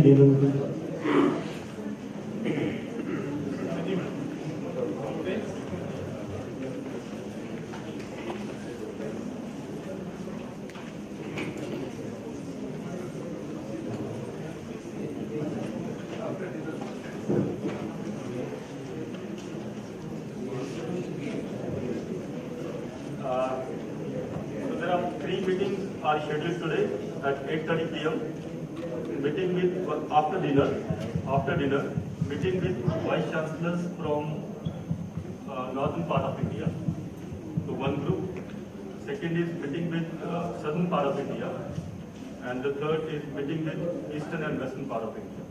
So these 3 meetings are being scheduled today. I just repeat it. meeting with northern part of India's Vice Chancellors. Number 2 meeting is with southern Indian Vice Chancellors. And number 3 with eastern or western Indian Vice Chancellors. If the Vice Chancellors were not being able to come to the conference for any reason, and if they have nominated somebody, so on their behalf, so at least the delegated authority can